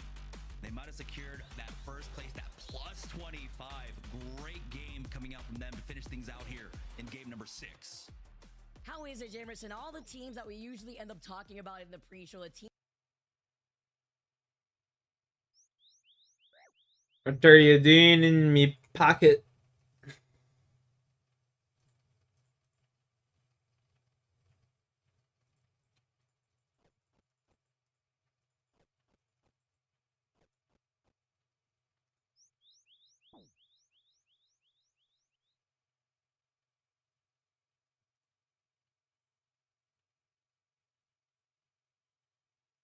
The Force Awakens was almost a radically different movie, featuring Darth Maul's triumphant return as the main villain, Darth Talon as his deadly apprentice, Luke Skywalker taking center stage for much of the story, and the death of Poe Dameron. So let's dive in and take a look at what happened behind the scenes to arrive at the movie we got, and also take a look at what could have been Star Wars The Force Awakens. In a 1983 interview, Mark Hamill shared that George Lucas asked him if he'd be open to playing an older, Obi-Wan-like version of Luke Skywalker in Episode 7, who hands Excalibur down to the next generation. When Mark Hamill asked Lucas when the movie would be made, Lucas responded with sometime around 2011. Nearly 3 decades later, in 2012, Lucas invited Hamill and Carrie Fisher to lunch, to tell them he was handing over control of Lucasfilm to Kathleen Kennedy, to oversee production of Episodes 7, 8, and 9, after his plans for a Star Wars TV series called Underworld fell through. Lucas informed Hamill and Fisher that he wouldn't be directing the films, but assured them that while he wanted them involved, their roles wouldn't be recast if they declined. Instead, their characters would simply be written out. Fisher immediately agreed, but Hamill hesitated, as he was skeptical that they could recapture the magic of the original trilogy, and doubted Harrison Ford, who had openly expressed his disdain for Han Solo over the years, would return. Not only that, but Hamill felt the story had been told, saying, "There was a beginning, a middle, and an end, and they all lived happily ever after, and that's the way it should be." Hamill would leave the meeting telling Lucas he'd think about it. However, he was stunned to later learn that Disney had purchased Lucasfilm, and that Harrison Ford had agreed to return to the role that made him famous, contingent on a huge payday, and Disney's promise to produce another Indiana Jones film, which was part of the sale to Disney. Feeling a sense of obligation and worried that fans would never forgive him if he passed, Hamill agreed to return as Luke Skywalker against his better judgment. Part of the sale to Disney included Lucas's story treatments for Episodes 7, 8, and 9, and while some of his ideas would make it into the Disney versions of the films, other ideas would be ignored entirely. Similar to how the original trilogy was influenced by Lucas's strong opposition to the Vietnam War, with the Empire representing America and the Rebels representing Vietnam, the sequels would have drawn inspiration from the aftermath of the Iraq War. As the New Republic attempts to assert control following the fall of the Empire, the films would have explored the challenges of post-war reconstruction, while the galaxy struggles with chaos and lawlessness. The Stormtroopers would have been like Saddam Hussein's Ba'athist fighters that joined ISIS and kept on fighting, and they would refuse to give up when the Republic won. Darth Maul, however, would have returned to rally these fractured remnants of the Empire, while uniting the criminal underworld against the New Republic, with the core of the conflict being the New Republic trying to get the galaxy under control from Maul and his gangsters. Considering Maul would have been old and relying on metal legs to walk, he would have left the fighting to his new apprentice Darth Talon, who would go on to literally seduce Han and Leia's son Skylar to the dark side, with Episode 7 focusing on his fall. For his part, Luke Skywalker would have been trying to restart the Jedi from scratch, but after Skylar betrays him, Luke would have gone into self-imposed exile, which Lucas based on Colonel Kurtz from Apocalypse Now. It's important to note that this was Lucas's idea, and it predated both J.J. Abrams and Rian Johnson coming aboard. A young female character who Lucas named Thea seeks out Luke Skywalker with the help of Han Solo to learn the ways of the Force after her home is destroyed by Darth Talon. Leia would have been the one trying to rebuild the Republic as they try to get it under control from Maul and his gangsters. By the end of the trilogy, she would have reformed the Republic and become the Supreme Chancellor in charge of everything, while Luke would have trained her in the ways of the Force before dying in Episode 9, after having rebuilt much of the Jedi, with Leia being revealed as the actual Chosen One. Lucas and Kathleen Kennedy would hire Michael Arndt, who won an Oscar for Little Miss Sunshine, to write the entire sequel trilogy, not just Episode 7. And while he worked with Lucas to realize his vision, once Disney purchased Lucasfilm, they decided they didn't want to go in that direction. So the mandate was to start from scratch, even though many of George's ideas evolved and found their way into the final film. For example, Darth Maul would morph into a new character named Uber, before morphing again into Snoke. Darth Talon, who would have been a Jedi hunter, and Han and Leia's son would merge into one character, Kylo Ren, with his fall to the dark side happening off-screen before Episode 7, instead of during the film like Lucas had planned. George's vision was always about a young woman on her quest to become a Jedi Knight. From the beginning, Arndt wanted her to be a scavenger and loner. He saw her as a hothead, gear-headed badass, and the ultimate outsider and disenfranchised person, because that person has the longest journey. Originally, Arndt had Rey's home destroyed before she goes on the road to meet Luke, where she's trained by the Jedi Master before confronting the bad guy. But Arndt felt that every time Luke entered entered the movie, he just took it over, and suddenly you didn't care about Rey anymore. As a result, they decided to make Luke himself the MacGuffin and save him for the end of the film. Mark Hamill would be devastated to learn that he was basically cut out of the movie, and worried that Luke's big reveal at the end of the movie would fall flat and potentially reek as a cheap gimmick. However, some of the early MacGuffins for the movie were a search for Darth Vader's remains, since Kylo wanted to take on the persona of Vader in order to haunt Luke and seek revenge over his former master wounding him after Kylo betrayed him, as well as a quest to the underwater wreckage of the second Death Star to recover a piece of history about sacred Jedi sites in the galaxy. In this version, the end of the film would have seen Rey find a hidden map inside the Emperor's Tower of the second Death Star, which tells her the location of the first Jedi temple where Luke is hiding. Obviously, some of these ideas would be repurposed for Episode 9. Arndt also allegedly developed a plot point of having Leia's true parentage revealed to the Senate, destroying her political credibility and undermining her nomination for First Senator. Han Solo dying was also something that was pitched to Harrison Ford by Lucas early on, but was a plot point that remained in flux. Arndt had thought that the Han and Leia story was just about them coming back together after separating between Episodes 6 and 7,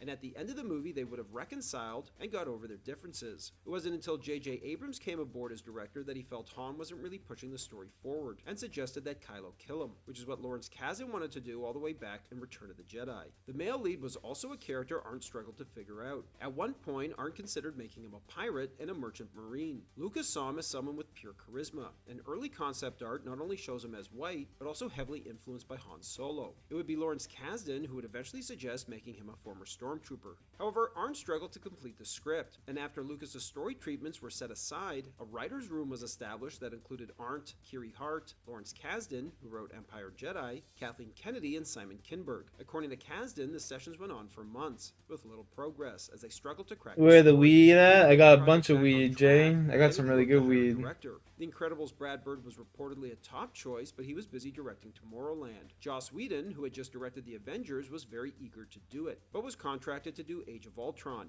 leading to what he called a moment of rue. Eventually, J.J. Abrams would be hired at Steven Spielberg's suggestion. Abrams was already known for his signature mystery box storytelling approach, a technique where he thrust the audience into an unfolding mystery to ignite their curiosity and drive the narrative forward. This approach drives the audience's desire for answers to the mysteries presented, while generating intrigue and providing writers with numerous narrative threads to develop. However, Abrams also had a reputation for leaving many of these questions unanswered, or resolving them in unsatisfying ways, largely because he often didn't have the answers when the mysteries were first thought up. A prime example is the TV show Lost, which he co-created, where many of the island's mysteries were devised on the fly, with explanations only conceived near the series' end. Similarly, in Mission Impossible 3, the Rabbit's Foot remains a vague MacGuffin, with its purpose and nature never fully explained. When Abrams officially signed on to direct Episode 7, Arndt had been working on the script for several months, but said he needed 18 more, which was more time than Disney was willing to give him. From Disney's perspective, they had just purchased Lucasfilm for $4 billion,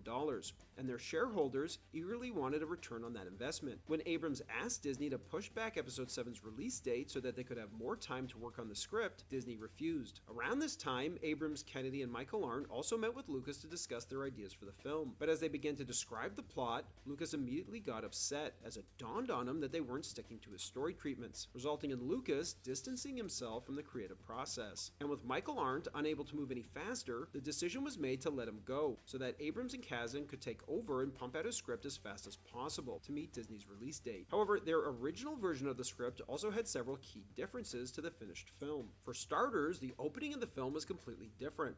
Originally, the film mirrored the opening of Episode 4, with a massive Star Destroyer flying overhead, only for it to be revealed that it's being towed before being dropped into the atmosphere of Jakku as scrap. Jakku also wasn't a desert planet like Tatooine, but just a planet used for Imperial scrap. Another version of this opening that was considered featured Luke's severed hand clutching his iconic blue lightsaber floating through space before it enters Jakku's atmosphere as Luke's hand burns up. However, the lightsaber would survive and fall to the planet below, where it would have been picked up by an alien hand, possibly Maz's. It's also rumored that Rey would have come into possession of the lightsaber much earlier in the film and sought out Han Solo to help her find Luke and return it to him. Rey and Finn would have found Solo as a down-and-out drunk in a bar, separated from Leia. As for Maz, originally she was supposed to follow everyone to the Resistance base, but Abrams cut her out of the third act because he thought she didn't do anything useful except sit around. This is the same reason Lucas killed off Obi-Wan in Episode 4, because he originally did nothing in the third act but sit around the Rebel base during the Death Star trench run. Poe Dameron was originally envisioned as a minor character who would only have appeared in the first act. What do I do? What do I do? which Finn survives. His character went through numerous iterations too. At one point, he What was to a Jedi, do. then he was a bounty hunter with a Wookiee sidekick, before finally being turned into a pilot. Poe was also originally envisioned as black, while Finn was envisioned as white. After Farm. Abrams cast Oscar Isaac, he liked the actor so Yeah. much that he decided not to kill him off, and make him the third lead of the film, echoing the trio of Han, Luke, and Leia from the original trilogy. And while it was Spielberg who suggested Abrams for the job, he's also the one who suggested Abrams add a jump scare explosion after the TIE fighter is sucked into the sand. Spielberg also suggested that trees should be falling during the lightsaber duel between Kylo and Rey. However, it was Selma director Ava DuVernay who suggested that Rey should pause for a moment, close her eyes, and think back to what she learned from Maz, as she lets the Force come to her. Originally, Rey just calls Kylo a monster before pushing back. But this moment of self-reflection not only connected with the title of the film, The Force Awakens, but ended up being the turning point in the duel. One idea that never made it into the final film was a Resistance superweapon called the Warhammer that would have been several times the size of a Star Destroyer and took the form of a massive ship with a huge front that could penetrate a planetary shield and then deploy ships through it. The Resistance would have used this weapon, which went through several different designs, during the attack on Starkiller Base. Snoke at one point was envisioned as a female, as Abrams had reservations about making the character old and decrepit like the Emperor, even though he'd ultimately go in that direction. When Rian Johnson elected to kill the character off in Last Jedi, Abrams apparently laughed when he first read that scene in the script. Early drafts of the film would have clarified why a group like the Resistance existed, despite the re-establishment of the Republic. It would have been revealed that the New Republic had significantly reduced its military strength, believing the Empire no longer posed a threat. However, when Leia's warnings about the growing threat of the remnants of the Empire went unheeded, she formed the Resistance to monitor and counter the rising threat of the First Order. Captain Phasma grew out of a rejected design for Kylo Ren, when he was seen as the Lord of the Stormtroopers, in bright, shining silver armor. Originally, though, the character was male,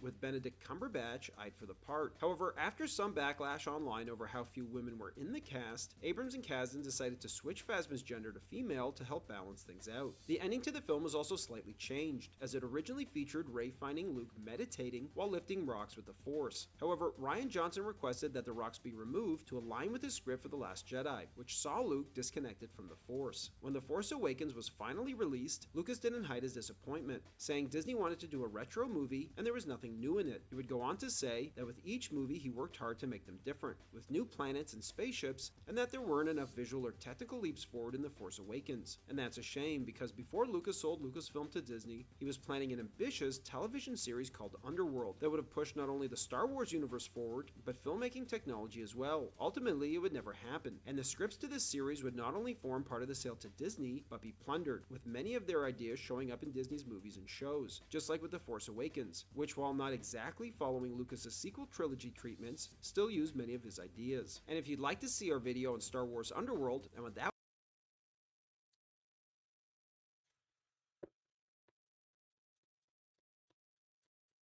Where there we are.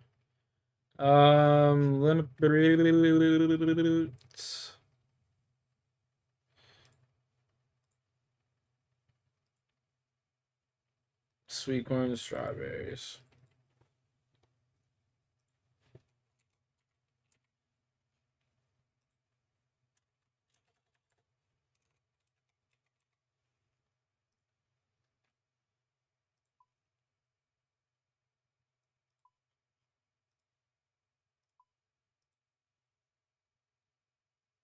Put sweet corn seeds in storage. Okay. I'll scoop some of them bad boys up in a sec.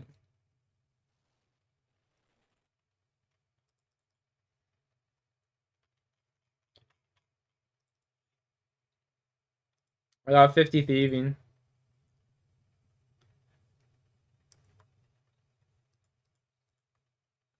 Thieving.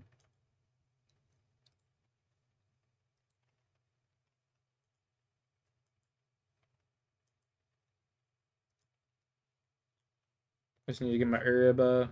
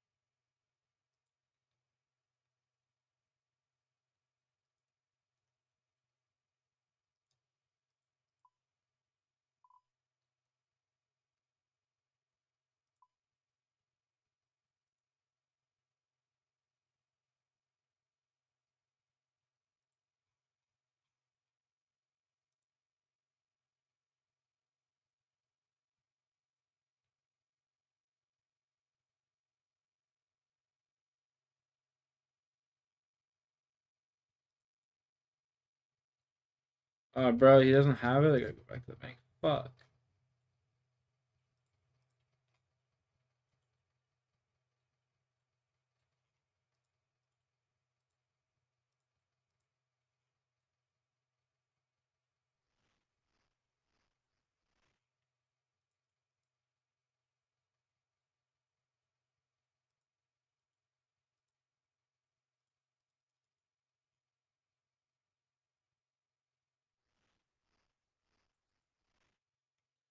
I should just go to Hasidius and just make some super compost. Real quick. If I have compost in that thing.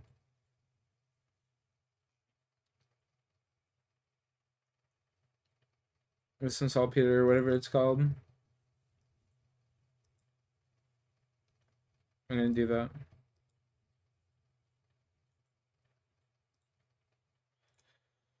I'm going to do that. Herbs. Oh, I can make it. I can grow the Ran seed, dude.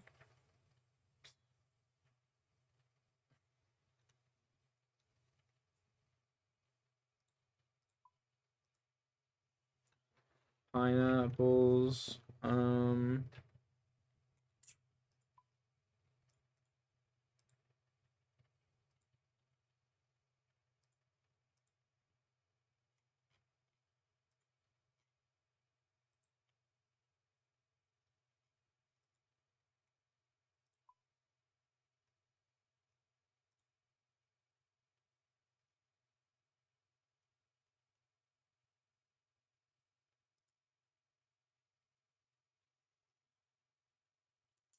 Ectophile.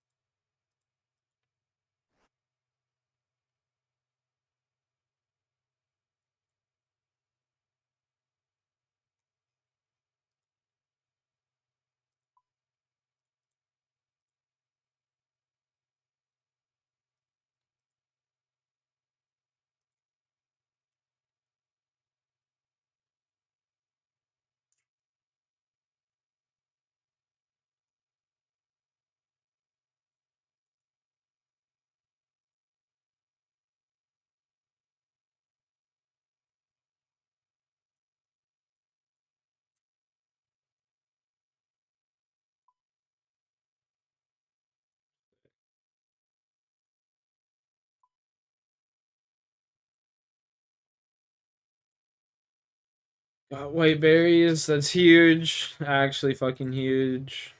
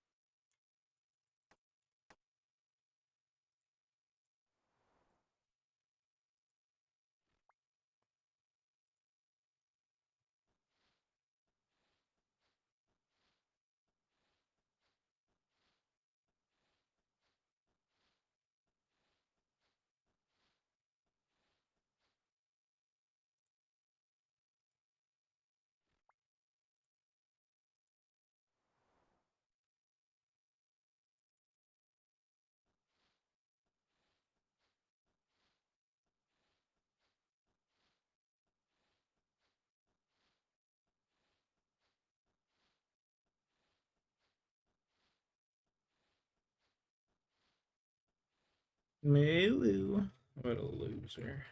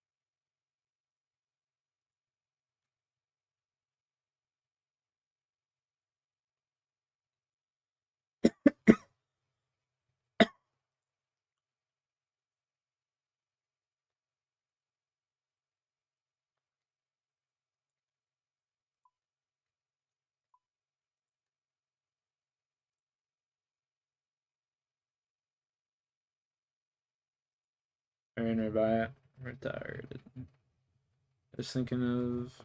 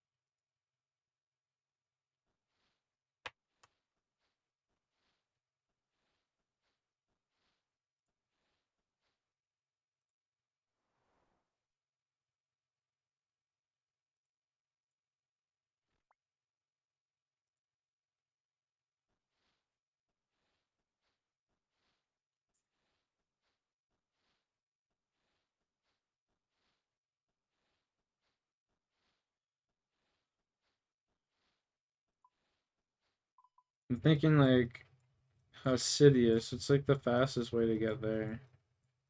Probably that book teleport, eh? Probably like lunch teleport or whatever the fuck it's called. Right here. And then just run down. Have the house telly too, but I need to get me a Zarek talisman. Fuck, dude.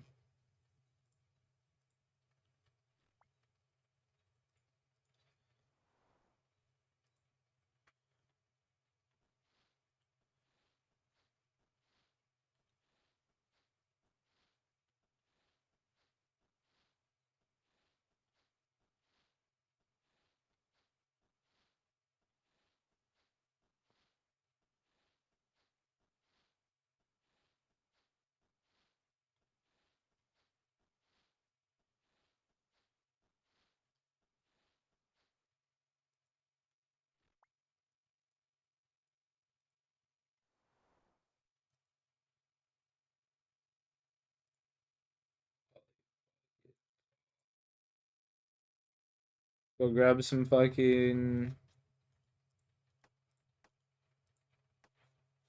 water runes real quick. And then go grab some more of those.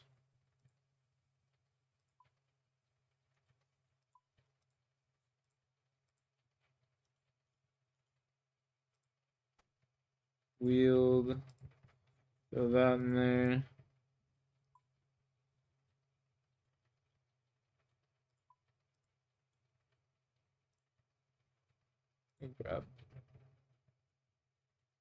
Go grab these pineapples, throw them in the thing over here.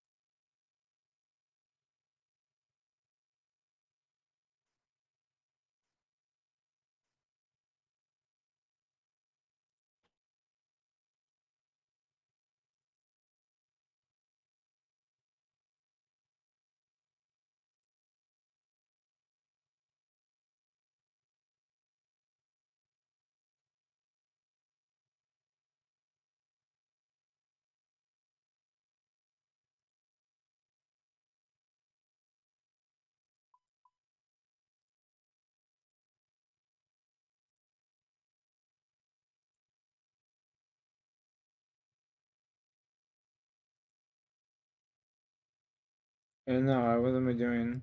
Let's use this.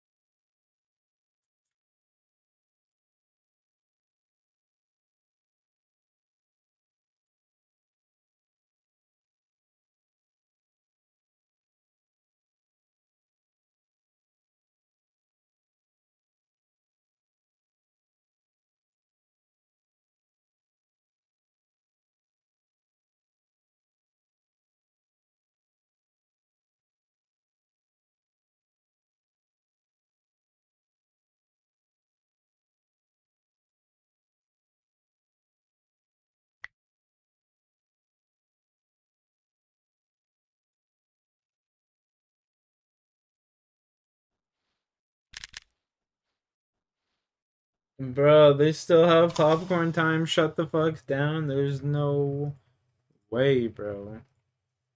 That's ignorant, man. That shit is ignorant.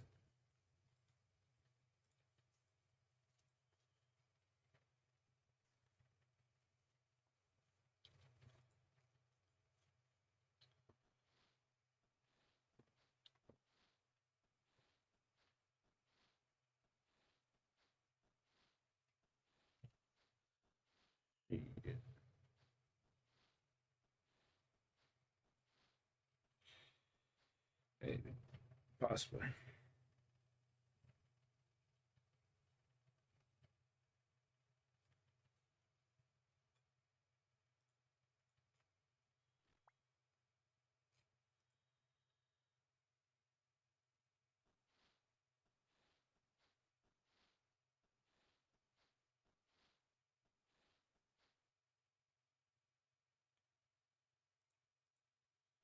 Drop down a Highlander seed. Let's pray this one grows, boys.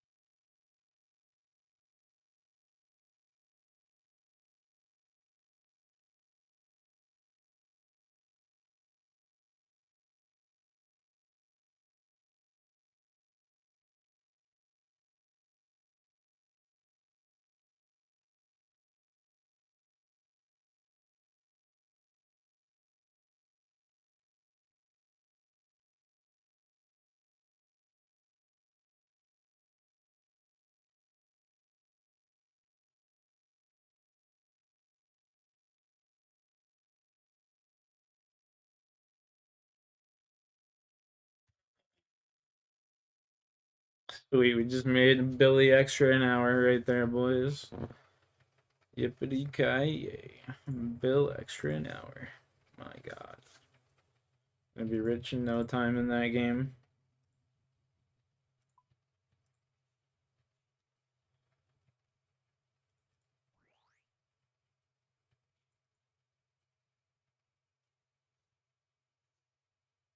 Oh, I need the Valimore, yeah, sure.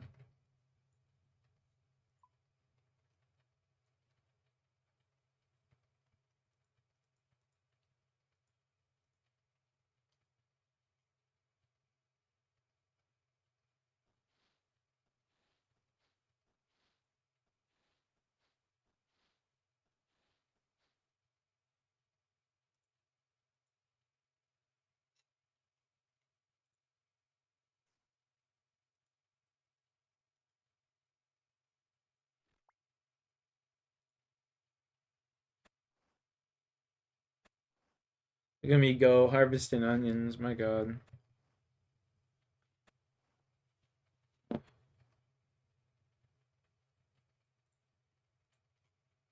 Gee shit.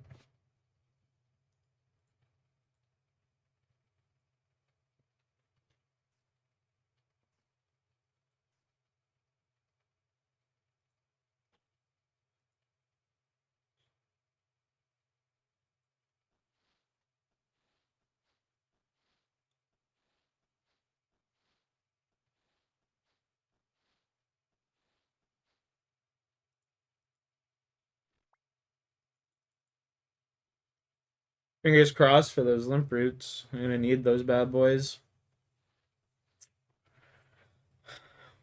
For some anti-poisons.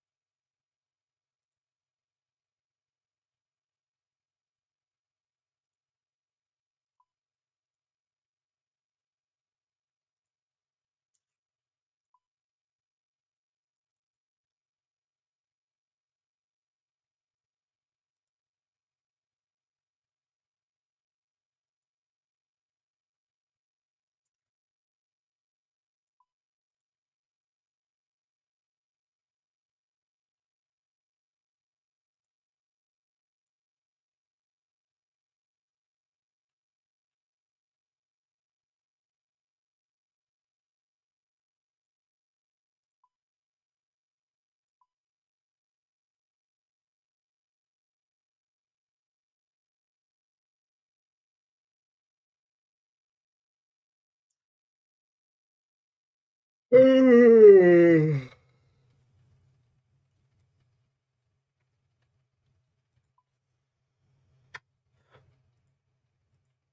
go do a bird hose run.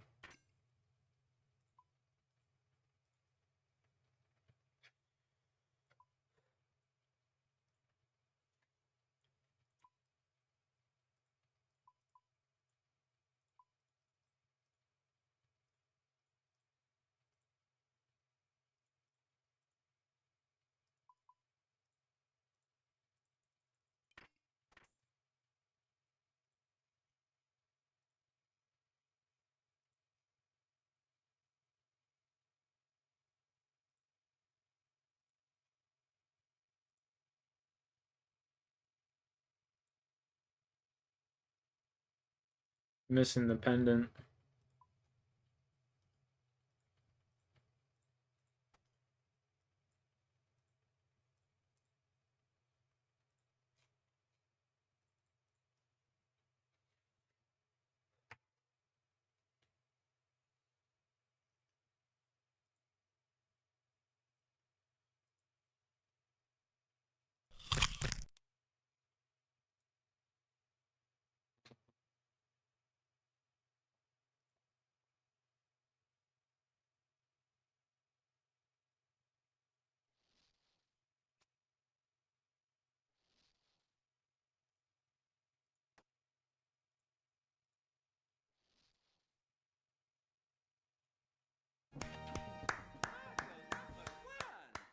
Bravo, man. Bravo. That was a masterpiece.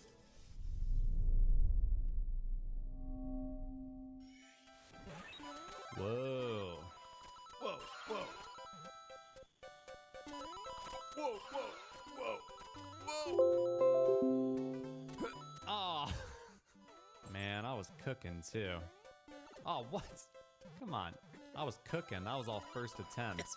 Just freaking going. It was gorgeous. Absolutely gorgeous, man. Ah. You gotta get the power up through. That is the real question we're all asking. Is the power up? Sounds like my through PC is gonna or- explode. Oh, there's a coin up there, guys. Why didn't you tell me? Come on, guys. We gotta work together. We gotta work together, you guys. Hey. There's actually a lot of red coins in this map. Oof. What do I do? There's nothing. Oh, there it is. What was that? Dude, the. Oh. Huh. I'm assuming you don't need the power up, but that would be a little bit absurd, wouldn't it? Wouldn't that be a little absurd? Whoa, that was close. Okay. I feel like that would be a little absurd. Look, there's more power ups right here. Look at that. Amazing. Amazing. Oh, there's a checkpoint too. That means the coins are for something special. Oh. I love special things. Whoa. Okay, watch out for the fireballs. Oh, no, I was almost there. Dude. So, fun fact, you can actually go... Never mind. You actually can't go in this pipe because of the ramp. Dang it! Again! Oh, you bitch! Oh, damn fireball! Oh, are you kidding me with that spike behind the saw?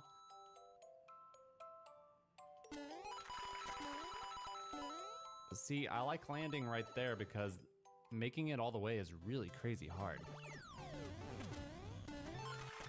I think I got all the,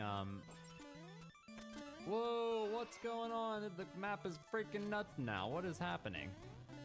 I think I got all the coins. Yeah, there's the last one right there. I got it. But if I die, it's key death. No! Never! Don't kill me. Come on, I earned this. Dude, get that fireball out of here, man. Oh!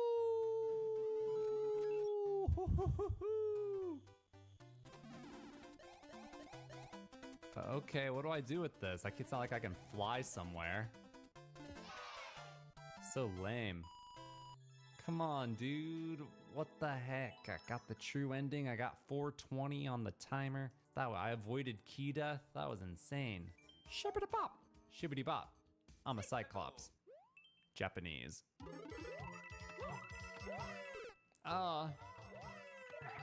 Keep getting a triple jump, and I don't really want it. No!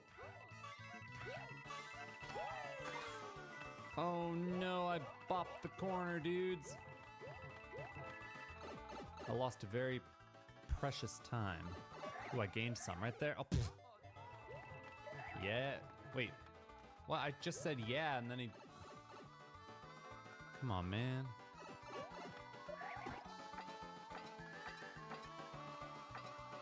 Oh, that was weird. Okay.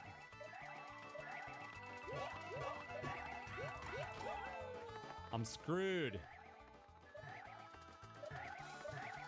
Ah, yeah, I'm screwed. Bam, bam, bam, bitch. Dude, why? Bam, bam, bam. Okay, get it, get it, get it. Nice. Jump to save time. Look at that. Nice, beautiful, beautiful. Oh, that. No, stop the stupid note blocks. Oh, I was so close to the pipe. All right, so here's how it goes. Don't do a triple jump here because it messes you up. So I do duck jumps. Oh, so look, do big jumps here because you're stuck waiting for the bomb timer anyways, and then you line that up so that you go into that full speed. And then triple jump at full speed. Okay, check this out. So you're gonna go ahead and boom, boom, boom, and then you're gonna do triple, but turn it around. Save a little bit of time. And we're in the pipe with 2 seconds on the clock. Beautiful, man. What a run. Put me in the Olympics, man. With a run like that, damn. New record. What up? Stage 2 with 20. Japanese. Reach the goal without landing after leaving the ground. Oh, it's a weird glitchy poo-poo. Oh, wait, no. Oh, wait, I'm confused. Oh, it's something weird. It's something weird. How do you, is there a way to take damage? Oh, no. I just realized what this is. I just realized. Oh, no, you guys. It's this. Look.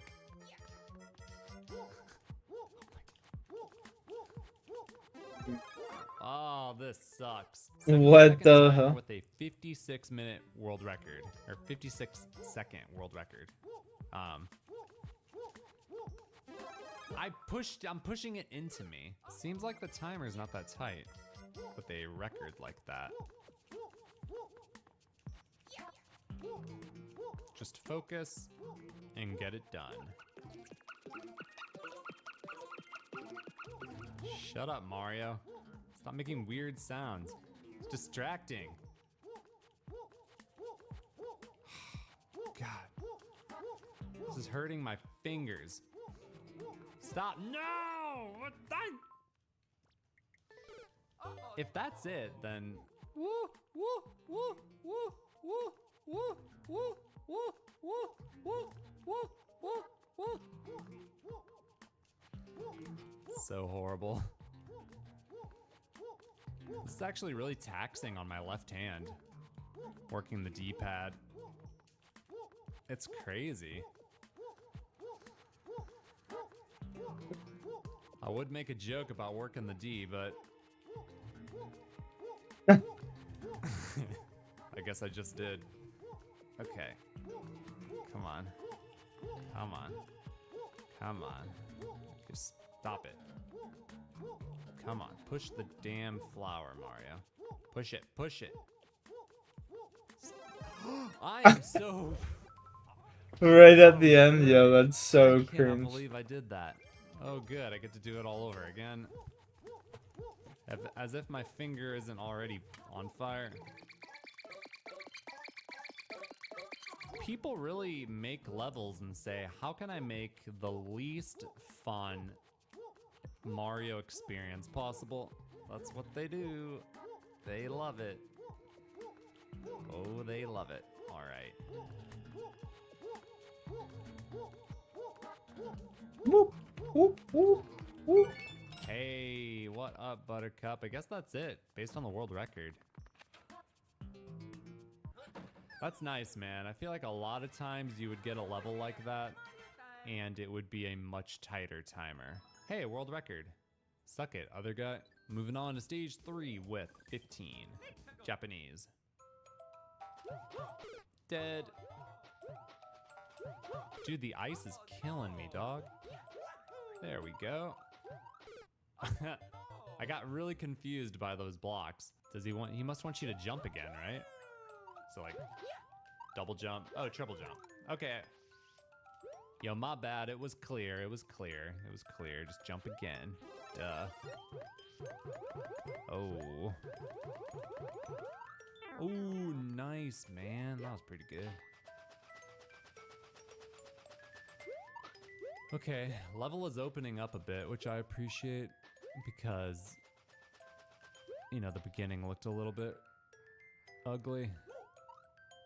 And I definitely just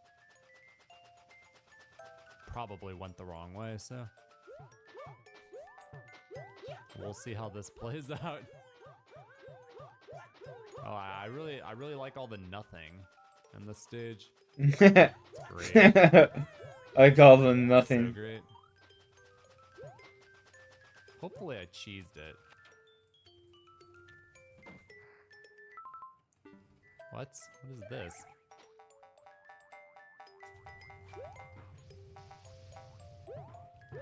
That was pretty good, actually. Thought I would get bounced around a little bit more. I got... Oh, thank God. I thought I got soft locked. Oh, going up there is way easier, actually. Can go over the top again. I'm in the main world, right? Oh, he knew. Why did he put spite? Oh, did he know? Maybe he didn't know. I'm not sure. Oh, okay, at this point you gotta go over the top, so he definitely knew. Could hit that and go back. Oh, that helps you? That helps you. So does that mean the way I went was the right way then? I don't know what's going on in this stage. This is terrible, bro. It's a real crap show, I'll tell you that. What the fuck? Just a whole lot of nothing. It's over? What the fuck It was like that? a few hard jumps. What and was then that? nothing. Nothing as far as the eye can see. Stage 4 with 13. Japanese. Ooh, it's got the double doors. That's how you know it's a serious level. What the heck? Wait, what do you do? There's my key. He's hiding stuff, you guys. We're on a wild goose chase. Wait, there's another one. Ah. What? What is wrong with this guy? What is wrong with this individual? What kind of map is this? It's ridiculous, I'll tell you that much. That's it? It's over? That was the entire stage? What? Bravo, man. Bravo. That was a masterpiece. Really inspiring stuff. Moving on to stage 5 with 10. Japanese. What the? Oh. Wow, look at this crazy boo circle that's coming towards me, all scary like. Wait, oh no, now I'm like inside of the boo circle and they're moving weird. Oh, you can move him still. Oh, now it's all freaking jacked up. How do I get out of here now? How do I get out of here now? How in the world do I get out of here now? Now they're coming back this way. Hold on, can I turn them around? Can we try this? Wait, hold on, I think we're onto something here. We're onto something here, you guys. I'll stay right there, I got this, okay?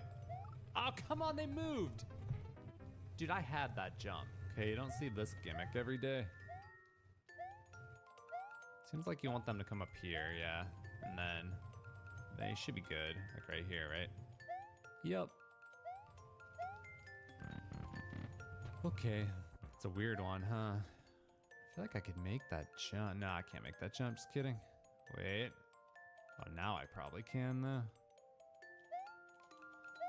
Oh, nice jump, idiot. Okay, maybe I'll try this, but I don't know. I'm not really feeling this.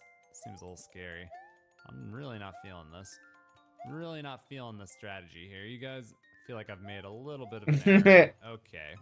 Stay low. Stay low and slow, guys. Jump through Low that. and slow. There we go. And you gotta bring that one wait, up. I got some jackasses coming from the other side. Hold on. Hold go on. now. Wait. A little bit further. Now. Nice. Perfect. Okay, get out. Okay, stop. A little bit close. Okay. Stop. Okay, you stop. You stop. You stop. You stop. You stop. You stop. You stop. You stop. Don't move a muscle. Except you're ghosts, and you probably don't have muscles. Okay. What is the play? I think them coming up top is the play, right? Straightforward, right? Oh, hold on, hold on, hold on. What about this right here? That seems like a move. Oh, shit. Go, go, go! Damn it! I hate the way these stupid things move. I couldn't tell. If I'd looked left, I think other ones would have moved and killed me. 59 Slayer. You know? Can't argue with the gimmick. Ah, dude. Okay, come on, you dumb ghosts. Stop it. Now stay. Got him, got him, got him, got him. Okay, what did I do wrong last time? I did something stupid. Okay, make them go up. Up, up, up, up, up, up, up. This one should be straightforward, right? Oh, no, you need to make them wait, right? Like right there? Well, last time I got screwed, though, because they started moving. Should I make them come further? I should probably make them come further. Yeah, you gotta get them Maybe right at the trapped, lip. but let's make them come further. Yeah, yeah, yeah. Maybe another cycle. Oh, yeah, now I'm clear. It's easy. Oh, Hello? yeah, it's easy. That's hella easy. Yeah, yeah. I wasn't sure I'd have enough room on the No worries. left. Checkpoint, biatch.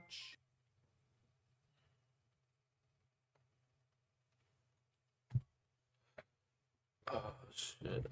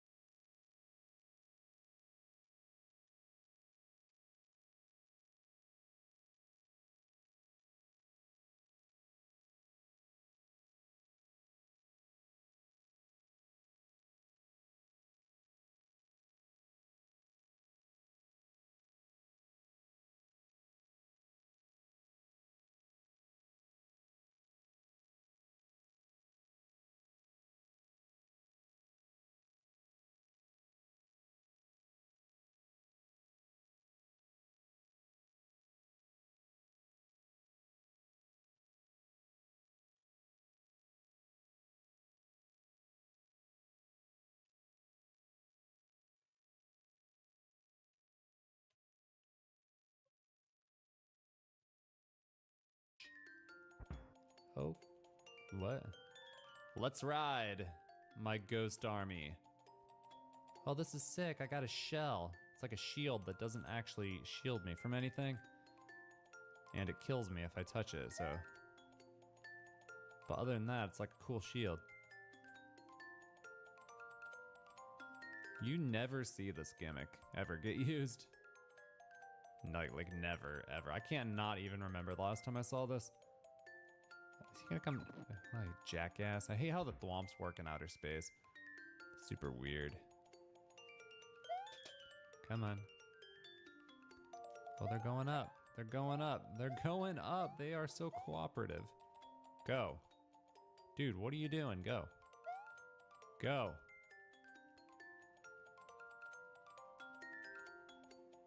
Come on. Careful. I don't want to do all this again, so we got to be real careful here.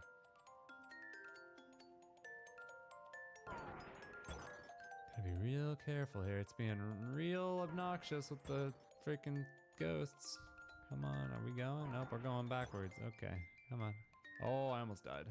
Oh, I'm going back. Oh, I'm going back. Come on. Come on, come on. Save from the icicle at least. Okay, come on, come on. Hurry up. Go. I am really not looking forward to this part.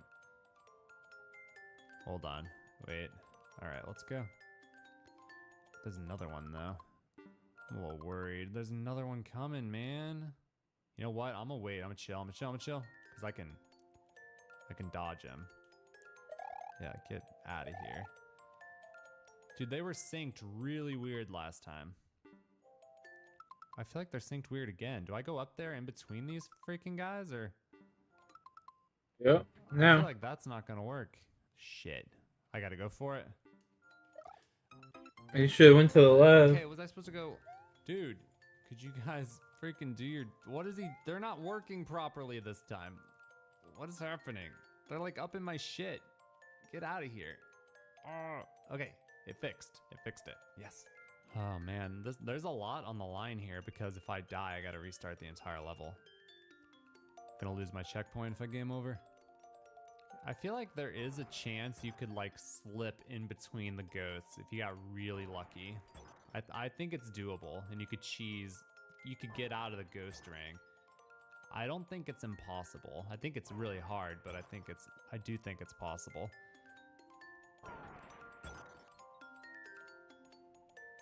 But I've seen a couple opportunities where it might have worked.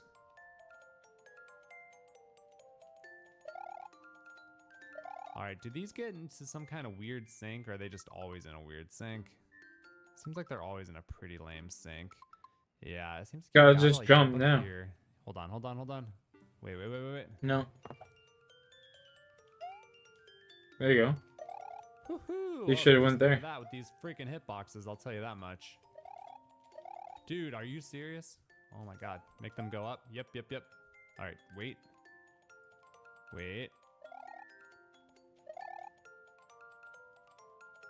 Okay, we gotta make sure we have an opening to jump. Hold on. Wait. Careful. Muncher hitbox is vicious. Don't challenge it. Come on. Okay. I'm sure hitbox is vicious, he Free. said. And now there's some other crap. What is this? Whoa. Oh, this is really, really awful. Okay. A little bit more? Yep. Okay. Oh, the goal. The sweet, sweet, beautiful goal. Oh. Oh, that was crazy. Okay, wait, do I go? No, I don't go. Do I go? I don't go. I don't go. No, don't go. Can't go. I can go now. I'm going now. I'm going now. I'm going now. Okay, I've got the shield around me now. It's such a weird gimmick, right? It's like at first it's really stupid, but then they become an orb around you. Woo-hoo-hoo! That was sick. Okay, I gotta admit that was very exciting and pretty fun. Not a fun level to have to play over and over again, though. That muncher part was deadly. I could see somebody getting stuck there for a long time. I give it a heart, though. Stage 6 with 6 extra blocks of a feather. Blocks of a feather. Whoa, cool, man. It's like a little bit of a twist on what is normally a pretty annoying gimmick. Wow. That was my day. It was alright. Sat here and jerked off all day, buds. Yeah, I don't think I'm gonna jump. There's the goal, though.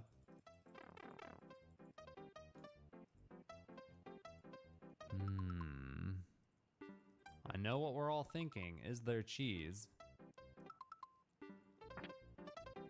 I don't know how that happened, but okay.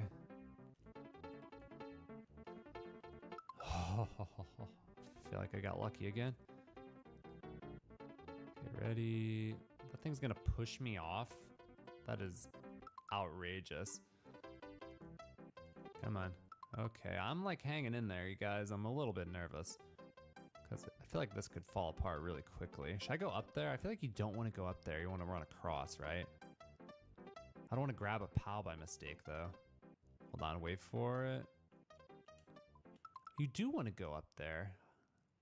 You do want to go up there. Okay.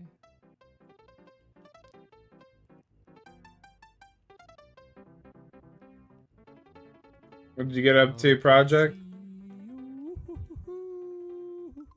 There's the door. Oh, we're doing good, man. Don't take this away from me, dog. Don't take this away from me. You're gonna make me do this jump over the spike. Yes, man. Stage 7 with 6. IQ 1000 hard. 1000 IQ. Oh no, it's got a little house and a chimney. A bunch of invisible blocks. Oh no. I don't know if I have the 1000 IQ necessary to defeat the stage. You know? I think I'm just a couple IQ short. I got, you know, just a couple. Like 3 IQ. And apparently I'm already an idiot because I'm stuck. Okay, so I guess you don't. Well, you want to get this coin, right? Dumb ice block. God, that's so weak. Okay, well, we're going up. Oh, hey. Oh, hey. Oh, don't get soft locked. Hold on. You want to, like, you gotta... Oh, wait, how do I get that without getting stuck? I'll break these first, but then I'm gonna... I think I'm screwed. Is there a way? Oh, wait. Can I take damage? No, I can't. I can't get that coin. Well, I can at least figure stuff out about what's coming up. So you can go down there and take damage, or you can go over here, get this coin, and then break, kill him. Okay, so you come over here and do that, right? Damn. Yep. And then you go this way. It's not even that hot yet. Forced damage, spring goes up. Go left, hit the thing, kill the bomb, he blows up, and then you can go up here, right?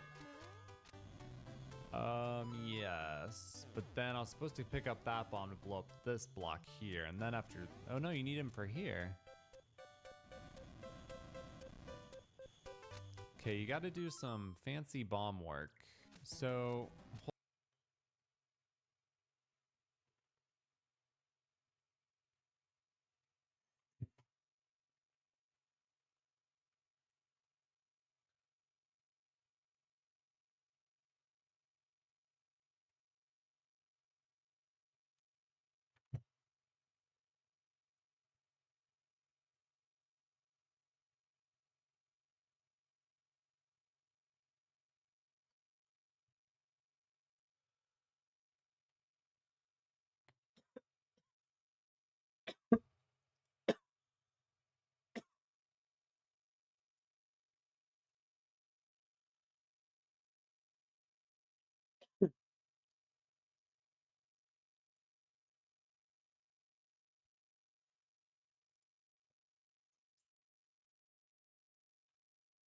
Can't wait to go get my my limp roots, baby.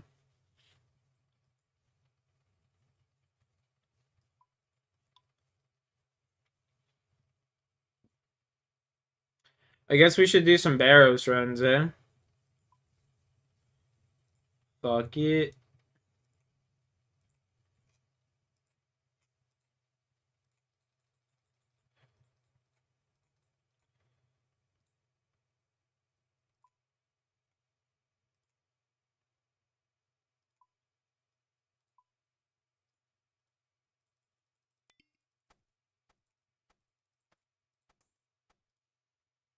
I can work outside in the hot weather all day, no problem. When it comes to sleep, you can't sleep in it. Fair enough.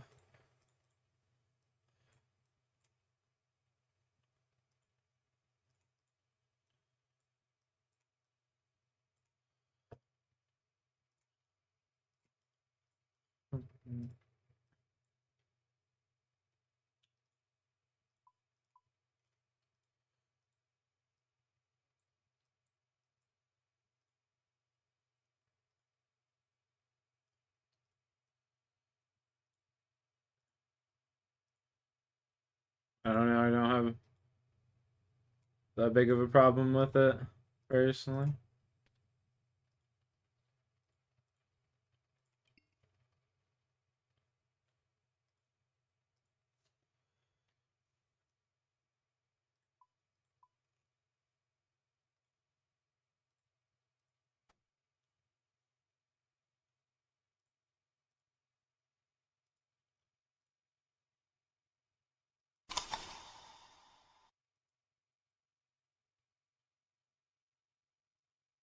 Hold on. What you want to do then is hit these first, and then you hit. Well, it's ridiculous. I'm not watching that.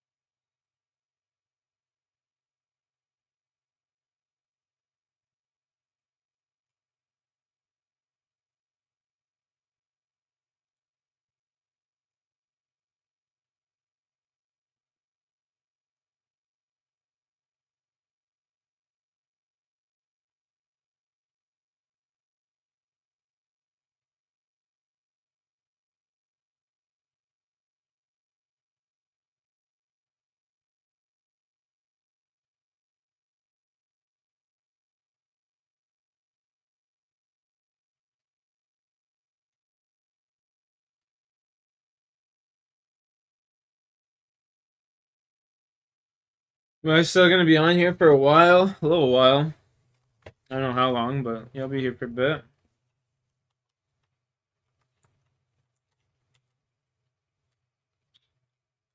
I gotta grab a shot of skis.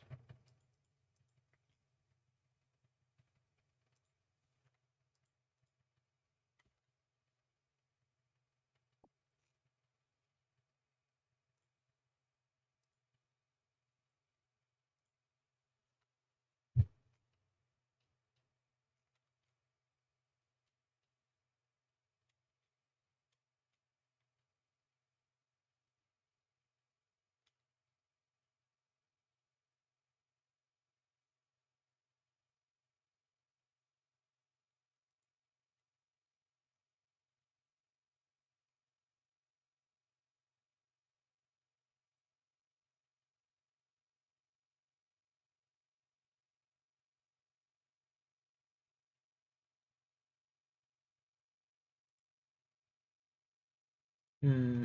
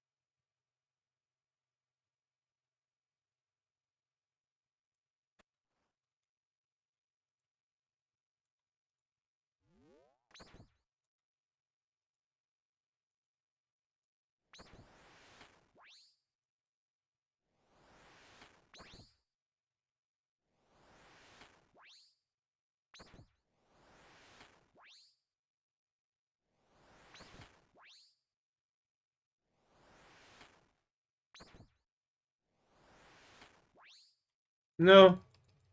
Bro, he wasn't dead. Item 19, it's at 19 health. Oh my god.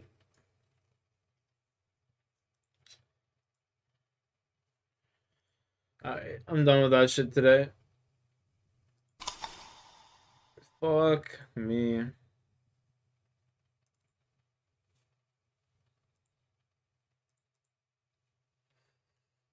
It's just crazy work, bruh.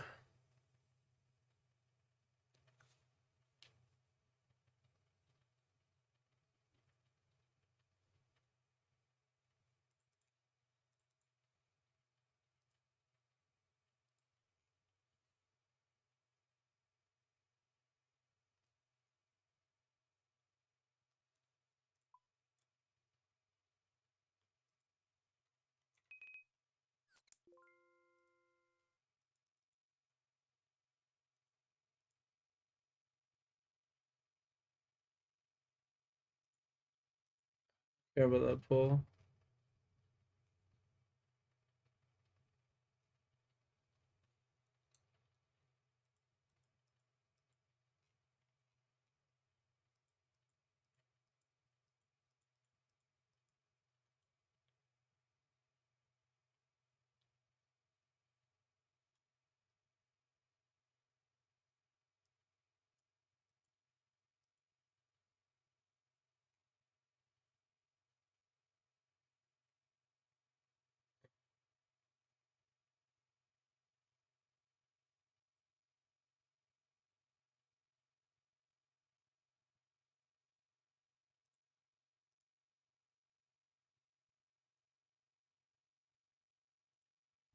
A big update on Alien Earth, the upcoming FX television series, has been released today. For the longest time, we've only been informed that it will air in the summer, but now we have an official air date. It has been confirmed on the FX Network's Instagram page that on August 12th, they arrive. Along with this announcement, we also finally have a more detailed synopsis, and a good deal of new images from the series have been released. Let's take a look at the new synopsis from the official FX website. When the mysterious deep space research vessel USCSS Maginot crash lands on Earth, Wendy, Sydney Chandler, and a ragtag group of tactical soldiers make a fateful discovery that puts them face to face with the planet's greatest threat in FX's Alien Earth. In the year 2120, the Earth is governed by 5 corporations: Prodigy, Weyland-Yutani, Lynch, Dynamic, and Threshold. In this corporate era, cyborgs, humans with both biological and artificial parts, and synthetics, humanoid robots with artificial intelligence, exist alongside humans. But the game is changed when the Wunderkind founder and CEO of Prodigy Corporation unlocks a new technological advancement: hybrids, humanoid robots infused with human consciousness. The first hybrid prototype, named Wendy, marks a new dawn in the race for immortality. After Weyland-Yutani's spaceship collides into Prodigy City, Wendy and other hybrids encounter mysterious life forms more terrifying than anyone could have ever imagined. Generally, I think this is an interesting plot, and I'll be curious to see how it unfolds. I like the idea of competing corporations, something familiar from the series and specifically the Earth War storyline from the comics. Although series creator Noah Hawley has said in interviews he's intending to stray a little bit from what was established in Prometheus, the themes seem to be quite alive here. The search for immortality, not by the means of engineers on a faraway planet, but through a more practical and possibly prescient method of these hybrids. So all these years later, Peter Weyland's ultimate goal takes a new form. And I'm actually really looking forward to the Yutani character, played here by Sandra Yee. I think it's about time we get some representation of the Yutani side of the company, other than a 30-second cameo in Aliens vs. Predator Requiem. I expect her to be a highlight of this series, and I hope I'm right. And it is funny just how much you can sense of these characters based on these images alone. Prodigy's Wunderkind CEO, for example, which I suspect is likely Samuel Blenkin playing Boy Cavalier. You can already tell this is an obnoxious character, akin to something like Jesse Eisenberg's portrayal of Lex Luthor in Batman vs. Superman. An all-too on-the-nose Zuckerberg type, who, if they have any sense, will have been killed horribly before the midway point in this series. The odds are good. After all, we know based on the timeline that out of all these corporations, Weyland-Yutani is likely to emerge the victor. And Timothy Olyphant as Kirsch, the android. Is it too early to say I love him? Just look at him. There's just something they're able to do with these synthetic characters in the Alien series that's so unlike other franchises. The care and consideration they put into them, whether they're served for good or on the more nefarious side. Oliphant is probably the more well-known and seasoned of this entire cast, so I don't think he'd take a role like this unless it was something particularly meaty for an actor. I'm really looking forward to what he's able to bring to this character. And then we have the hybrid, arguably the main character, Sydney Chandler, playing Wendy. Some interesting themes could emerge with this character, especially if we take into consideration the rumored episode titles, which I'll get into in a moment. She's no doubt the key. This could all be from her perspective. I've speculated previously that this series and this story taking place in the first season could end up taking place over the course of many years, with her as a witness. As she goes through this entire experience, and the developments she undergoes as a character could be the foundation of the entire thing. So I'm also very curious about how things could play out with this character and this actress. A lot is dependent on her. According to further reports, August 12th will see the premiere of the first 2 episodes out of a total of 8 episodes expected to release weekly. Previously, there were rumors of episode titles being revealed from a report by Nexus Point News. The new details unveiled today have not confirmed the titles, and this still remains rumor, but here are the supposed titles of the episodes. Neverland, Mr. October, Metamorphosis, Observation, Emergence, The Fly, In Space, No One, and The Real Monsters. Take these with a grain of salt, but it looks like we'll know for sure beginning in August. 3 months from now. It's coming. Like it or not, Alien Earth is on the way. I have my reservations. I've shared them plenty of times previously, but I also have my hopes. Just in the most general sense of things, I'm excited that the Alien franchise is finally getting a television series, for the first time in the nearly 50 years since the release of the first film. It's always been something considered and talked about at one point or another during all this time, and now we're getting one.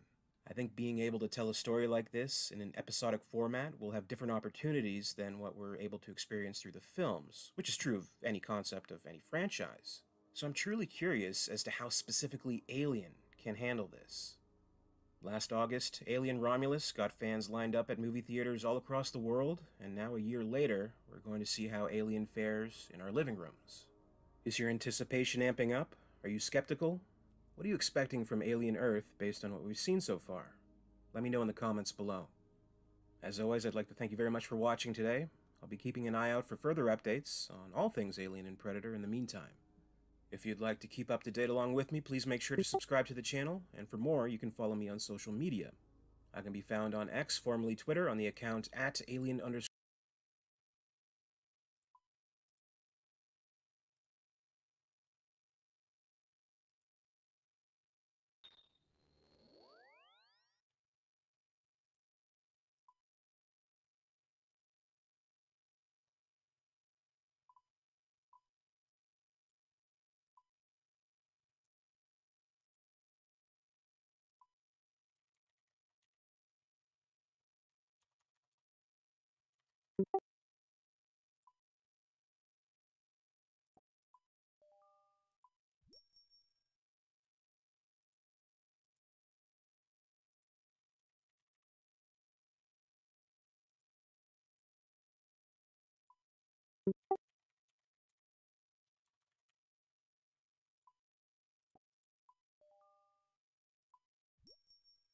Squirter, what's good?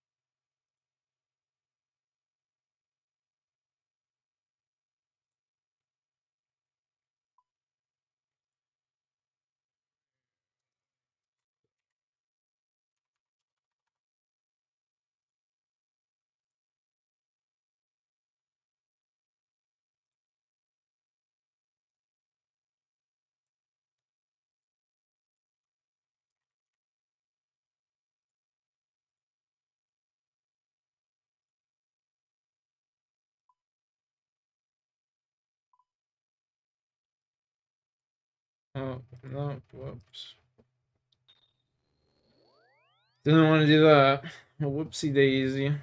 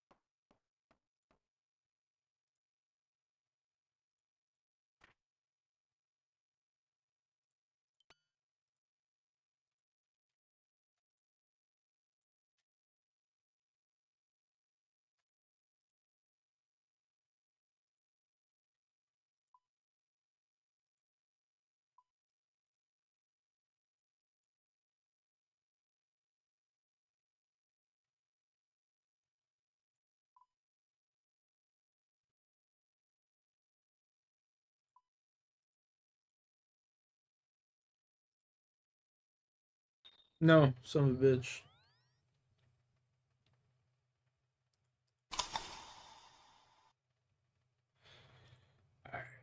I just got hop off Runescape, bro. My brain's fried on that shit right now.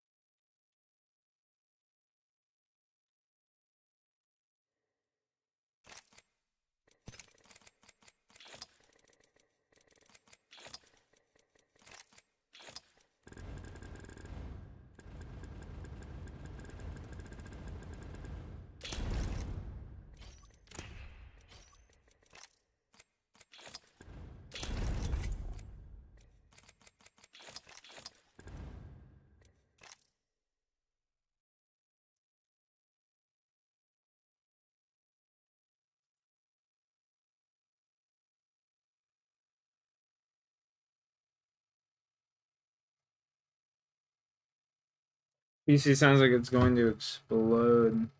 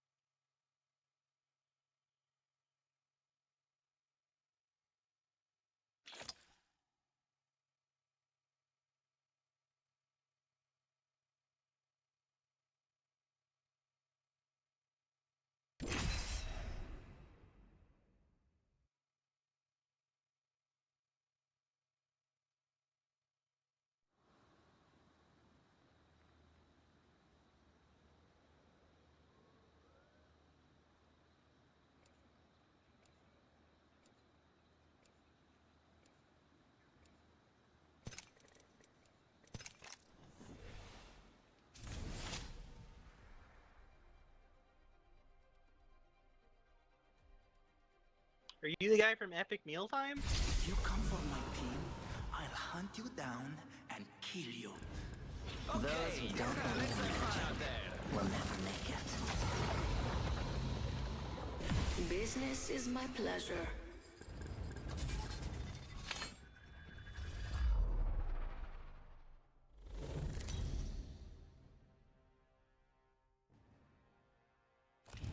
Introducing your champion. There you go.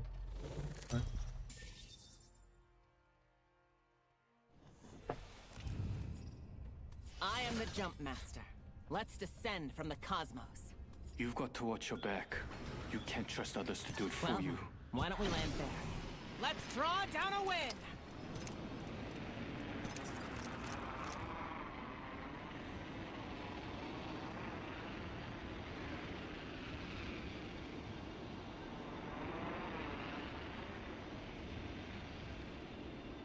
Well, we have an enemy out there. Just can't resist me, can they?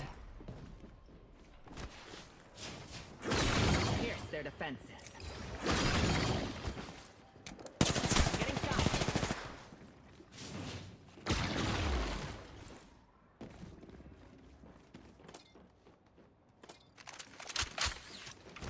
My shields need a bit more power. Enemy, far off. Tracker dart out.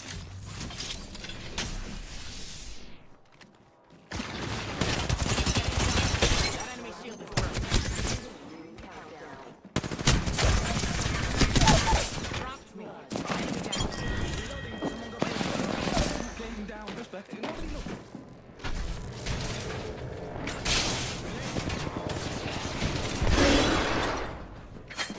Grenade incoming.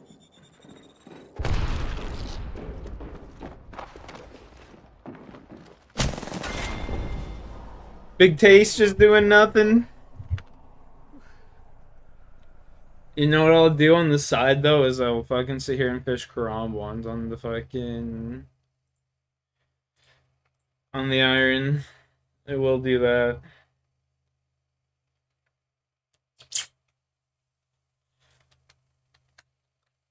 Can't wait.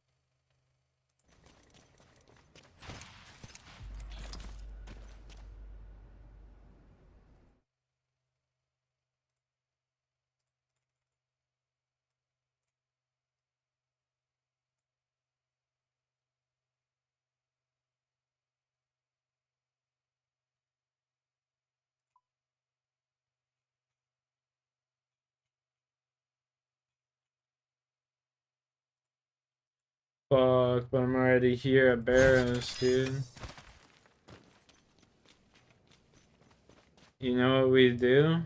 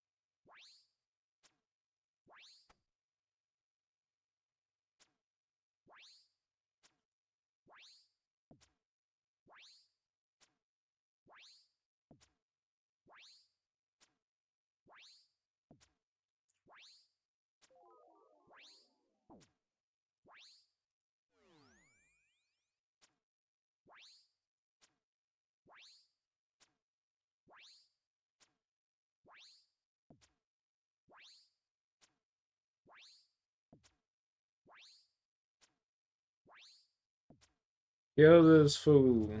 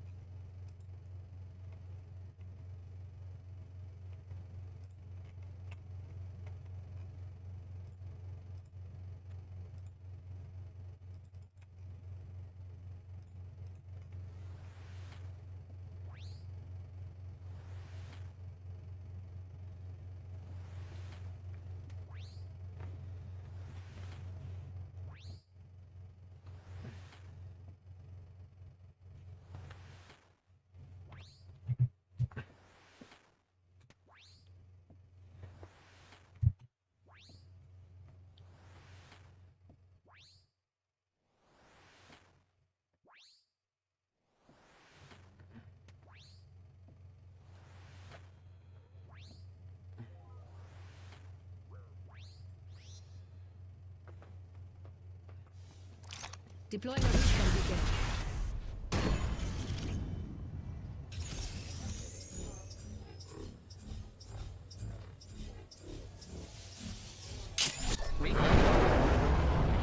It's not necromancy.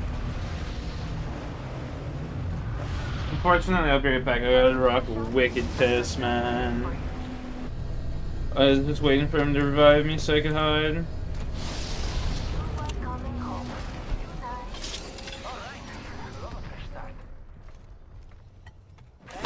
Un momento, per favore.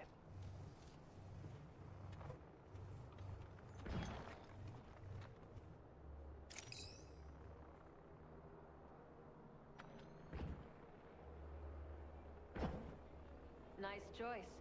You've got good taste. Healing.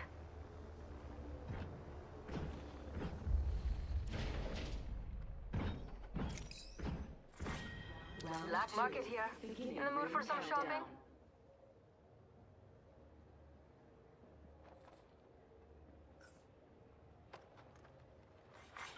Replicator being delivered.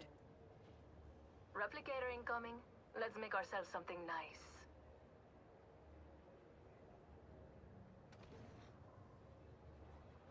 Ah, an enhanced weapon. You'll knock them dead. Optics here. Sniper. They're shooting at me. Leveled up. This calls for an upgrade. I'm recharging my shield.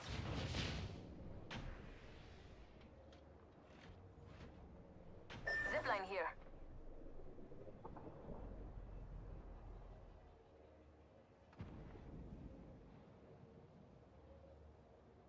One minute, but we're nearly centered. Wake up. Un momento. Gotta heal. Wake up, Joe Biden.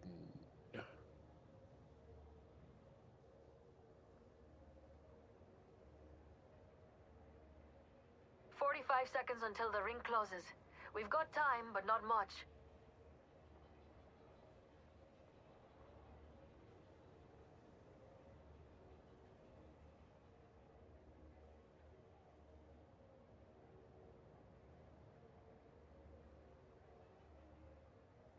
Got an upgrade just sitting there.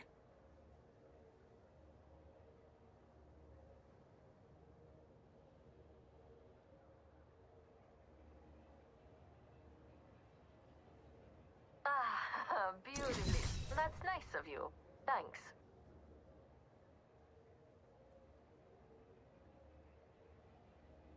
Tracker out. Yeah, look at that. Progress. Got a new upgrade. Can't wait to unleash it. We are very spread out. I'm recharging my shield. Healing.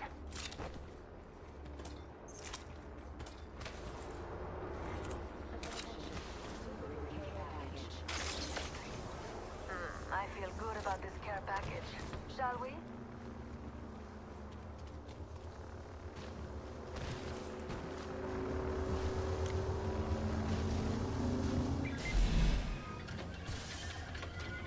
enhance my weapon. From dusty dreams to reality. Hey, Squadra. I need a frag grenade. Hold on. Setting up shop.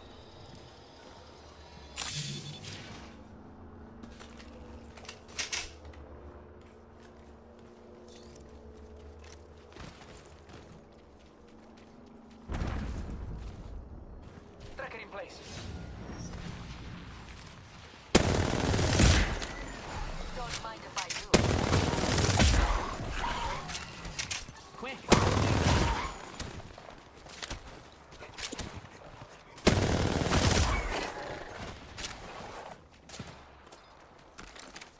Fighting. I cracked an enemy shield.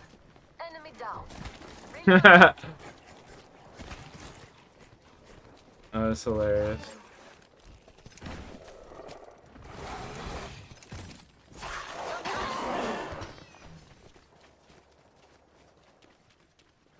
Whoa, they're shooting at me. Sting it out. Oh, stop. Pierce through the mundane. Setting a tracker. Tracking an enemy. Let the ambush begin. That enemy.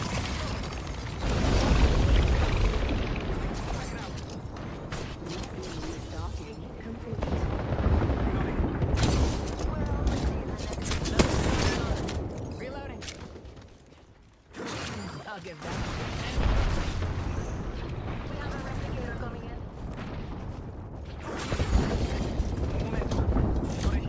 My shields need a bit more. Shots open. For VIPs only. Opponent here. Tracker dash out. We have an enemy out there. Enemy here.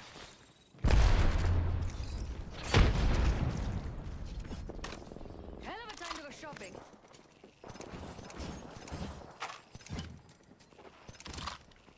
Nice choice. Something safe. Oh, what the fuck? Spike strip here. Well, it seems we have an enemy nearby.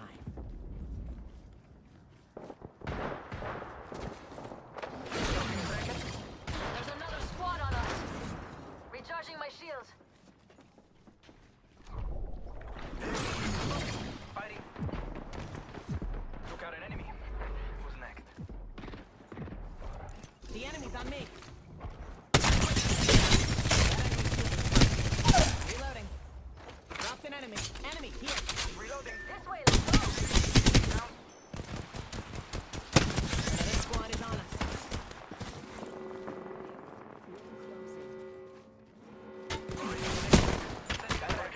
Un momento, per favore. Oh, new supplies dropping.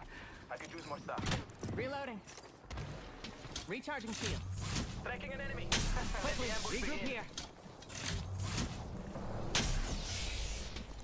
You've got another squad in the fight. Shooting at me. Sting it out. Forza. Shattered an enemy shield. That enemy shield is broken. Thermite out. I'm down. Frag out. Tossing frag. Tracker set. And ready to gather intel. Frag out. Recharging my shields. Cover me. What the fuck are these kids doing, bro? Opponent found. Whoa. Getting. I'm down. Let nobody look. Half the squads are gone.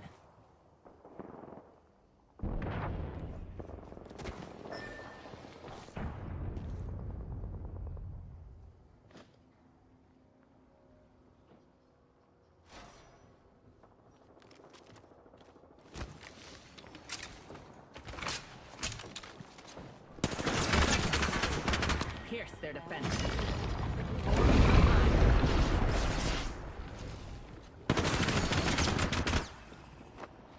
Stop that.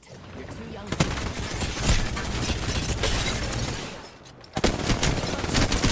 Replicator falling to... I can tell from your shooting hand, you ain't no operator. Bro, why are you not with me, you fucking idiot? I just knocked the kid and fucking was fighting a team by myself. Too. Shut the fuck up. Dude, you guys are dumb as shit. You guys are dumb as shit. You're the one that was crying. You're the one that was crying. Where? You're the one that was crying. Don't be saying that. You're the one that was crying in the chat. You guys fucked off on your own and you guys lost to one kid. Don't be crying to me. You guys got knocked to one kid. You guys suck. I knocked 2 kids on one team alone. You guys are dog shit. Fucking trash. Keep crying.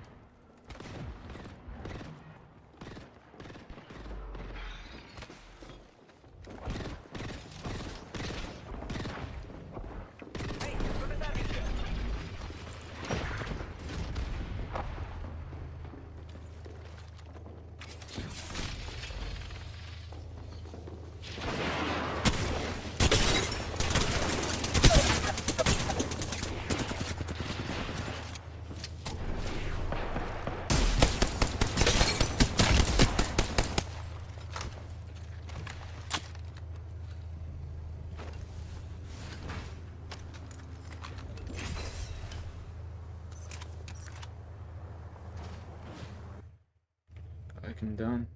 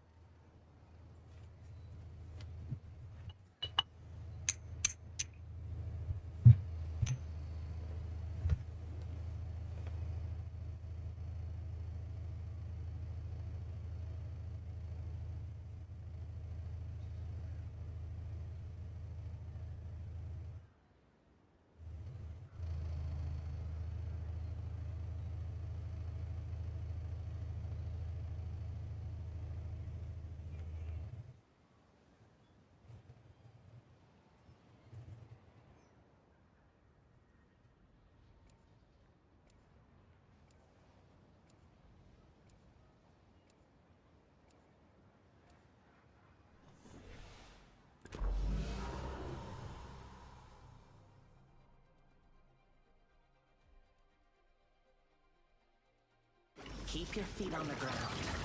Borrow its strength. I'm nice, okay? But when push comes to shove, I will push and shove you. Me ain't afraid of much, but losing, that would be a drag.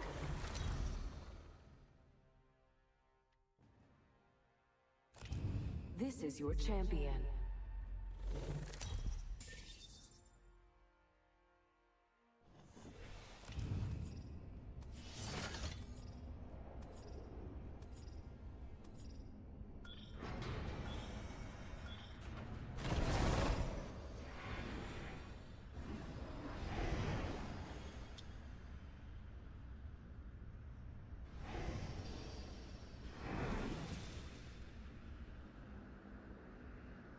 Kids are trash, man.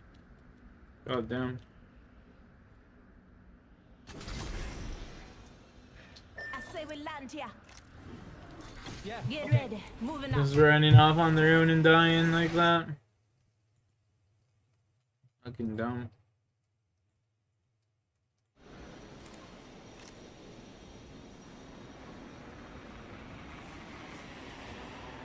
Scout that area. Opponents don't do me. Yeah. This is gonna be good.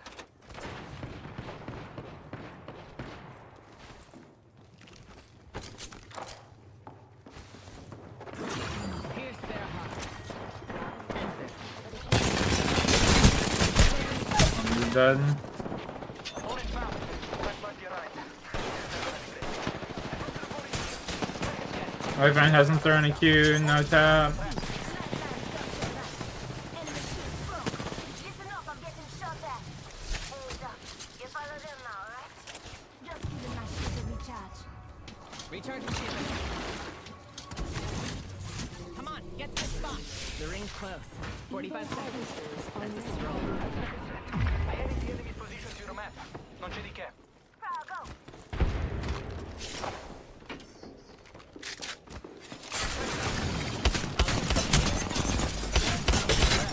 Broken enemy shield. I leveled up and not ran up. That enemy shield is broken. Dropped me. Listen up, I'm getting shot at. I need help. Rings around the corner. 10 left. The enemy's on me. Watch out. Enemies here. That's kids. What is he doing? Oh, that was the worst lifeline I've played with in a long time. Holy fuck, that kid's bad, bro.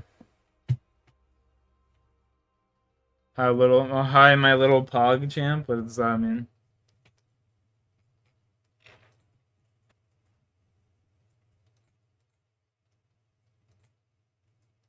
Does that mean you like boys? Because it's okay if you do. I'm here for you, Squirt. Not in that way, but I'm here for you.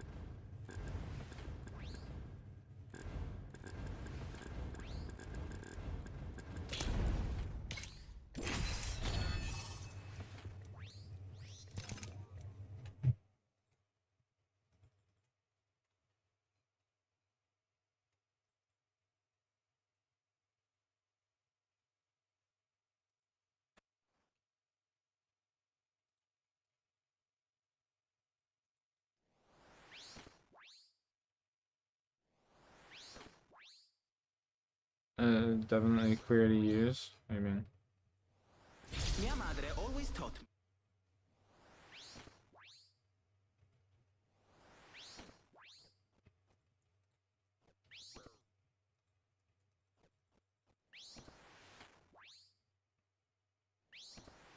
Kid Coda is about to go off. I already know. Not clear? Okay, good to know, good to know.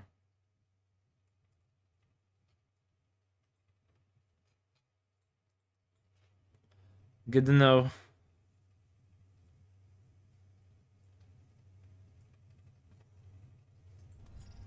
I do, in fact, not care for men. Fly like an arrow. Quote of the year.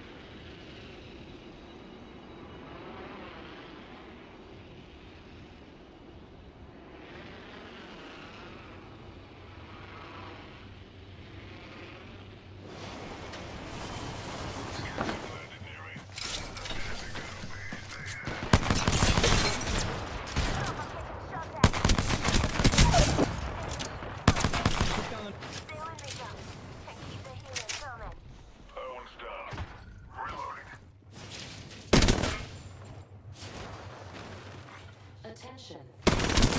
Reloading.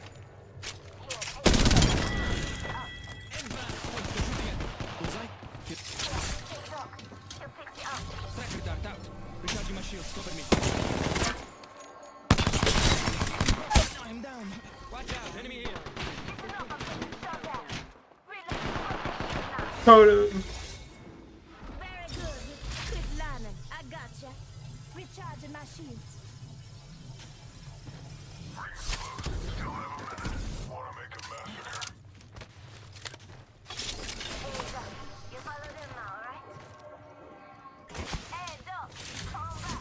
I'm recharging my shields. Attention. Evo harvesters are online.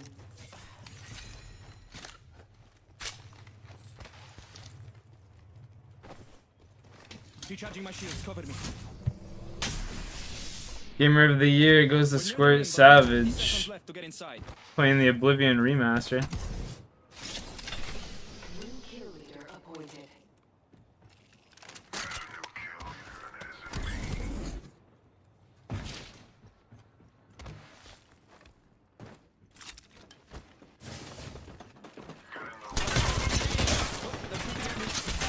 Out. Reloading. I'm recharging my shields. Sending out the tracker dart.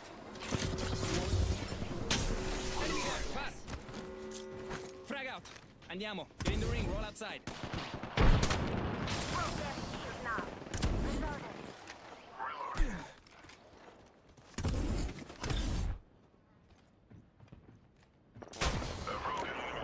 Opponent there.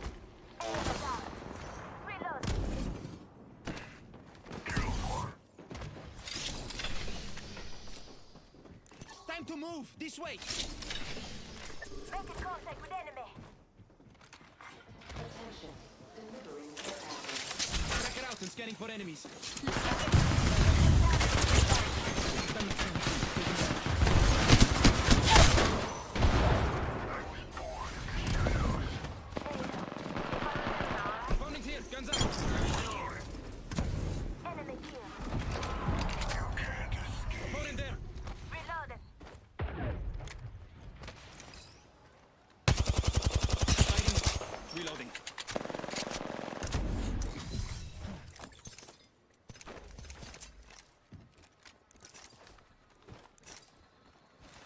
line here. Knockdown shield here. Level 1.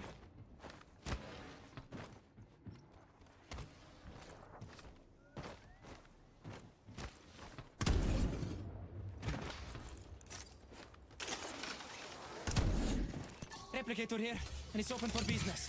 Crafting, un momento per favore.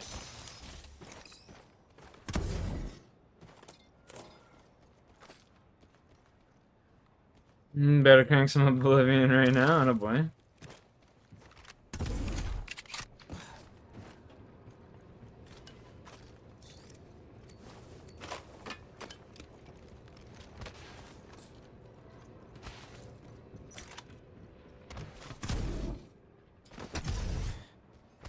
Atta boy.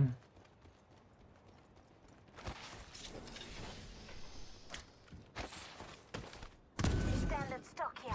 Level 2.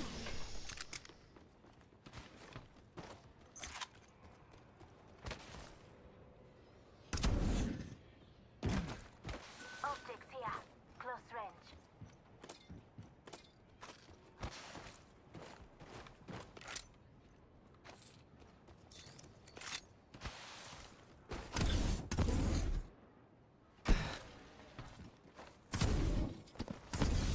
Got my weapon in hand. Let's do this.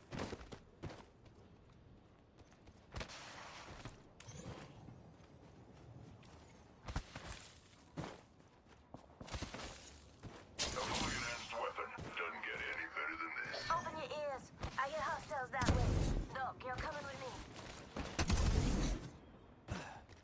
Recharging my shields. Got an enhanced weapon, and ready to use it.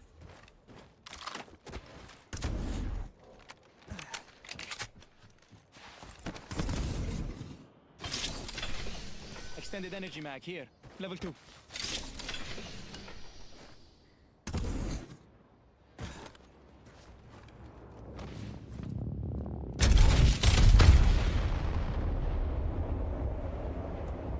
Opponent there.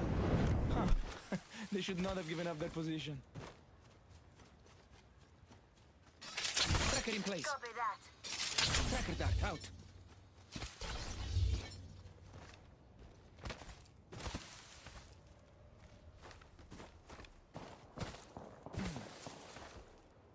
Could be enemies making a ruckus that way.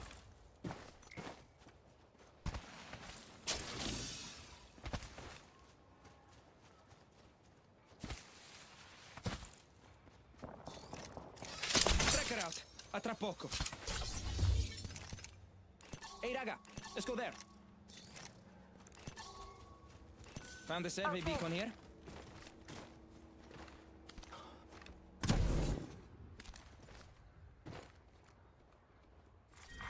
Round 2. Begin.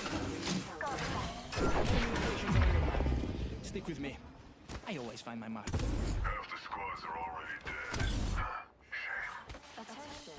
Delivering replicator. Replicator incoming. I need the help. A fully enhanced weapon doesn't get any better than this. Hear that? Enemies could be over here. Mi suona bene. I'll go with you.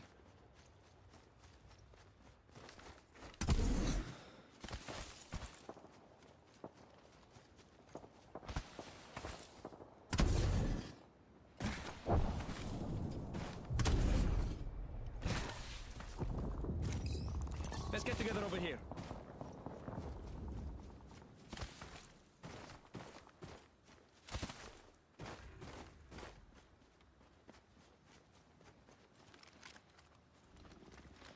Target's over there.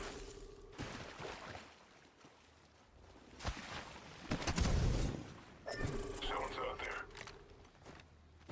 That. I'm looking at an opponent here. I'm sorry, bullet, fuck. Tracker out. A tra poco. Attenzione, enemy here. Attenzione, enemy here. Enemy locations are on your map. Stick with me. I always find my mark. Enemy there. Game on, raga.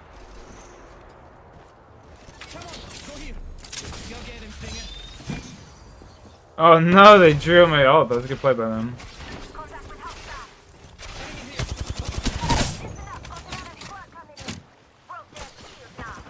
I'm recharging my shields.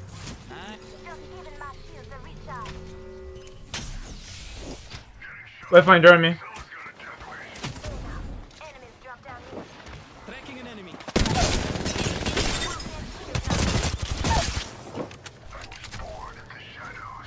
Lifeline during me.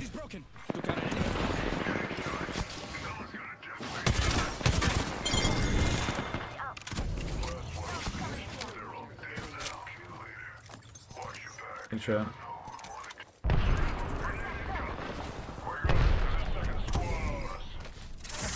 That enemy's being tracked.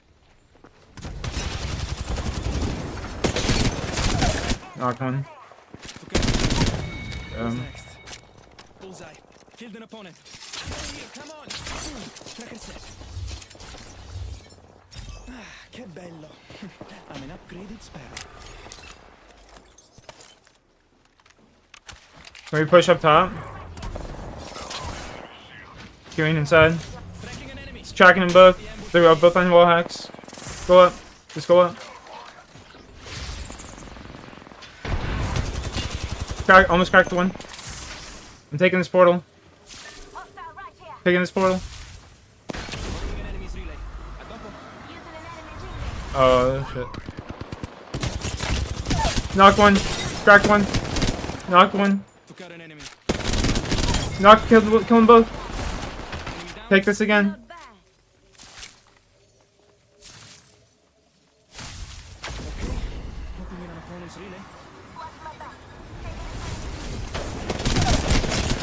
Hunter on it. Hear me.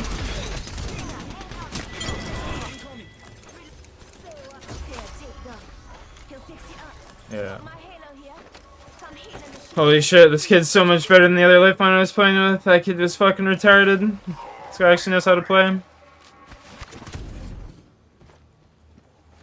I've played this game way too much. I'm like a level 531.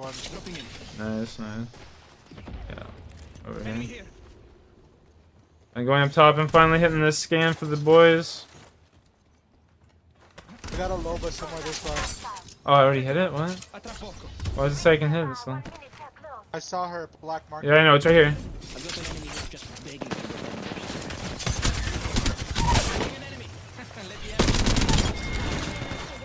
Took out an enemy. Who's next? Enemy down. Alright, let's go, boys. I'm gonna go grab this Eva, the thingamajigger, whatever you want to call this.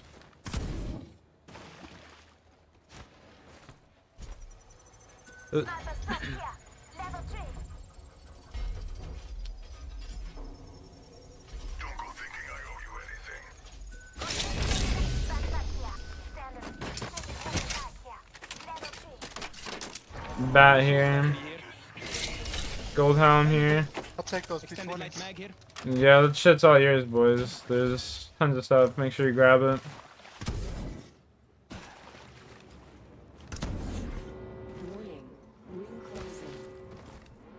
Hey, the ring is moving and we're all outside. It's not Yeah, let's gotta go. Let's just go. Ooh, got a cap. Look, Goober's right here.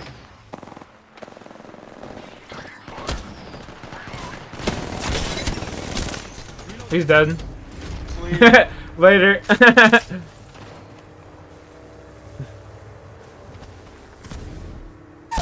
Our boy's dead. You gotta tap him. You gotta tap him. You gotta tap him. I can't tap him. You got gold, motherfucker. You can tap him. Pop your syringe. You got gold. You can survive that.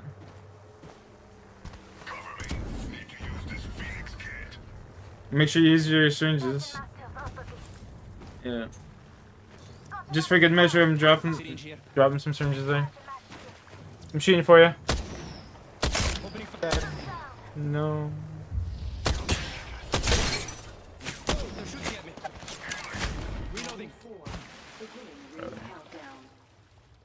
Dead. Yeah, I see that. I shouldn't attacked him. I mean, should have just not threw the heat shield. You could have kept running and just used the gold, but it's all good. Could have just tapped him and kept running, and then he could have queued. I'm recharging my shields. The ring is near and closing in one.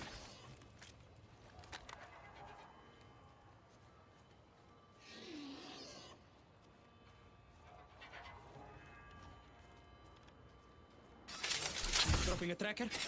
Tracker in place. 45 seconds before ring close. I'm so close. Boom. Tracker set.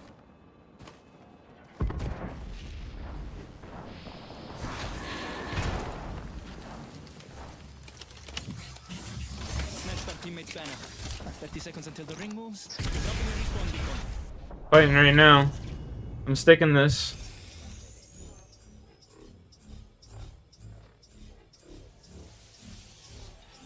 I'm dropping a gold R9 for you guys here.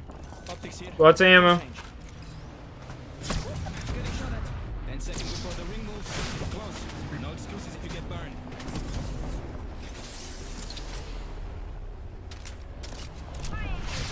I'm recharging my shields.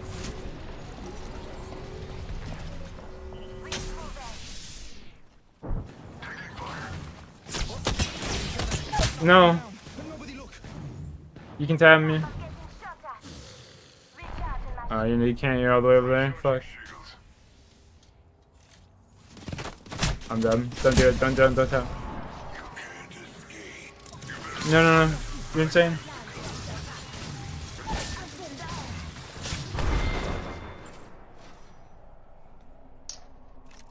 GG. Oh man, that kid should have just not threw on that heat shield in the storm. He threw the heat shield and then he doesn't know how to time his heals and shit. You know what I mean? That's just so fucking cringe. He should have just kept running, and he has like so many syringes and shit. Like I just stream crashed. The fuck? Yeah, it just I don't know why it just randomly shut off.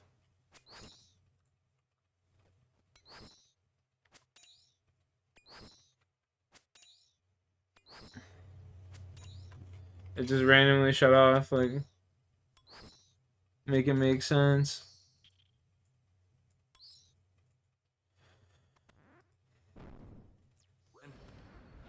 Make it make sense.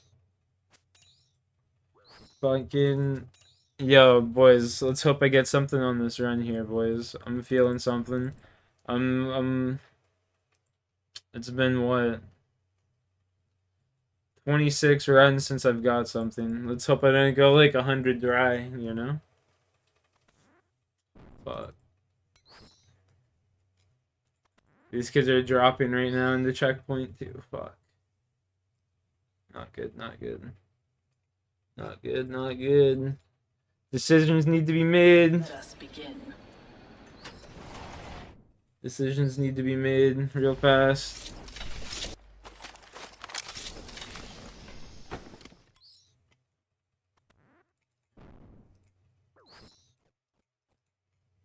Decisions need to be made. Come on, open the door.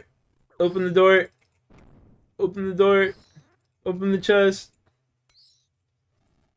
Nothing. Fuck. Okay, we're in the Ferox Enclave. Alright, boys, let's go fight. I'm ready. 60 seconds till ring close. Didn't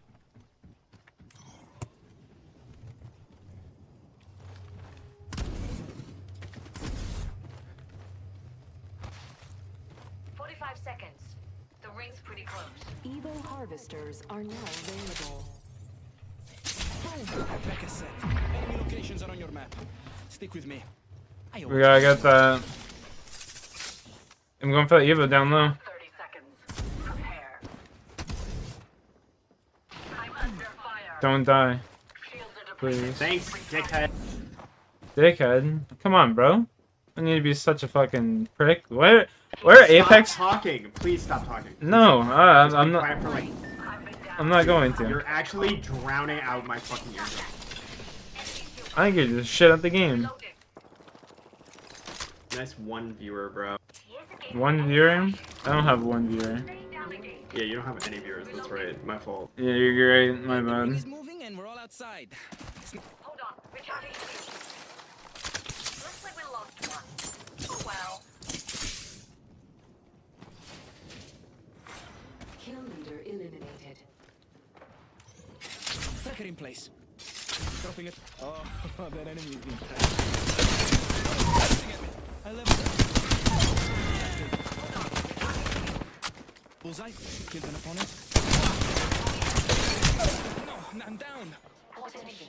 Delivering care package. Care package incoming. Is out. I just dropped the other kid off of you, News. You're free to go res. Opponent found and tracked. They're resing right now. Got a fallback set.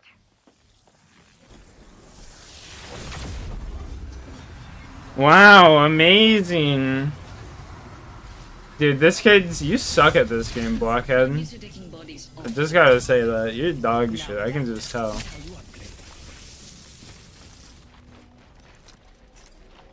I'm recharging my shields. Cavolo, my shields are low. Need to recharge. Tracker set and ready to gather intel. You're the type just to blame everybody but yourself for fucking dying. Guarantee it. Recharging my shields, cover me. Unreal.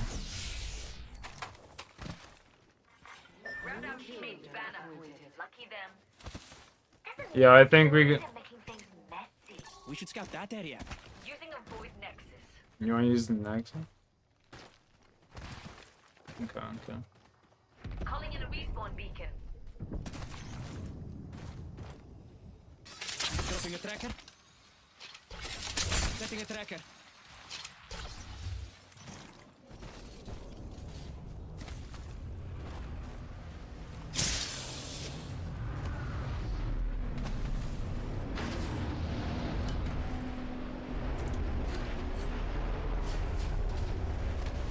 They tried to destroy me, but I keep coming back.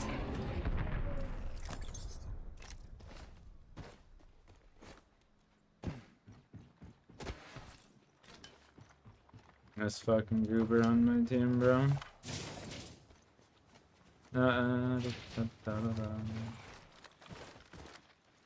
Where you going, channel? I'm following you, homie. Channel 6 News.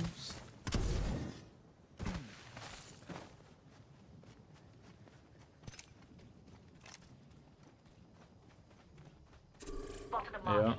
coming. Setting up our fallback. Got smoke here. Jumping in a void nexus. I have located some extra supplies. Broken enemy field. Relocating. Done here.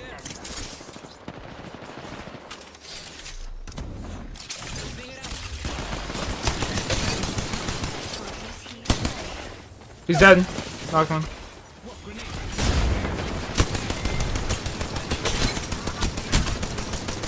Knock one.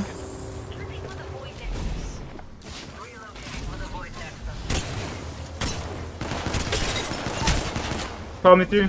Ooh. No.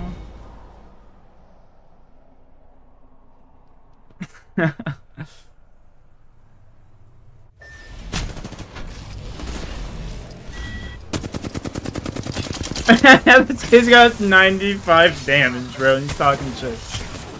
You're fucking terrible. Blockhead, you're terrible, bro.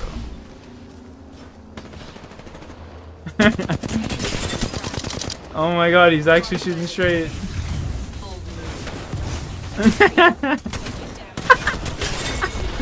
Oh my god. You're dog shit, dude.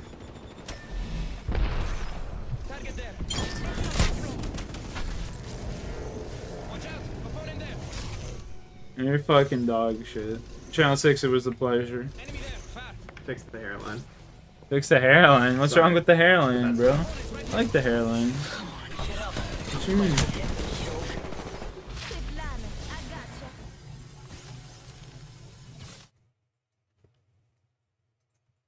What you mean? Unbelievable. See how he's just got an insult and shit? He's just so bad at the game he can't even comprehend fucking what I just did.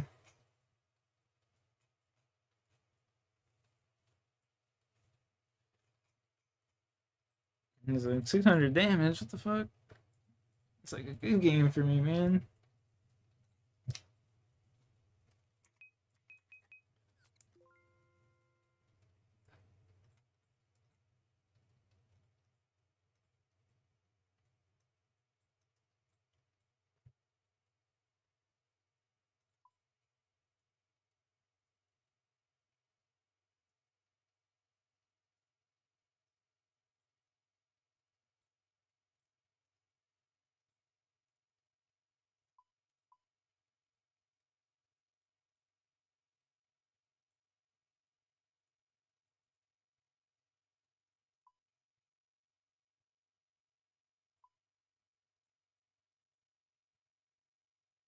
Oh, this kid's gonna take Sparrow. Sorry. This kid taking Lifeline? Fuck me. You think I'm scared of you? I was messing around with the Horizon then. Sparrow's mine, he said.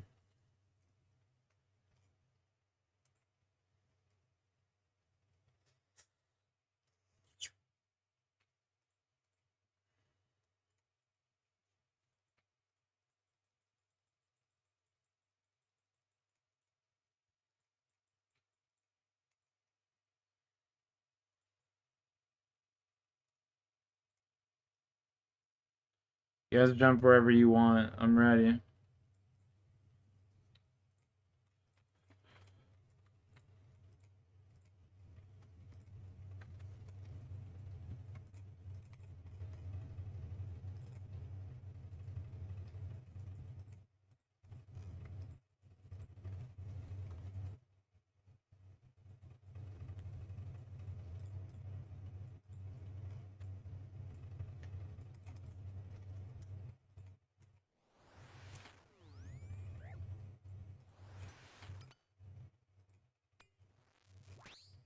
I probably shouldn't have started this.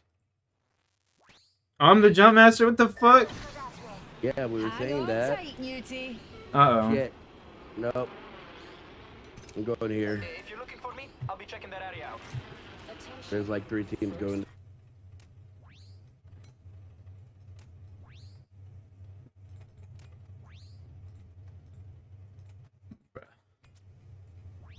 Of course. Light feet, darlings. The ring's closing soon, and we've got some serious ground to cover. Another soft I don't have my heirloom on this account, but...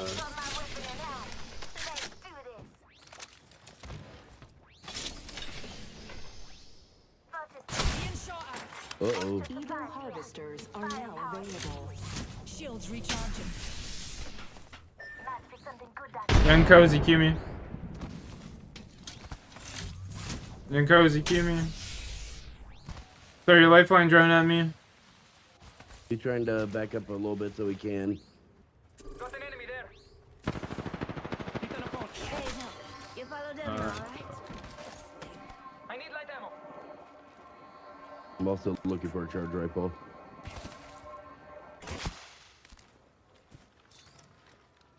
Oh, they're shooting at...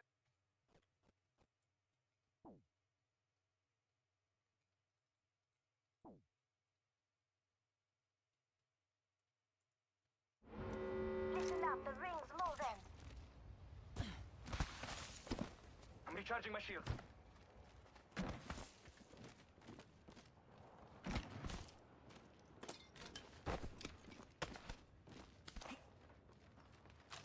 Blockhead's in my game? Oh god, we gotta find this Blockhead kid. He's retarded. He was just on my team. And he's dog shit.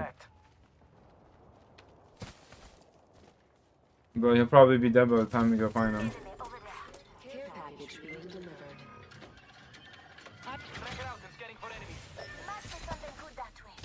Ooh, quite fond of this way. Care package. Yo, should just wait for him to take it and then we shoot. Wait. Shoot the second kid. The second kid. You guys, shoot him. He's one. He's a bullet. Oh my god. Care package over there. Maybe one of these games. They're fighting the dogs. They might die.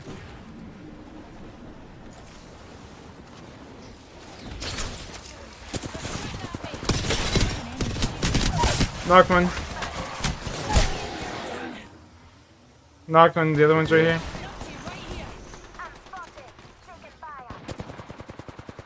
Reloading. It's okay. I don't think anyone saw. Go push, lifeline. You got that? He needs your drone. Reloading.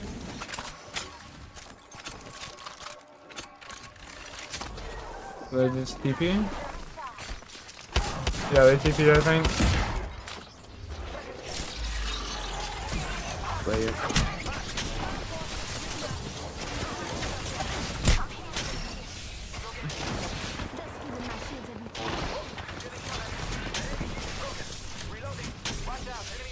Can you drone me?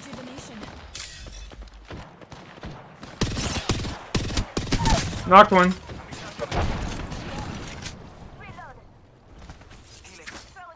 They're going back inside. Get up here, let's go. Going in. Knocked another one. 48 on another one. They're like one shot. One's one shot. You guys win that. Sparrow ult. Alter down low. Sparrow down low. Tap me. What the fuck?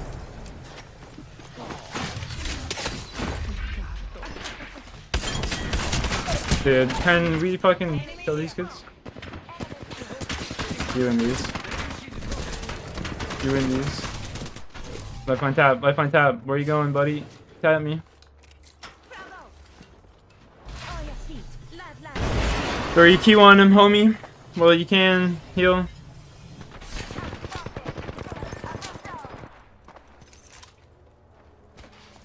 Yo, come on, he's one.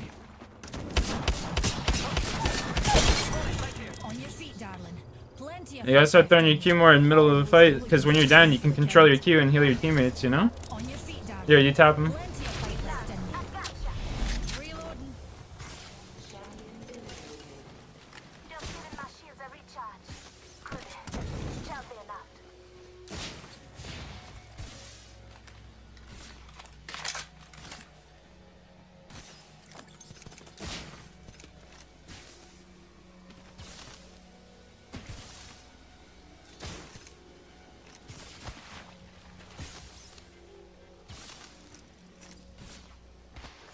Rejuvenating.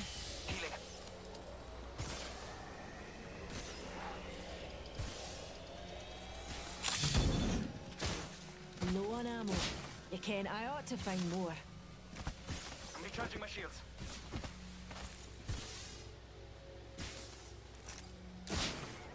Blockheads of Hans now. Yeah.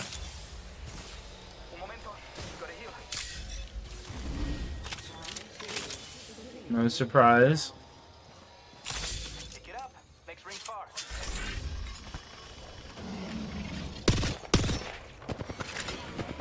I just got a shot with the tracking there, right? Replicator entering orbit, dearies.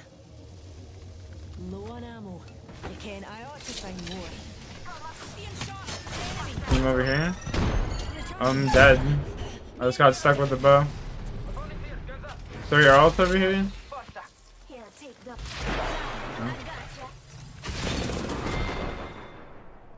Blade, bullets, or bare hands. One was always going to find you. On your toes. We've got a target over here.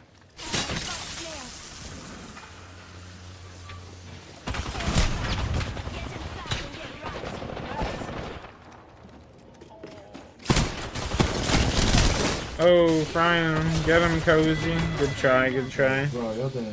Oh my days, bro. Like, please, bro. Oh my days. Hey, got the target here.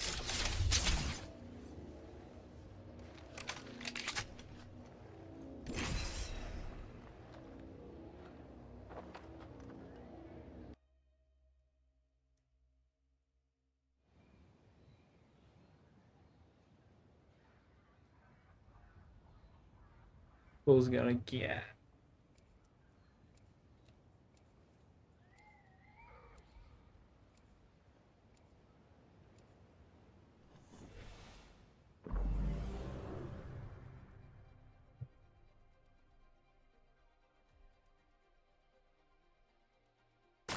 Pulsars, check. Stabilizers, check. Best buddy, check. Perceptive, resourceful, relentless. You must be all these things and more. Lock and load, rinse, repeat. It's that simple.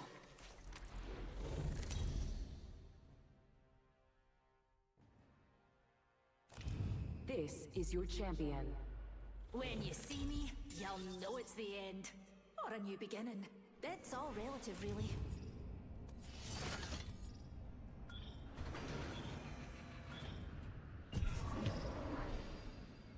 Get ready. I'm coming for you, friend. Jump master. Let's land here. As above, so below. No sabotaging, or I'm turning us around. Tight.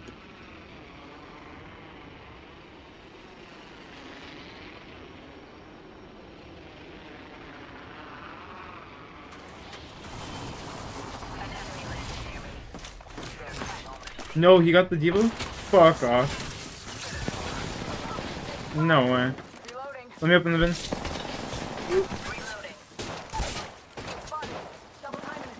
Down the target.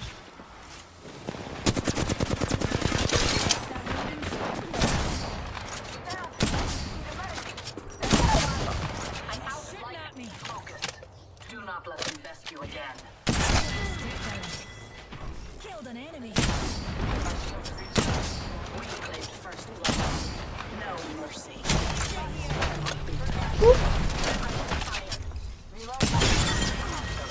Broken enemy shield. No more numpties. More. Shall we choose an upgrade, Newty? Healing. I'm down. Wouldn't let down range. I'm out of here.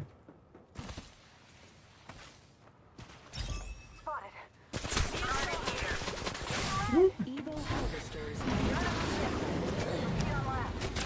They got me. I'm down.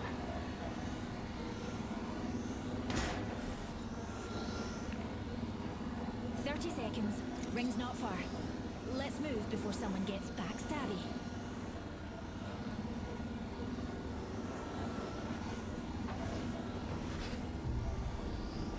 Where is the traveler? Exiting here.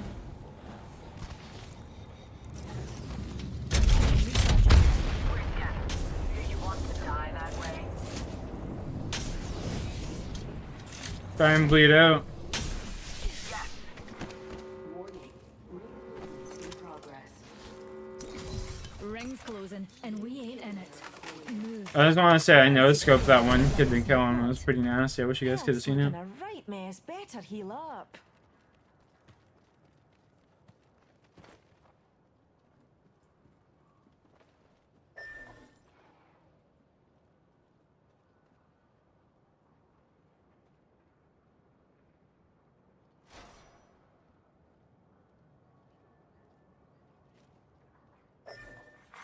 Care package. I'm Alright, looking the team worse here. for wear. Some healing's in order.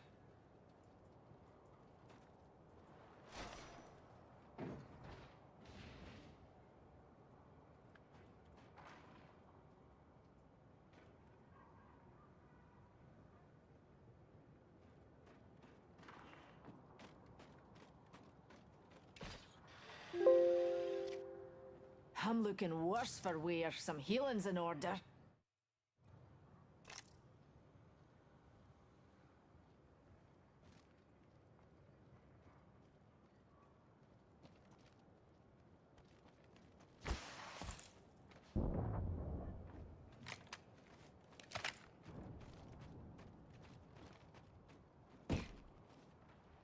I'm looking worse for wear. Some healing's in order. I claim this banner in the name of science. Oh, and also teamwork.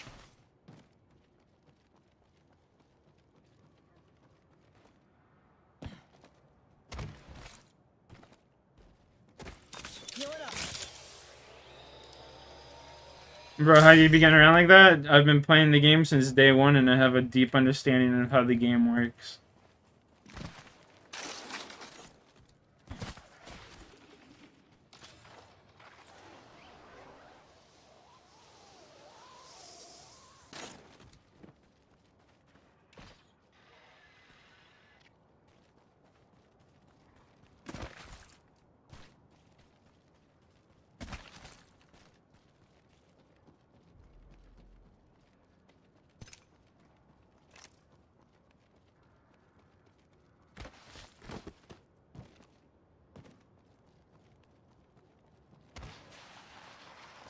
No, I'm joking. I'm just cheating.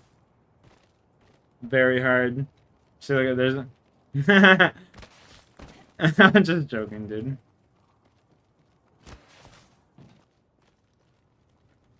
Whoa, whoa, cheater.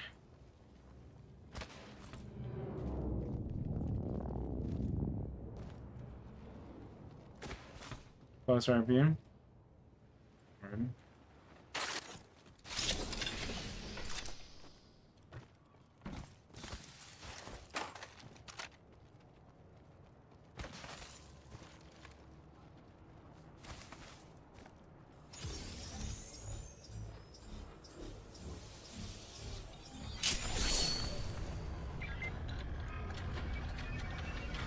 This weapon's enhanced. Quite the feat of science.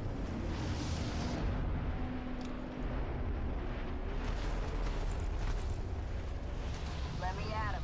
I took a Let's roll out, boy. my blade. Heal it up.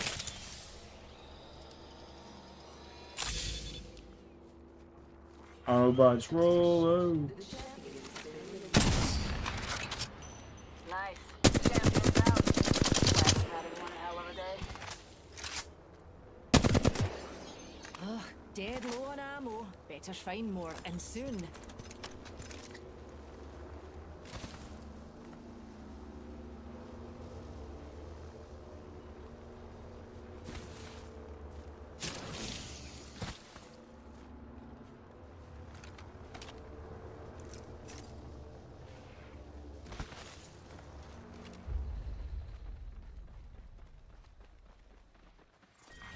Round 2.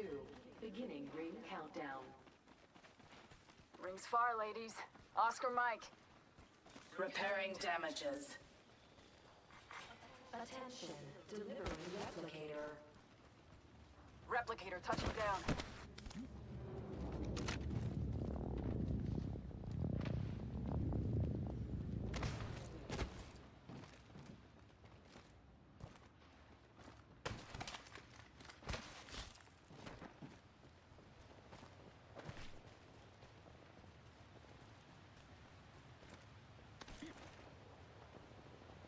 They're fighting up here. There's an eject. Looking for sniper optics. Just hit the zip.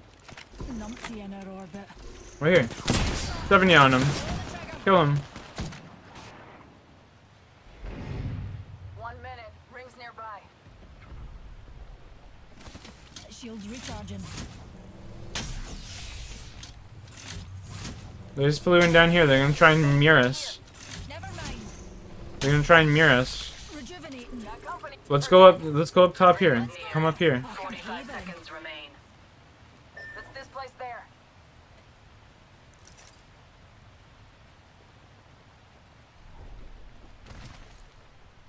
Three zero. Rings close. Evo harvester spotted near me. Oh, max level. I wonder if I get another PhD for this. How do you like my upgrade, pals? Right here. Spotted what we science folk call enemy data.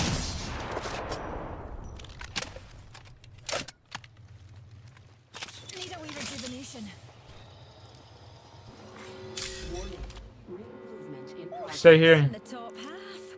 Amazing what you can achieve. Setting your trajectory to watch there. Just a tick. Healing up. Bro. The team just runs away. Shields recharging.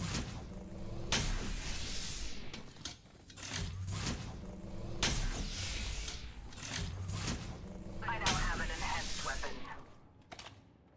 What the upgrade for? Yeah, yeah. Shields recharging. Rejuvenating. They're taking that back door. That back door. 88 on one. Cracked an enemy shield. Reloading. Spotted. Double timing it. Extended heavy Get that.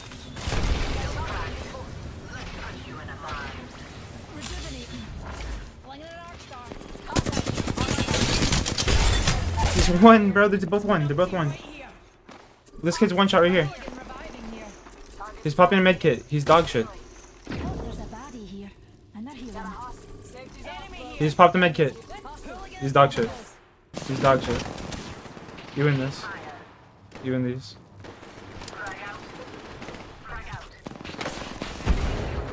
He's running to the rear. You win these, baby. Heal up. Heal up. Heal up. Take your time. Heal up.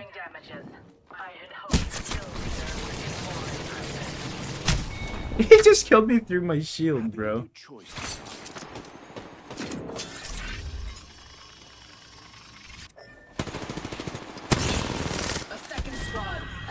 Good trying. Bruh, I need to fucking kill that kid there, man. I'm visiting Hans. Jesus. Indeed. What are you saying, Jay?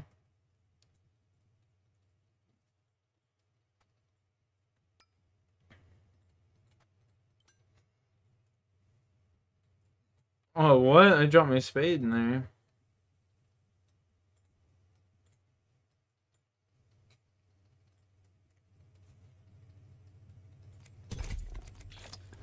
Let me fucking play Sparrow, man. I'm tired of this shit. These kids don't know how to play and shit. It's fucking aggravating. None of my teammates ever shoot any Qs when they play Sparrow. They just shoot his ult. Not a single fucking person. Some nice titties. Nice.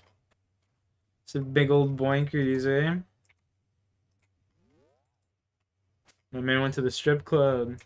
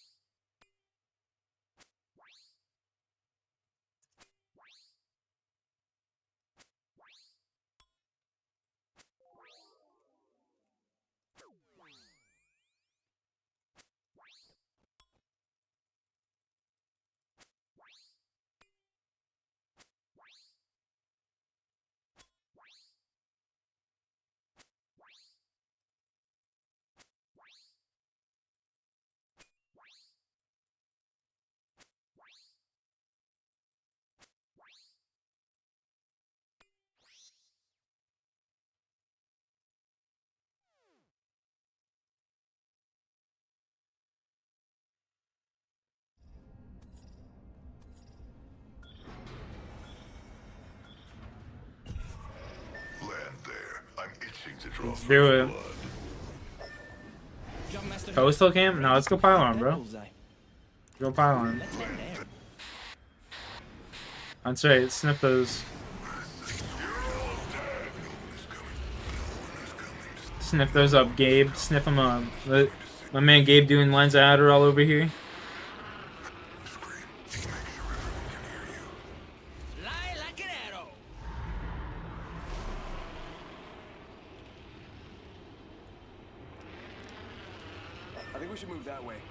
Yeah, you go wherever you want. There's no one here.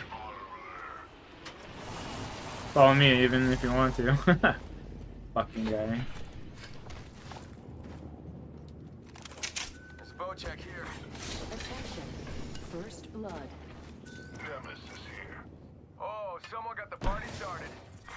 Round 1. Beginning ring countdown. Extended heavy mag here. Alright, relax. Already in the next ring? Time for a gelato? I'm kidding. Sort of.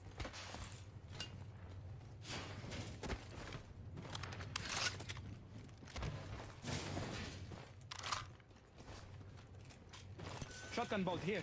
Level 3.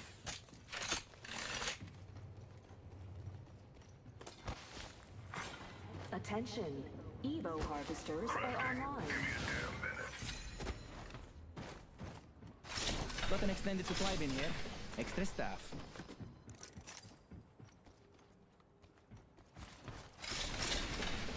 Optics here.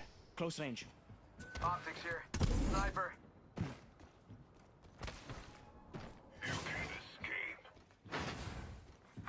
New kill leader appointed.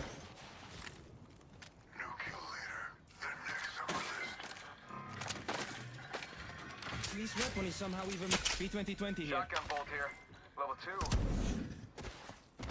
Fully enhanced killing machine. Feels like we're soulmates. Extended energy mag here. Level 2. Ah, good news. We're already in the next ring. Got extra supplies here. No need to Found an thank enemy me, out there. but you should. I heard you. Tracker out. Scanning for enemies. Upgraded. Uplifted. And up to no good. Survey beacon there. You can get almost as much intel as I give you. Heard that.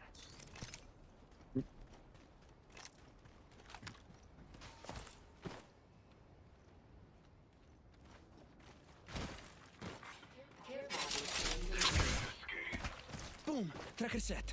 Ooh, got a care package dropping. Care package over there. Care package over there. Stations are on your enemy tracked. Arcs are out. Un momento. Going through my grenade. Threw my grenade out. I'm recharging my shields. Enemy shield cracked. I was born in the shadows. Oh no.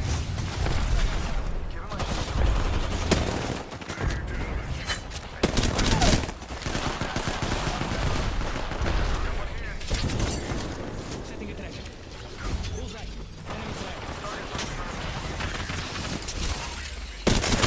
Still firing. Ready to ruin someone's day. Let's target down. That squad is Recharging shields. reloading. It's okay. I don't think anyone saw it. Except whoever shot you. Yup, you are wonderful. Thank you. Give my shields a recharge. Healing. Recharging shields. Cover me. Need to use this Phoenix kit. Find me a barrel mod.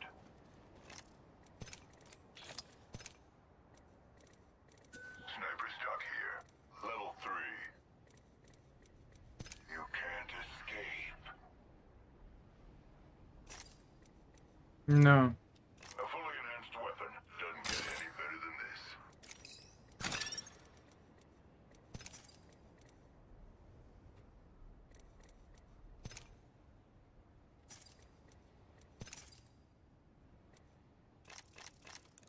You can't escape. I hear someone giving up their position. Over there. Tracker out. Stop.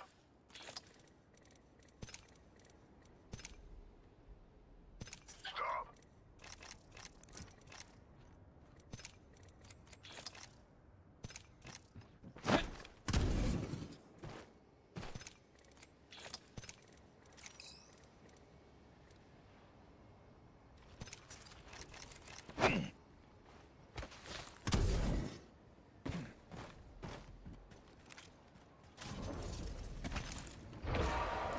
Let's go see what's up over there.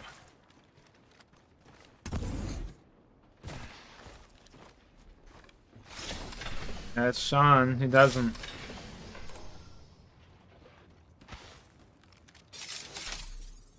Enemy locations are on your map. Stick with me. I always find my map. Voila. Extra supplies right here. New kill leader. Soon to be me.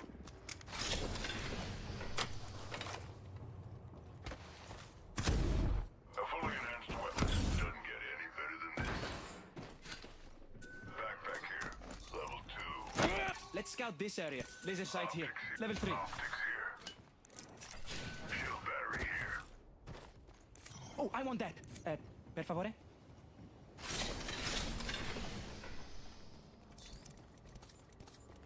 I could use I need a standard stock, per favore. Longbow here. Sniper stuff. Optics. Gotta hop up here. Extended sniper ammo here.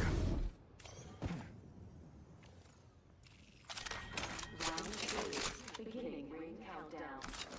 Extended sniper mag here. Level 2. Sniper ammo here. Bene, this is perfect. Attention, delivery replicator. Replicator incoming. Found the shield battery here. Let's go see what's up over there. I heard you. Survey beacon there. You can get almost as much intel as I did you.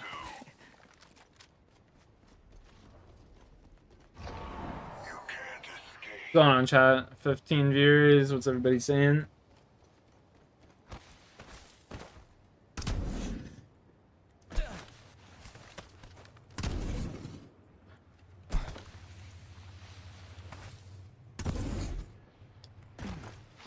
Something might go down over there. Keep an eye out. I'll join you.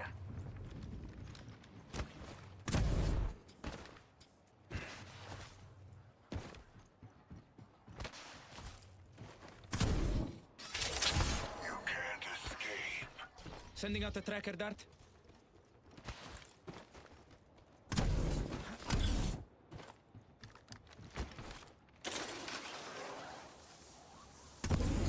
Dropping a tracker. Enemy locations are on your map.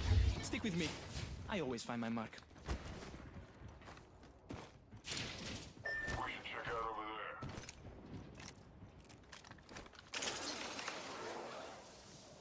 there. Care package over there. Setting a tracker. I got a feeling about that spot. Keeping a close watch on it. You can't escape.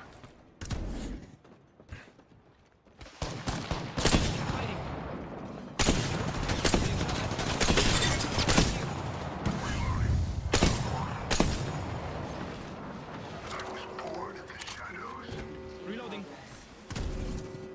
Frag out. Frag out. Frag out.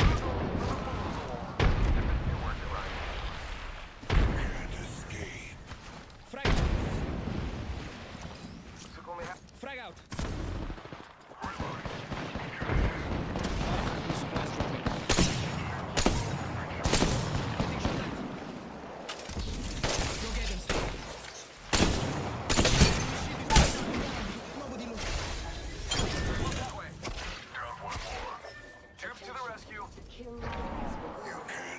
No, don't rest me. Let him rest me. Let him rest me. Yo, Falcons, Fax, whatever your name is, rest me.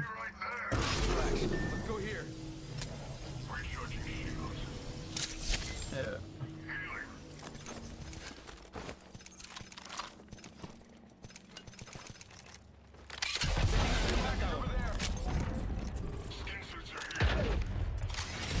Boom. Tracker set.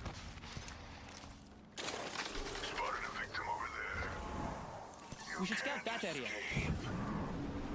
I heard you. Not happening. You're all dead. Che bello. Ah, I'm an upgraded sparrow.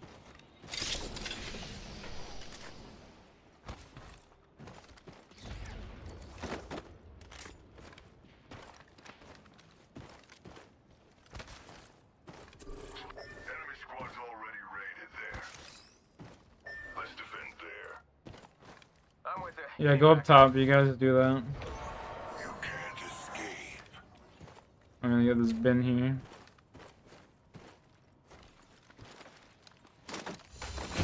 Don't touch it. It will glitch. Do it now.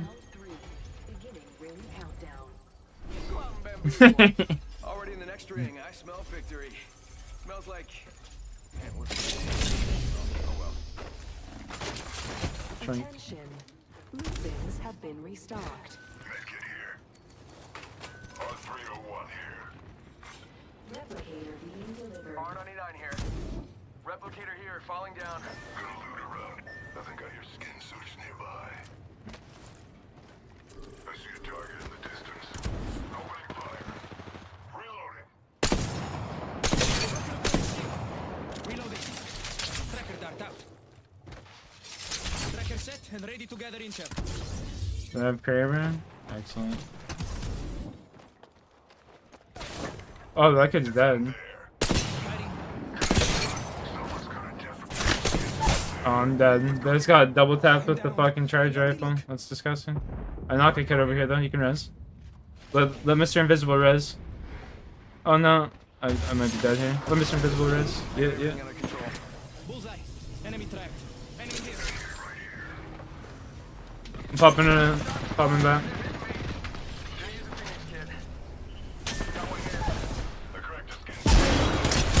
No.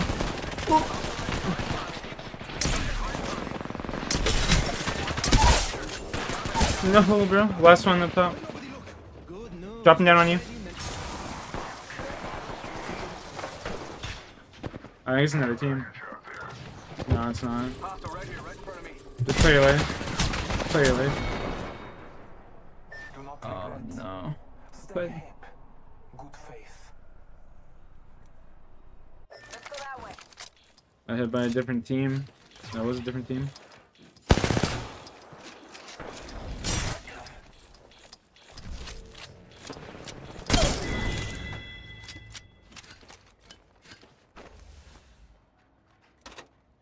Enemy in the distance.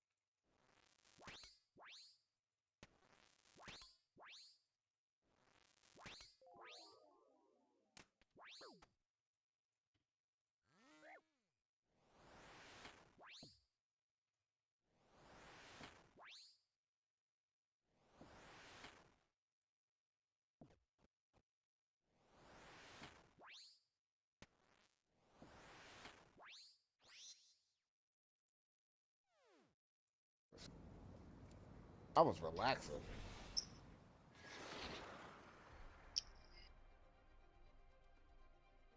Hold on, man. This is gonna be a Hold on, I'm about to take you.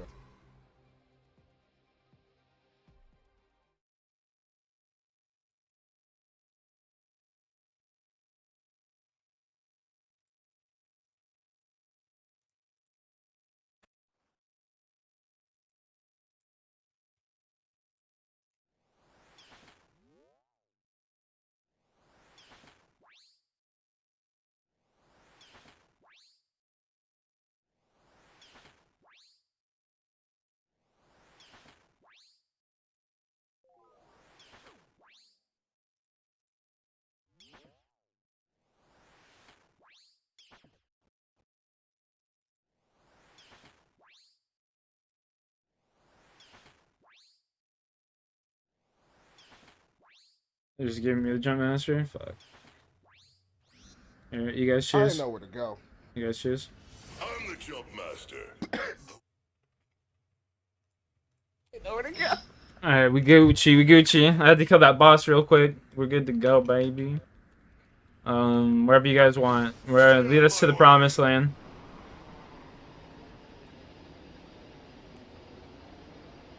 Hit some of this fucking 33 gelada.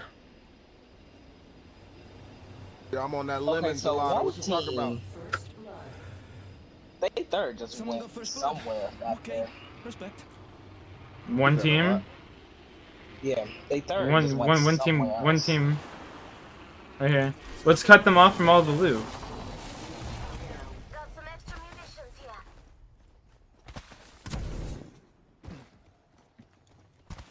Spot check here.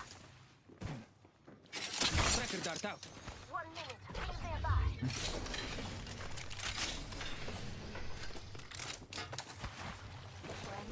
I got an enemy here just begging to get ambushed. You guys ready? Yeah, I'm coming.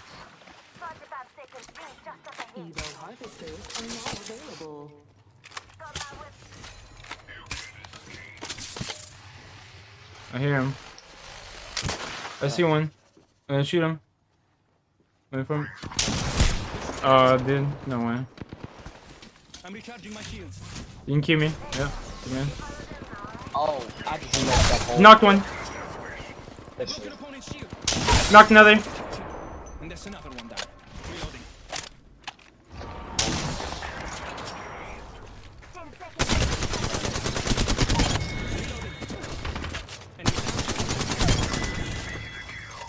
Bullseye.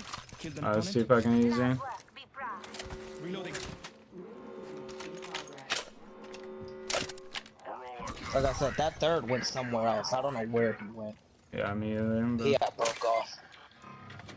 he sold. This weapon That's is all I somehow know. even more beautiful than before. I'm recharging my shields. I have one shield cell.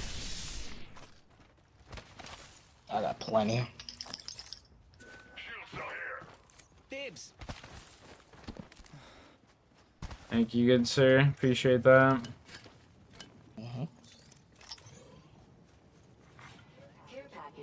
Sean, I'll take a blinker for you, buddy.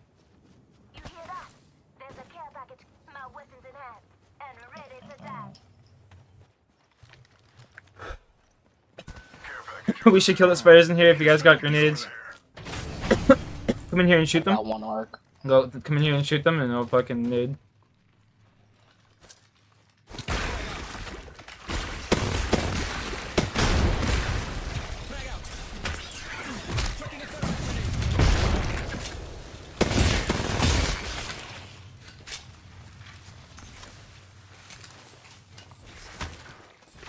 Oh, they're stuck in the air. What the fuck? That's weird. Recharging my shields. Cover me.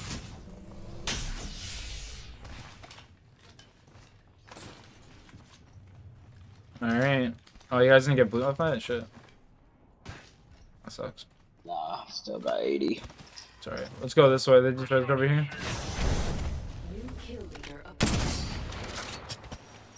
Shoot this bird.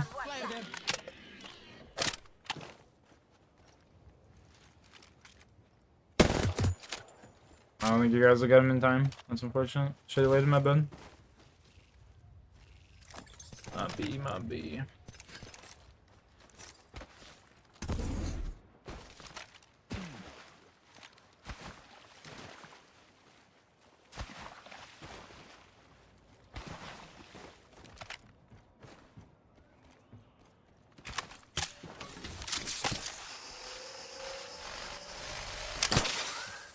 Kids up here, anything? Looking at an enemy. Way up there. Track it out. Yeah. Hey, crack. I broke an opponent's shield. Fighting.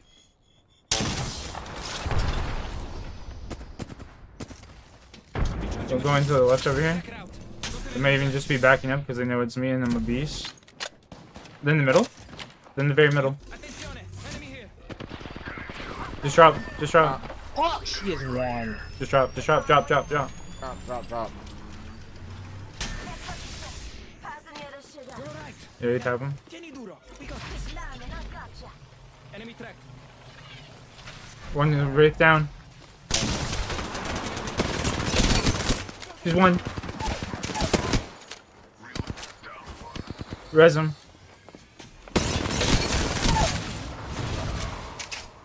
Where's your boy? Crack the other kid. All dead.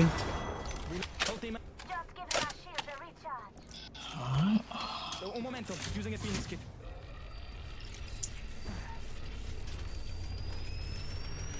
Upgraded, uplifted, up to no good.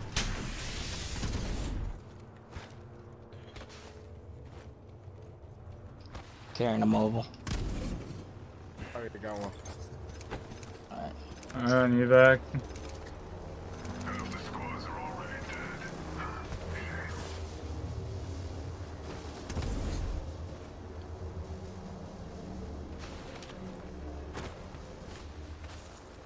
I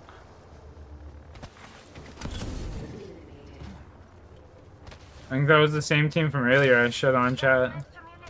I ain't gonna lie. They're probably like, that kid's fucking cheating. You just killed us with that sniper so many times. Open supply bin over here. Back tower.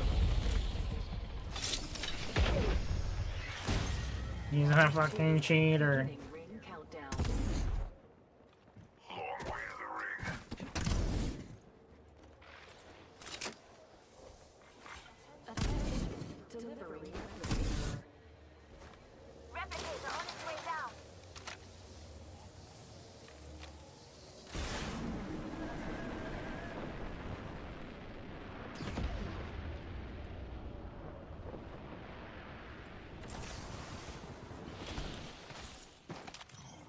hit that scan there. Tracker dart out. Oh, maybe I won't. Enemy locations are on your map. Stick with me. No one's even near us. Okay. Un momento. Go to heal. I'm gonna crap the bat. Alright. Hold please, I'm passing.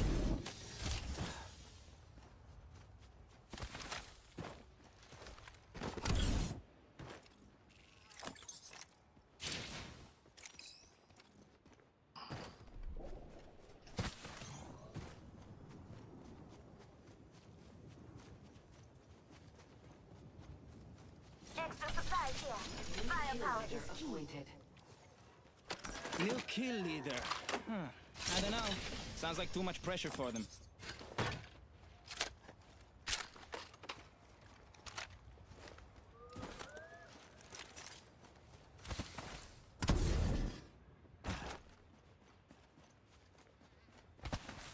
Backpack here. Level 2.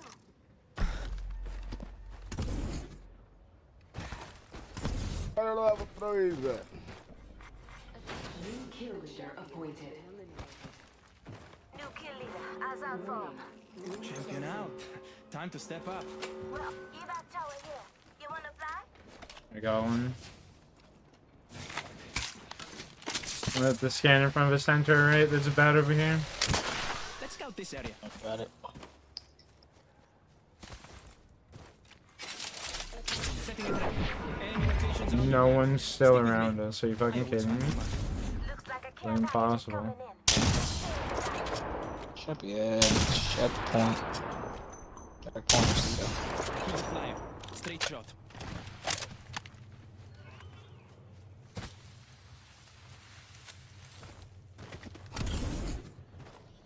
You know what's funny, your chat? Earlier that kid said I sucked and he had like 97 damage and it's probably his best game all night. This has been fucking rolling through kids tonight.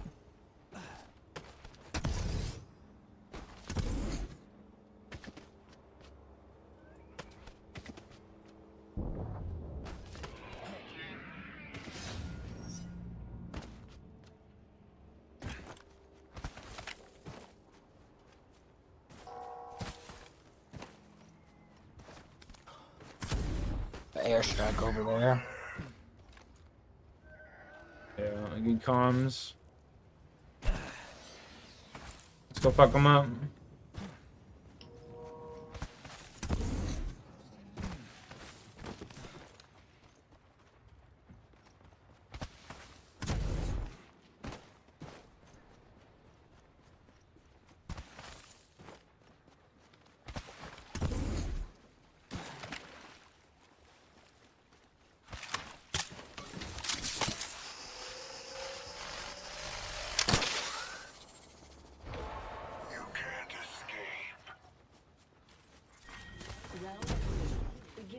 Alright, find me here.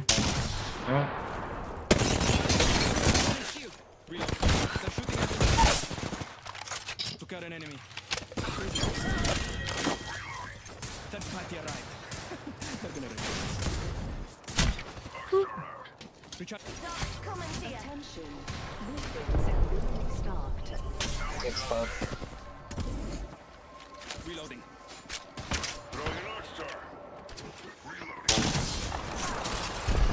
Break this, behind us. Oh, we're good here. Stand on me, you're good here. Oh, behind us. You're good. Crack him. The enemy shield is broken. Just up ahead. We gotta wrap around now. Come.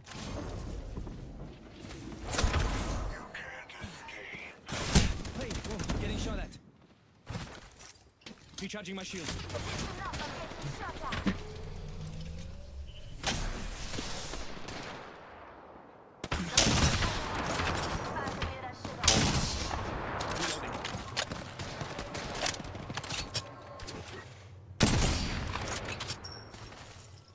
Hey, they're shooting at me.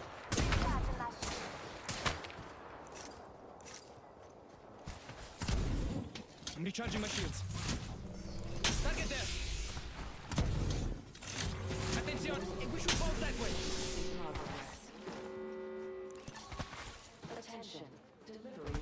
I'm recharging my shields. You hear that? There's a care package coming down. You guys ready for the fight of your life? Tracker out. A tra poco. Recharging my shields. I don't want that. Right here. No way. I mean, ult that. Get ult. Get ult. Get ult. Huge ult. Knock one. Two dead. Finish.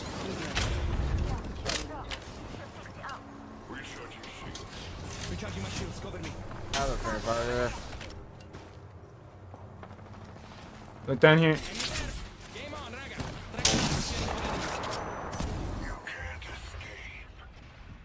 Damn it. I might have got a Kraber. Setting a trap.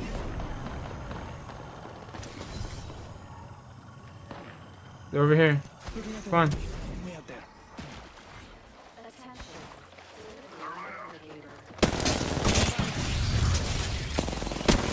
Shooting at me. Reload. Push down on the wall. Let's target down. Only 2 other squads left. Rings nearby. 1 minute till close. Oh, over here. Watch out. Opponent there.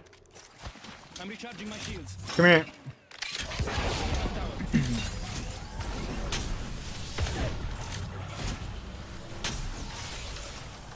Near ring with 45 to close. When I pass Go it- right. Go to the right. To the far right. Yeah. Run the team right here. Game on, raga.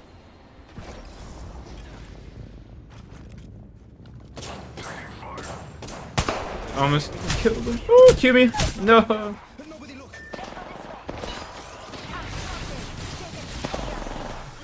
got your back. You win these, baby.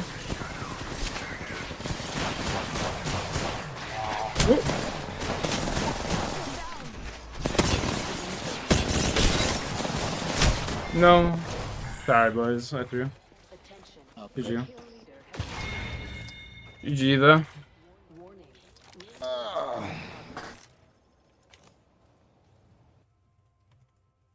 Damn. I feel bad I threw that game for those guys. Trying to hit that Kraber shot.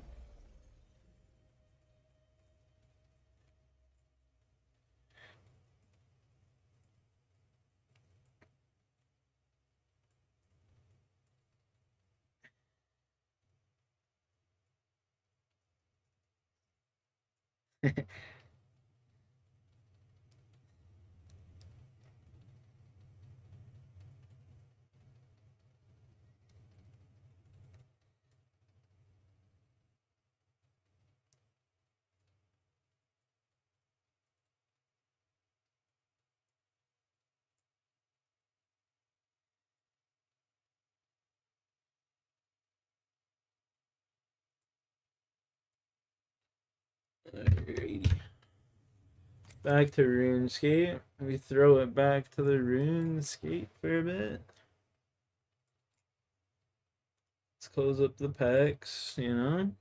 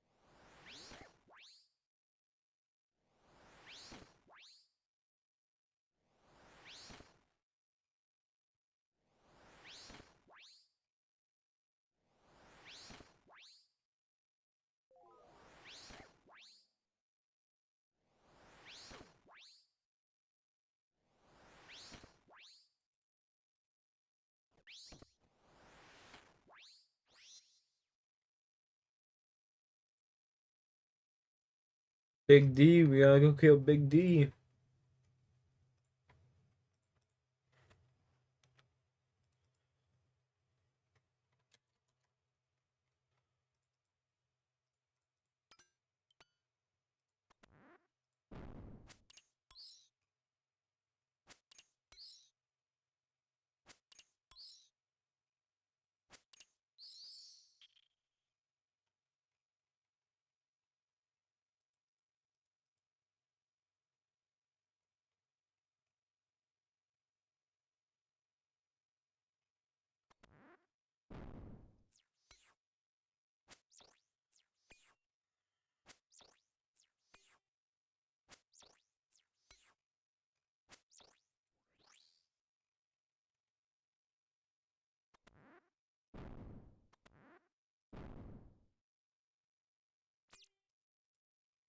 El Rate.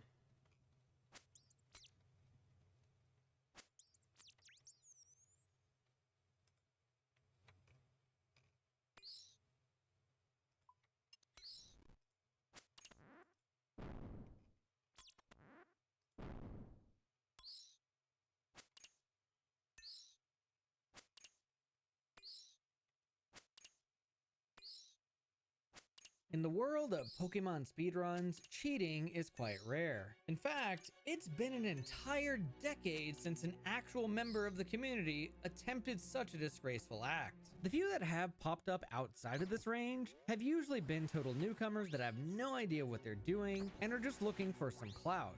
But the thing about the cheater we're talking about today is that they went in it for the long haul, integrating themselves in the community at a very slow yet believable pace at first, before eventually pushing their way to the top by crafting fake runs over the course of 11 months. And the crazy thing is, this story doesn't just involve cheating. It also involves thousands of dollars on the line in the form of bounties for reaching certain speedrunning goals. Goals that were so ridiculous that the cheating became quite clear once they faked one of the most unrealistic achievements in Pokemon speedrunning that I've ever seen. So today, we'll be taking a look at the cheater Jodiwee's rise and fall, his response to this entire fiasco, and the aftermath following this situation. To become a world record contender in a Pokemon speedrun, an immense amount of knowledge, skill, and patience is required. Because while luck might be a massive factor in these games, what separates the pros from the noobs is how you handle every single good or bad situation, on top of how skillfully you can traverse the overworld. The cheater Jodiwee did not have any of these factors in check, and with everything we know today, it's quite clear that they had almost no patience for getting good at speedrunning Pokemon.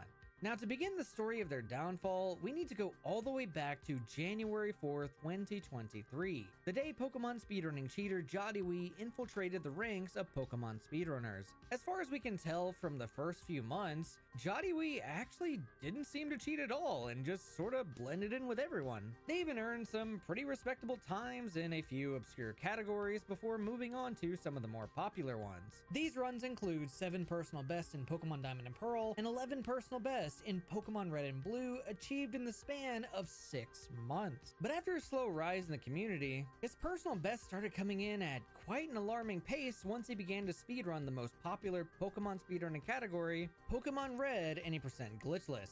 Jodiwee would begin to post screenshots of his split times almost every single day with a new personal best for nearly 2 weeks straight. But not once did a video of any of these personal bests show up publicly. I will say, not recording when you're starting out is not suspicious. My first game was Red, glitchless. I did runs of that game for probably about 4 or 5 months before I, 1, started recording, and 2, talked to anyone in the community. However, I wasn't posting screenshots of all my finish time. It's kind of a difference in mindset there. He clearly wanted people to see that he was progressing, and in that mindset, it's a little weirder to not record or submit any of your actual videos. But after about nearly 2 weeks of non-stop personal bests, one of the moderators of the speedrunning Discord did eventually ask, why haven't you uploaded any of your runs to speedrun.com? I don't remember my headspace at the time, but I probably saw this guy posting, this would have been like his 7th screenshot posted in a week and a half or something like that, and I checked online as like, he hasn't posted any of these, and it's like, are you not recording? What's going on here, man? Their response?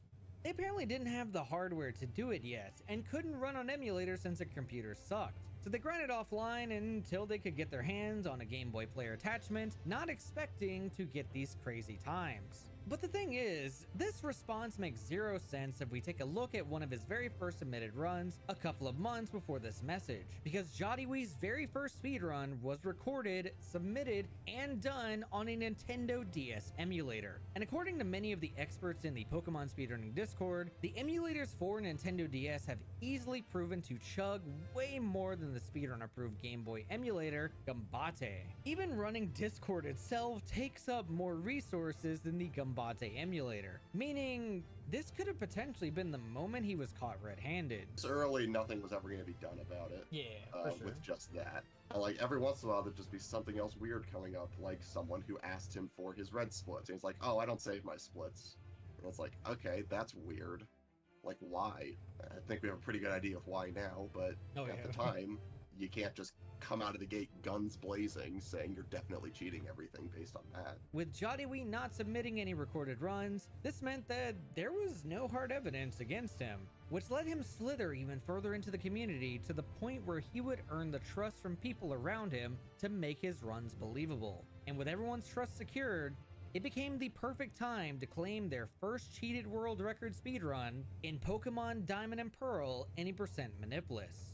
The rules of this category are that you're not allowed to use RNG manipulation whatsoever. For those that don't know what RNG manipulation is, it's essentially the act of controlling seemingly random events in Pokemon. Things like the characteristics of captured or bred Pokemon, NPC movement patterns, and the chances of finding a shiny Pokemon are all governed by pseudo-random number generators. Players can exploit this by manipulating the date and time setting to control the outcome of pseudo-random events, effectively becoming the architects of their Pokemon traits and eliminating randomness from the equation. But because this category disallows RNG manipulation, players will be at the mercy of random encounters, the stats and natures of your Pokemon, and most importantly, a randomly generated hidden power. The TM for hidden power is received quite early on in Pokemon Diamond and Pearl, and is considered to be the holy grail of all Pokemon moves when it comes to speedrunning the game. The way the move works is that its typing and base power are determined by the IVs of your Pokemon. For speedrunning purposes, hidden power grass, water, ground,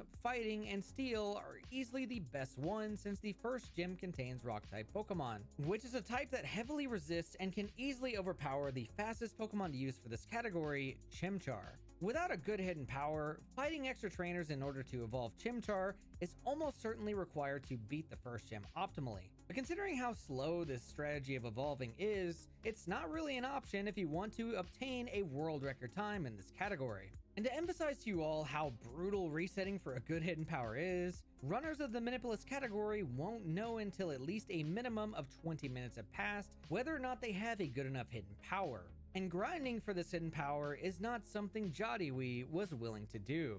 What he wanted instead was results that he wasn't getting, and decided it was time to take RNG into his own hands through splicing. The act of splicing is when you take apart multiple sections of a speedrun, put them together to create a much faster run, then pretend the splice run was done in a single instance of play. This method of cheating is quite common, and exactly how Jodiwee obtained a Pokemon Diamond and Pearl Any% Manipless speedrun of 101.19, which by some miracle beat the world record by exactly 1 second. Slight suspicions did arise during this time, but unfortunately for the verifiers of this run, Jodiwee had now integrated himself into the community as someone who could likely reach these times thanks to a few more submitted runs on the leaderboard. And with nothing crazy weird on the surface, the run was accepted as the new world record without a hitch, awakening a monster inside of Jodiwee, since he was able to get away with what seems to be his first cheated world record time. From here, Jodiwee would begin to shift between 6 different categories over the span of 3 months. And even though these categories played pretty differently, with the times he was slowly posting for everyone to see, it truly seemed like he might have enough skill to at least pick up and play near a top level. But This was all a sham to make his next faked world record seem believable. Starting off with a 4-day grind for Pokemon Red any % world record, a 1-day grind for the Pokemon Yellow any % world record, and a category killing world record in Pokemon Blue No Save Corruption speedrun. All of these runs were eventually proven to be cheated, and at the pace Jadiwi was submitting these times, it actually did seem a little suspicious to certain private circles within the community. But accusing someone of cheating in a community that hadn't had a notable cheater in nearly 10 years was a hard thing to do when there wasn't really much evidence supporting this claim. It was all completely circumstantial. The guy did love flaunting around his screenshots instead of footage after all, and those screenshots can only get you so far in proving that someone cheated. But soon enough, the proof that Jadiwi cheated would come to the community faster than he could supposedly pull off these incredibly fast times, as he was about to make the 2 biggest mistakes that eventually got him caught.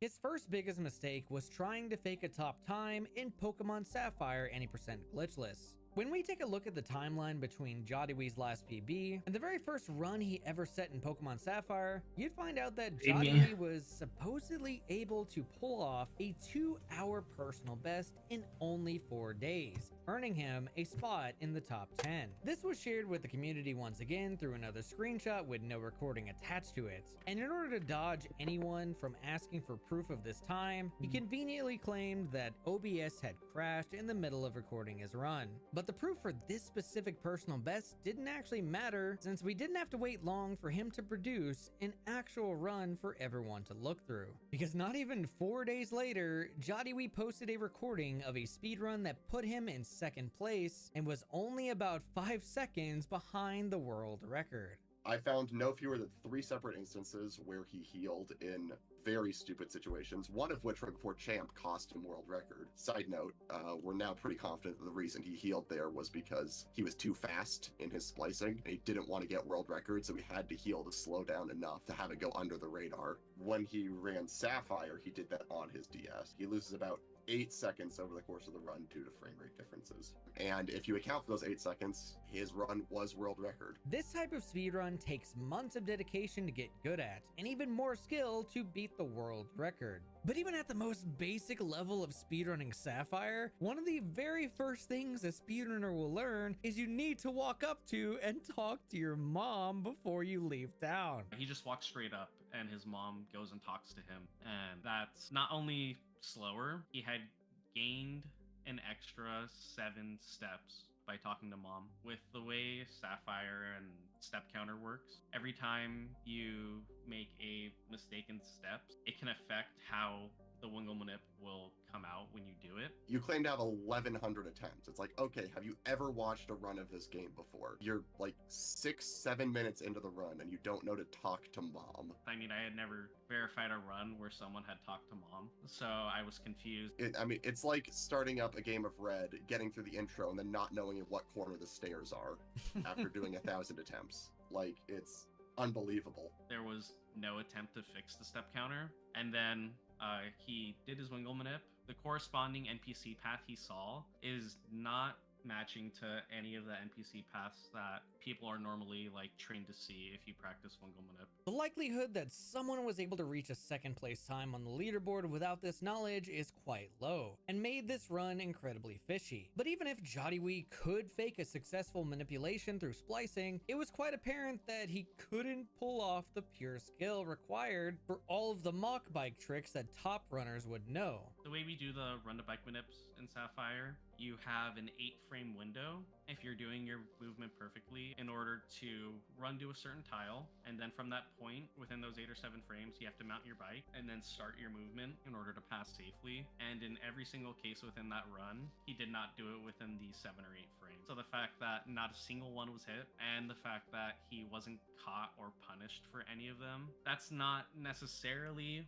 proof on its own. It's more just like wow, like what another level of luck that this run has, that he he got lucky enough to not get caught on every single one of these spinners. But even with all this awful play and pretty good luck, the moderators still didn't have enough evidence to conclusively say that his runs were cheated quite yet, which unfortunately left verifiers no choice but to accept his Sapphire run onto the leaderboard. I would just think about if the roles were reversed, the worst thing I could feel is if someone accused me of cheating when I was doing everything legitimate. I didn't want to do that to someone else. And Jodiwee would go on to cheat again and again and again. But this time, he would take cheating to the next level by going after a bunch of goal times that were tied to... We can go do another farm run, boys. Yippity fucking hi hey. Community members when they reach certain speedrunning goals. For context, in this situation, there was a bounty set at $2,500 for having the Pokemon Red Manipulus world record by the date of February, which, as you may have guessed, he managed to cheat together a time good enough to do this only 4 days after getting his top 2 time in Pokemon Sapphire. The interesting thing about this situation is he actually reached out to the person who set up these bounties a day before his Sapphire run went public, asking them if the runs for these bounties could be performed offline in order to plan out even more splice runs. The even worse part about the bounty for the Pokemon Red Manipulus category is that it had already been claimed by PokeGuy early this year, which could have stolen his opportunity to claim the money if no one else achieved this by February. But Jodiwee didn't care and would post the time to the leaderboards, have it get verified, then move on to the most ridiculous bounty and speedrun times that he could have gone for. At this point, you could tell that Jodiwee was incredibly full of himself, because not only did he fake a sub 1 hour Pokemon Diamond and Pearl Manipulus speedrun during a race with other people, but he then had the bright idea to break the hardest world record in Pokemon speedrunning history that was tied to a $6,000 bounty, the 143 in Pokemon Red 80% glitchless. Well, I'll start out by saying that it is widely believed that 143 will be the last minute break that can ever be achieved by a human, no matter what is found in these games in the future. Red as a game is already, it's almost certainly the most optimized, like, glitchless category across any of the Pokemon games. To make it past, you know, the halfway point, there are like a dozen different fights where if the AI just chooses the wrong move, you're dead. And the reason you have to risk that is because of a Gen 1 mechanic called Red Bar, where if you're at low health, the game runs like twice as fast, which means we're often just one unlucky move away from dying and losing the run. Even if you're playing perfectly, like, everything comes down to luck if you want a time that good. As you can see, obtaining a 143 is beyond ridiculous and just outright impossible for someone like Jodiwee to get within a reasonable amount of attempts or time. And time was not on Jodiwee's side. You see, the $6,000 bounty for Pokemon Red 143 was actually split between 2 different bounties. $5,000 of it was set aside for the first person who could get a 144, while the second bounty added a bonus of $1,000 for a 143 alongside it. But that $1,000 bounty had an expiration date of December 31st, which meant Jodiwee only had a single month to get what many believe to be the final minute barrier in the oldest, most popular, and optimized Pokemon speedrunning category to ever exist. And by some Christmas miracle, he had done it live on his Twitch channel on December 26, 2023. This totaled up to about 6 world records, 4 personal bests within the top 5, and $8,500 in prize money in the span of 2 months. But this was the moment everything went downhill for Jodiwee, because almost immediately as the 143 ended, a top runner and moderator of the speedrunning Discord, Wave Warrior, requested that he reset his run on the spot to prove whether or not it was a live run instead of a recording.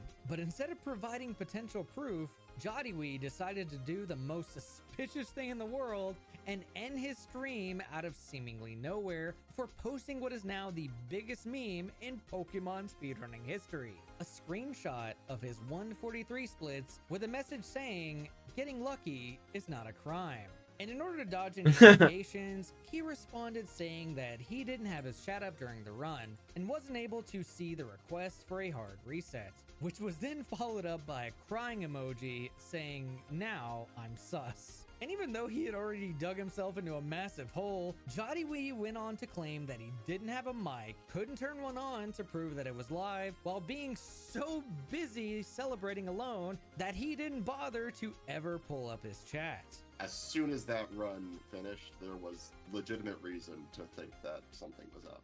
We started looking up his VODs, looking into his past runs. Eventually it got to a point where it was like, there's so much here that if he is actually legitimate, he has done himself no favors for looking like the most suspicious person on the planet. First off, the initial piece of evidence that we caught on Jadiwi was that his sum of best changed in between 2 of his streams. All of the streams in December 25th, 26th have the same layout, and all of the streams on December 18, 19, 20 have the same layout, except for the world record VOD, where everything matches with the earlier session on December 20th. With everything lining up the way it does, it just makes no sense that the run was actually performed live on December 26th. And we know for a fact that it wasn't, because he admitted to it being pre-recorded. On the 28th, we got confirmation, but they found the first actual concrete proof that something was cheated. They actually managed to find something in his very first cheated run in Pokemon Diamond, any percent Manipulus. Okay, so on the left here, I have Rubentus's any percent Manipulus run, and then on the right, I have Gen 4 Static. Now, Gen 4 Static is a program that allows runners to search for specific seeds with either IV requirements, as you can see here, the ability, gender, all of that. So what I'm first going to do is search for the Chimchar Rubentus got in his run, and then see if I can find that Chimchar and hit it on emulator. As you can see, I'm just entering the IVs. All right, so we search it and we find this one seed. So now I'm going to copy this seed, and using a Lewis crypt, I'm going to inject the seed onto the emulator right here, onto Desmond, as if I were doing the run now. But basically, in this scenario, NPCs will advance RNG. So if the RNG value is the same, the NPC, the direction in which NPCs will turn, will match what I'm getting on emulator. So let's first observe what Rubentus gets. He gets up and then down, and that's it from the fat guy. So I'm going to inject the seed, and then let's see if we get a matching NPC result. Up and then down. Look at that. So I can also see what RNG frame his Chimchar is on. So right here, I can see that the Chimchar is on frame 88, and it has the exact same IVs as was seen at the end of the run. Now, let's do the exact same thing, the exact same searching process, but for Jadawi's run. So I'm going to search with the exact same requirements. I'm going to search, and there's nothing. Interesting. So this means that this Chimchar is not possible. There exists no seed that actually hits this Chimchar.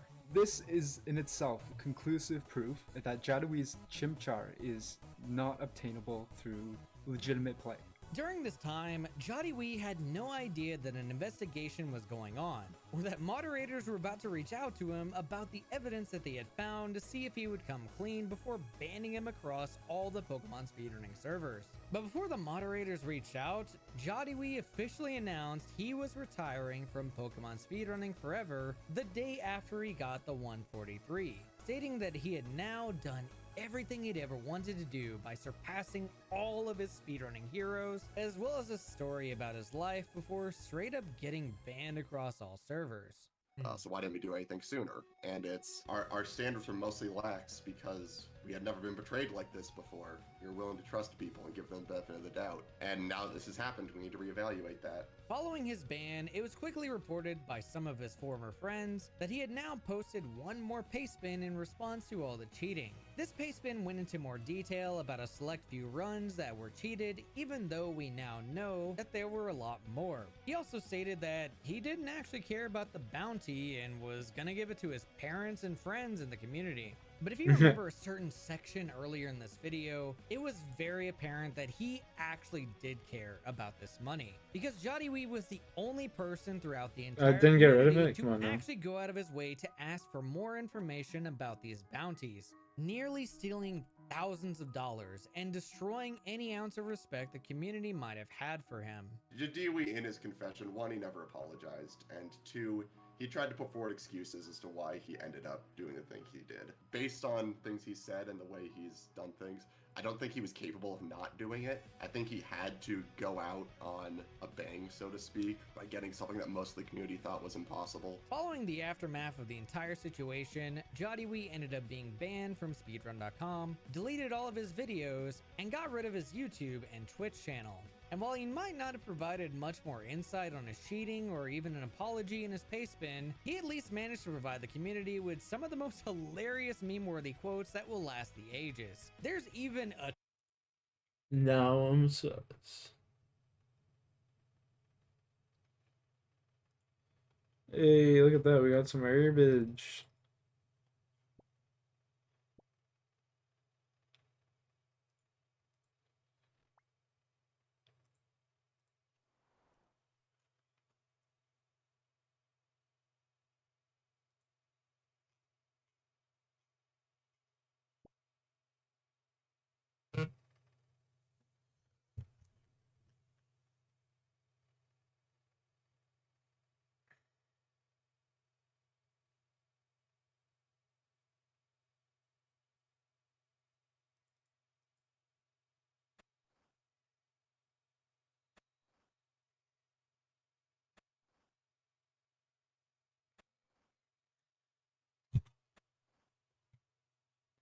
I mean,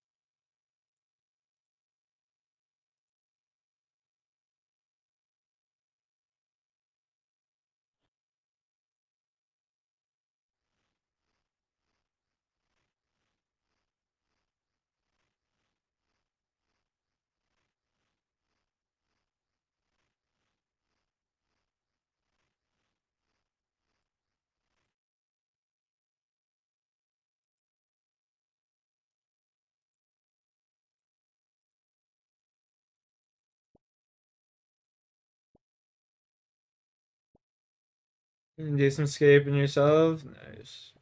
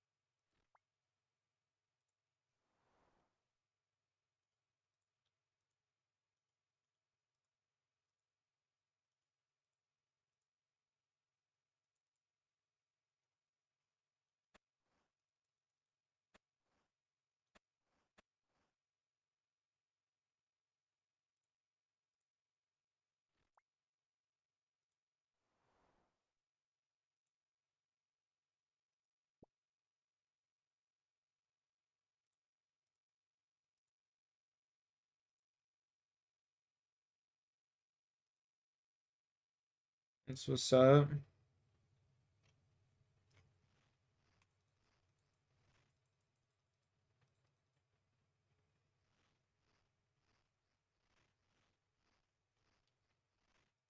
$13 souls, 14 now. Normal compo.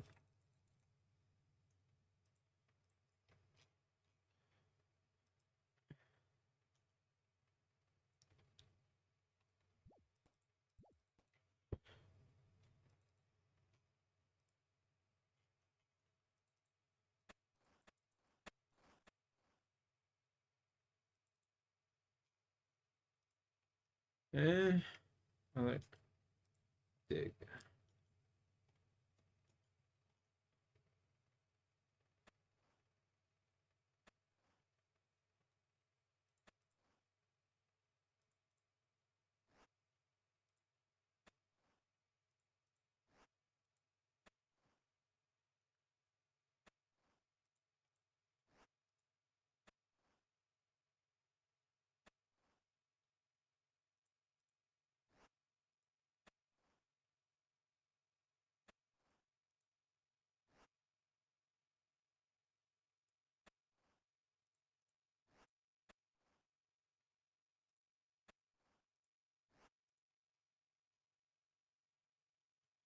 Boom, bitch.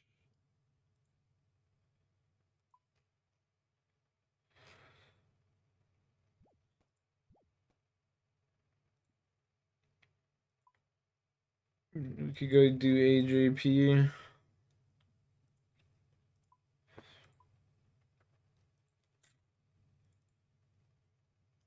Exchange. I still gotta do 2 over here. Fuck, man.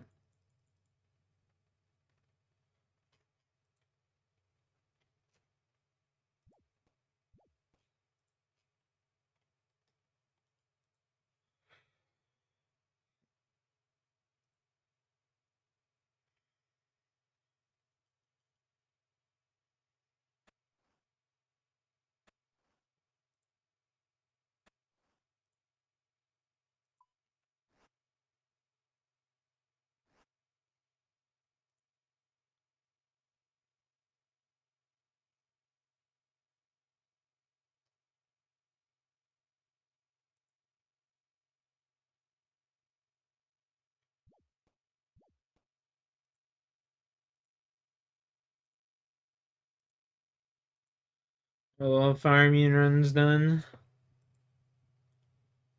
How beautiful.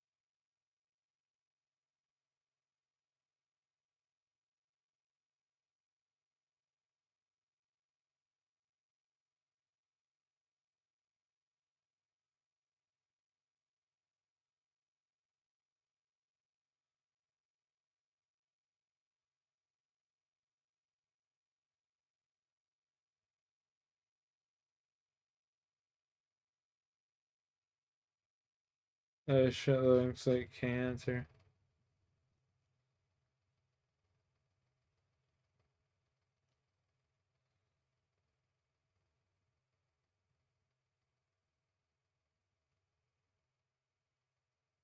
%39.2%. I mean, fuck it. We're gonna go give it a shot. Why not?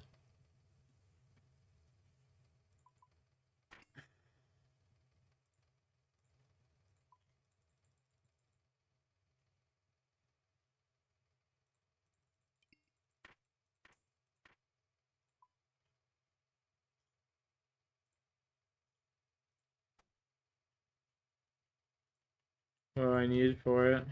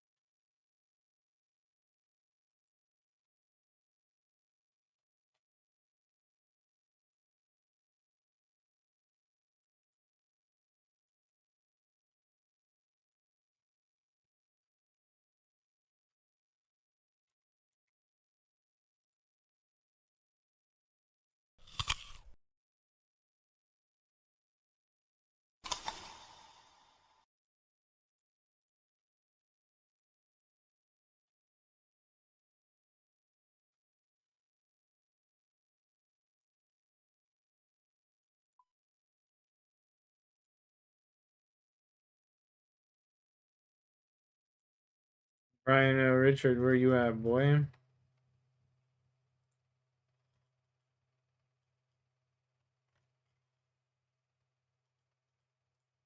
Brian?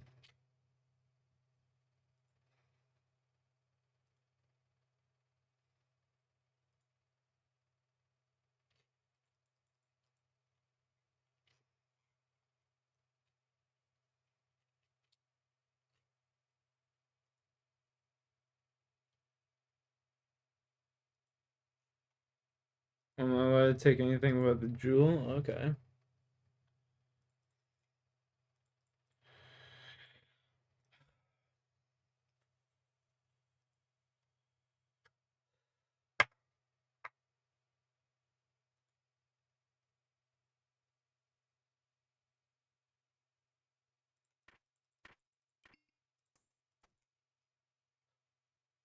Do I have to do this naked?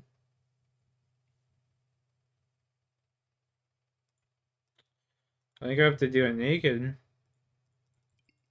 Should be able to wear this though, no? What the fuck? That's wild, brother.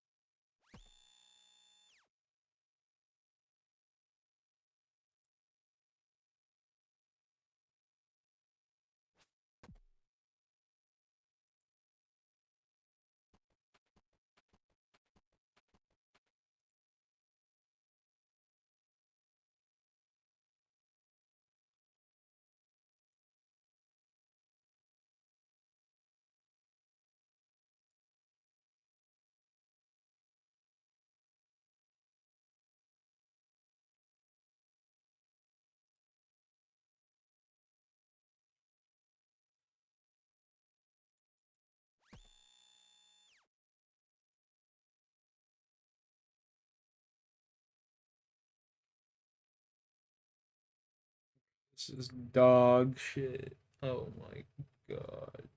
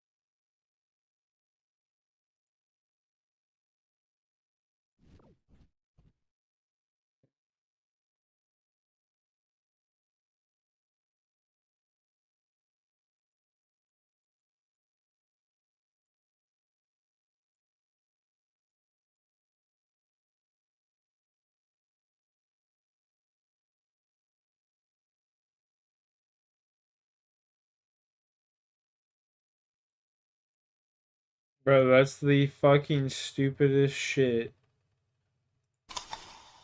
I think I've ever fucking done in my life. I'm not doing that. That is fucking gay, bro.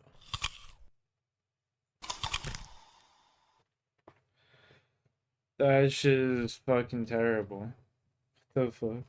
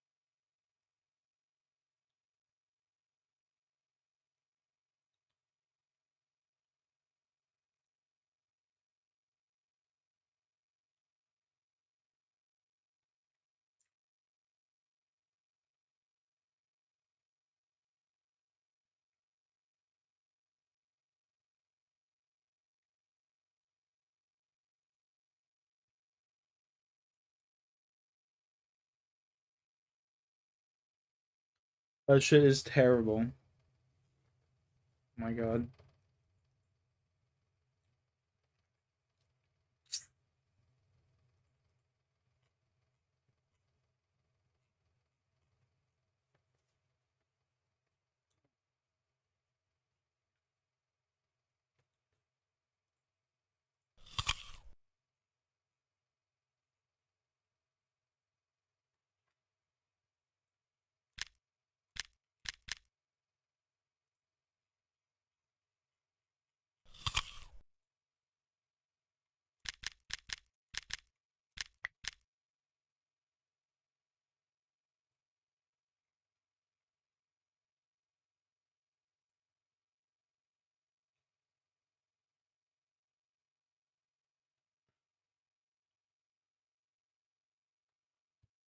Staff of A.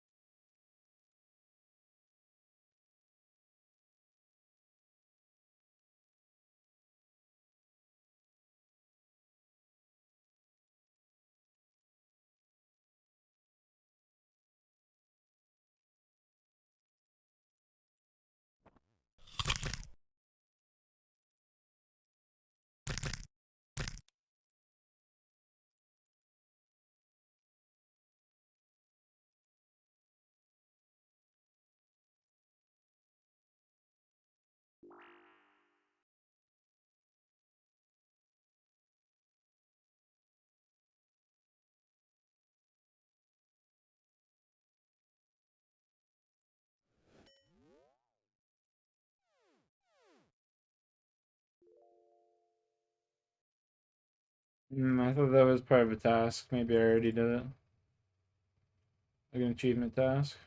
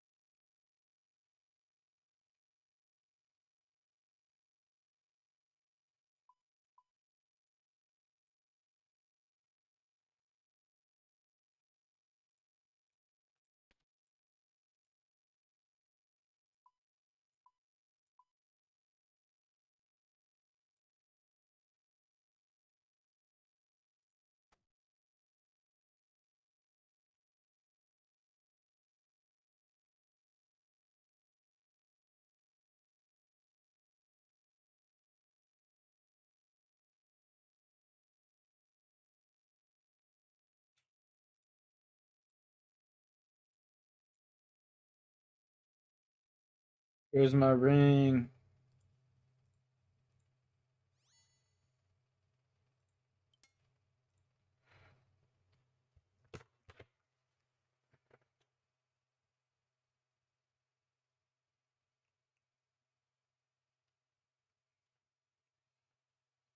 Fucking me. There it is. Man, I'm getting tired. We gotta go kill these dragons. Take a little bit of food, I guess, just in case.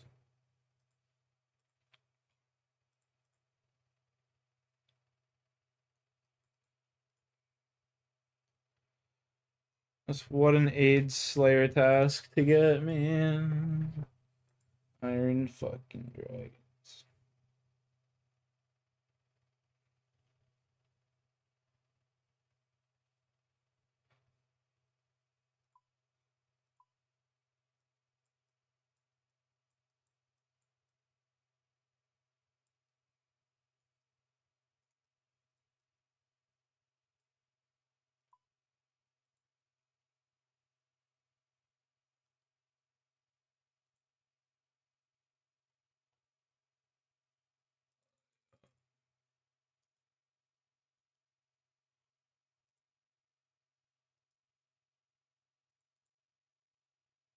No deathies? Oh, dude.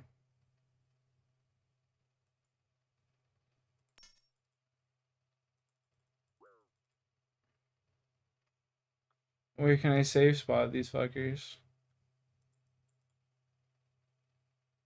Like, nowhere, really.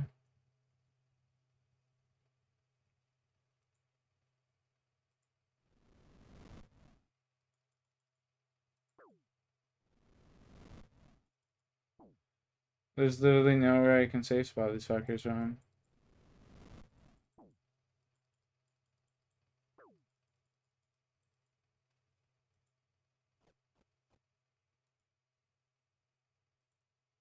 Bruh.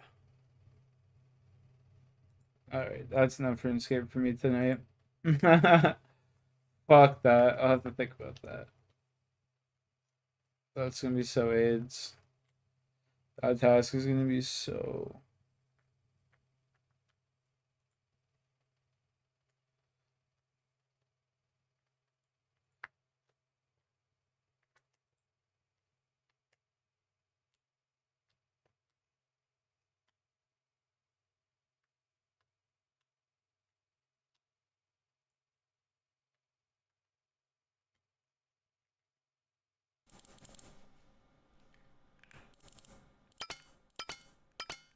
Mm.